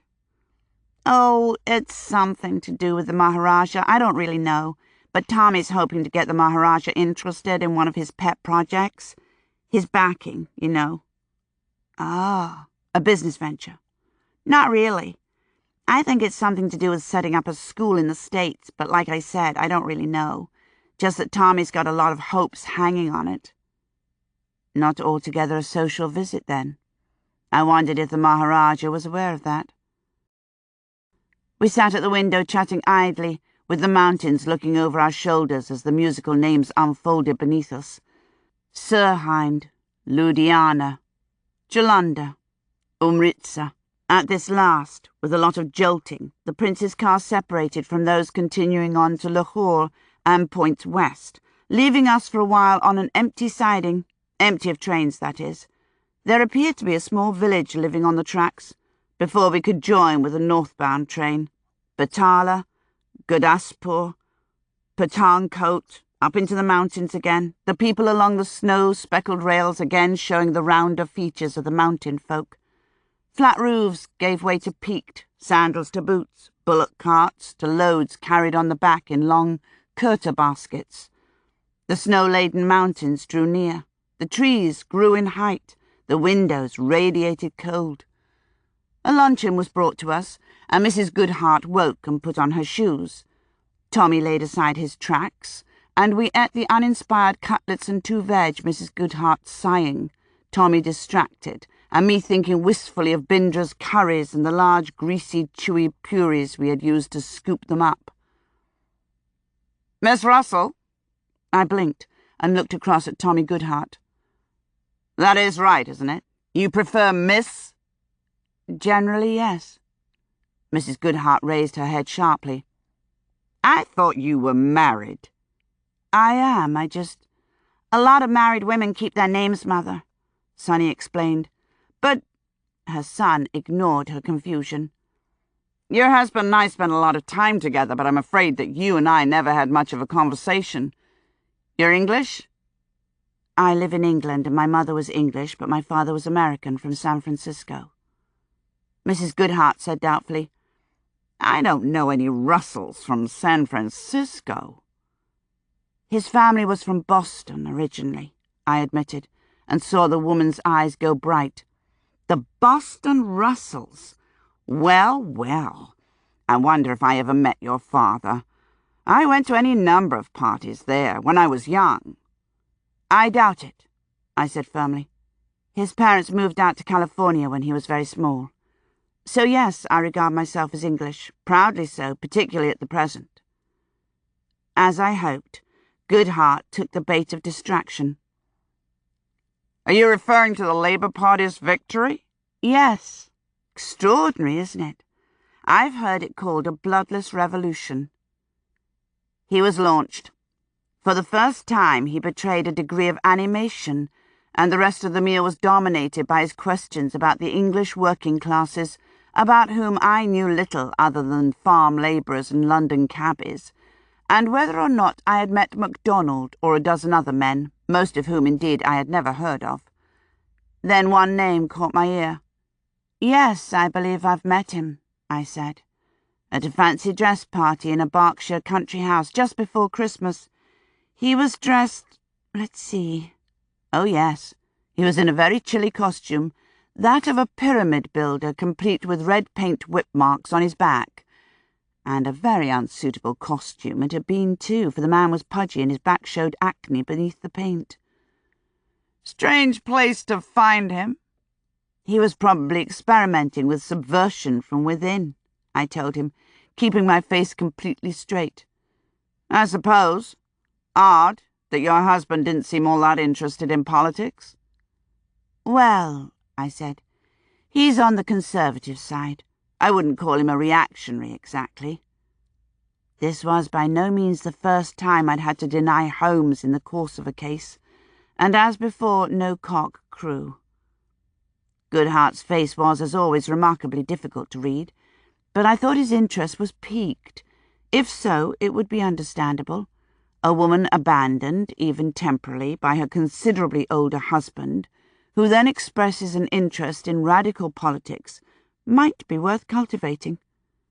I still couldn't tell if he knew who Holmes actually was, But if this young man had indeed tried to murder us in Aden, separating myself from Holmes in his mind might stop him from pulling another balcony down on my head in Cawnpore. Mrs. Goodhart, however, was not pleased at what she perceived as the intimacy of our glance. She fixed me with a sour gaze and demanded that Thomas search out a deck of cards. I subsided and went back to my window. At long last the train slowed and sighed and came to a stop.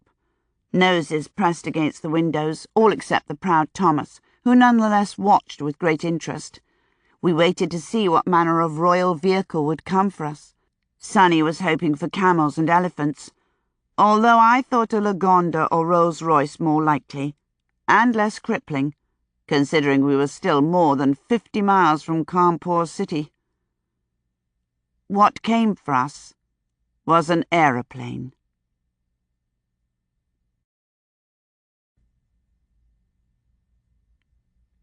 Chapter 15. We heard it first, above the shouts of the coolies and the dying huff and hiss of steam from the engine, a rising and directionless mechanical presence among the wooded peaks. We peered and craned our necks. Thomas Goodhart no less than the lowliest of coolies, and then suddenly the noise had a source as a wide pair of brightly painted red and white wings shot from behind a hill and swept in our direction. It dropped so low above the train station I could see the distinctive corrugation of its siding, although even its elegant shape identified it as a product of the German Junkers Company, building passenger aeroplanes now that potential warplanes were forbidden to them. This one wagged its long wings over our heads in passing. It flew on south for a minute or so, before rising sharply into a high turn, then dropping down to come back at us. Children went scurrying, not, as I thought, in terror, but to slap and shove a pair of cows from a stretch of nearby road. As soon as the beasts had been encouraged from the track, the aeroplane aimed itself at the roadway, touched down lightly, and taxied up in our direction, coming to a halt before the nearest telegraph lines a quarter of a mile away. Its propeller coughed to a halt, and in a minute a man kicked open its door and jumped from its wing to the ground. Thomas Goodhart's reaction made me look at the approaching figure more closely. The young American straightened and started down the road, walking more briskly than I had seen him move before. When they came together, the pilot grabbed Goodhart's hand and pumped it, slapped his arm and continued towards us. The coolies and tonga drivers paused in their work. The railway workers turned to watch. This could only be the Maharaja of Cawnpore come to greet his guests. He bent over Mrs. Goodhart's hand, not quite kissing it. "Mrs. Goodhart, thank you for gracing my home with your visit. I feel as if I know you already. Tommy's spoken of you with such affection. And you are the sister, Sybil. Welcome, Miss Goodhart." He took Sonny's outstretched hand before turning to me. "And Mrs. Russell, you too are welcome. Any friend of Tommy's? I'm glad he felt free to ask you." Not that Thomas Goodhart had done anything more than bow to his mother's pressure, but I wouldn't mention that, not to a man with eyes as filled with speculation as his. I merely thanked him, laid my fingers briefly within his hard hand that bore the distinctive callus of reins, and pulled away. His Highness was not what I might have expected in a Maharaja, and further removed still from the folksiness of a Jimmy. A small man, shorter even than Nesbit, and, I thought, irritated at being forced to look up into my face. The Maharaja resembled an Oxford undergraduate, the athlete rather than the aesthete, with fashionably bagged trousers, a white knit pullover, and an astrakhan cap pulled over black hair. His lower lip was full, a faint intimation of the family habit of debauchery, and his dark eyes were lazy with the same self-assurance I had seen in the photograph on Nesbit's wall, speaking of a bone-deep aristocracy that relegated the House of Windsor to the status of shopkeepers. This was the most important man in his particular world, and he assumed those around him agreed.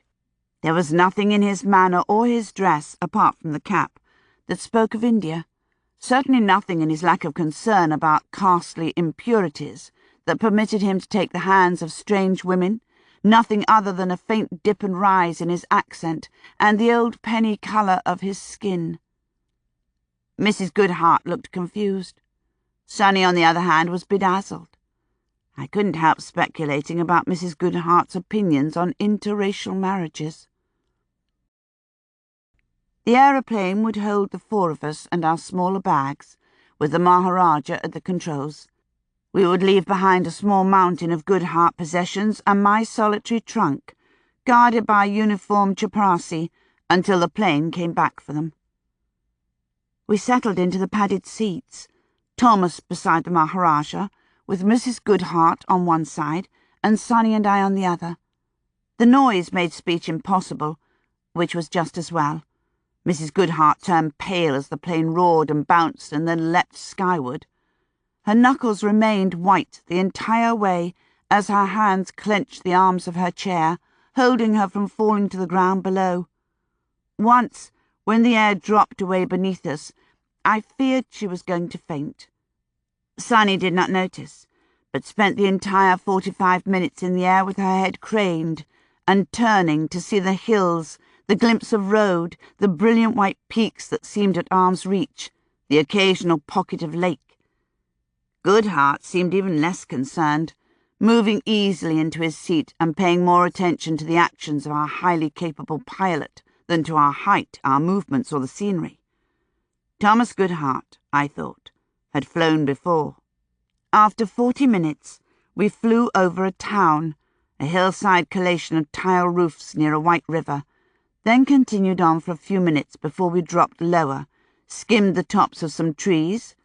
Mrs. Goodhart moaned and squeezed her eyes shut, and then set down smooth as cream on a wide, long tarmac runway, taxiing along it to a wide shed, in front of which waited 2 motor cars and several men. The landing strip even had lights marking its sides, I noticed. Near the hangar at the southern end were tied down a small fleet of aeroplanes, 6 in all, ranging from a battered RAF fighter plane to an enormous 3-engine thing with wings that must have stretched nearly 100 feet. It looked as if it had just come from the factory and was still sheathed in gleaming metal, not yet having received the red and white paint that covered the others. Its sides, I saw as we flashed past it on the landing strip, were corrugated like the one we were in, the same distinctive duralumin siding of the Junkers Corporation. The bigger version probably had a flight range of 700 or 800 miles. A person would be well inside Russia before having to refuel. We slowed and made our turn, little more than halfway up the long macadam strip. The northern end of the runway rotated slowly past my window, affording me clear view of the 5 substantial warehouses or go-downs facing one another across the tarmac. For a Maharaja's plaything, the airstrip was a serious affair. For someone storing goods best kept out of the British eye, those go-downs were ideally placed. I itched to see inside at least one of them, but all 5 doors were shut tight and appeared locked. I craned my head against the window glass until they had disappeared behind us, then subsided into my seat like a good guest, waiting to disembark at the formal southern end of the field. The engine died and the propeller kicked to a halt, leaving our ears ringing furiously in the silence. "Welcome to Kanpur," our pilot announced, and opened the door with a flourish. Mrs. Goodhart needed assistance across the wing and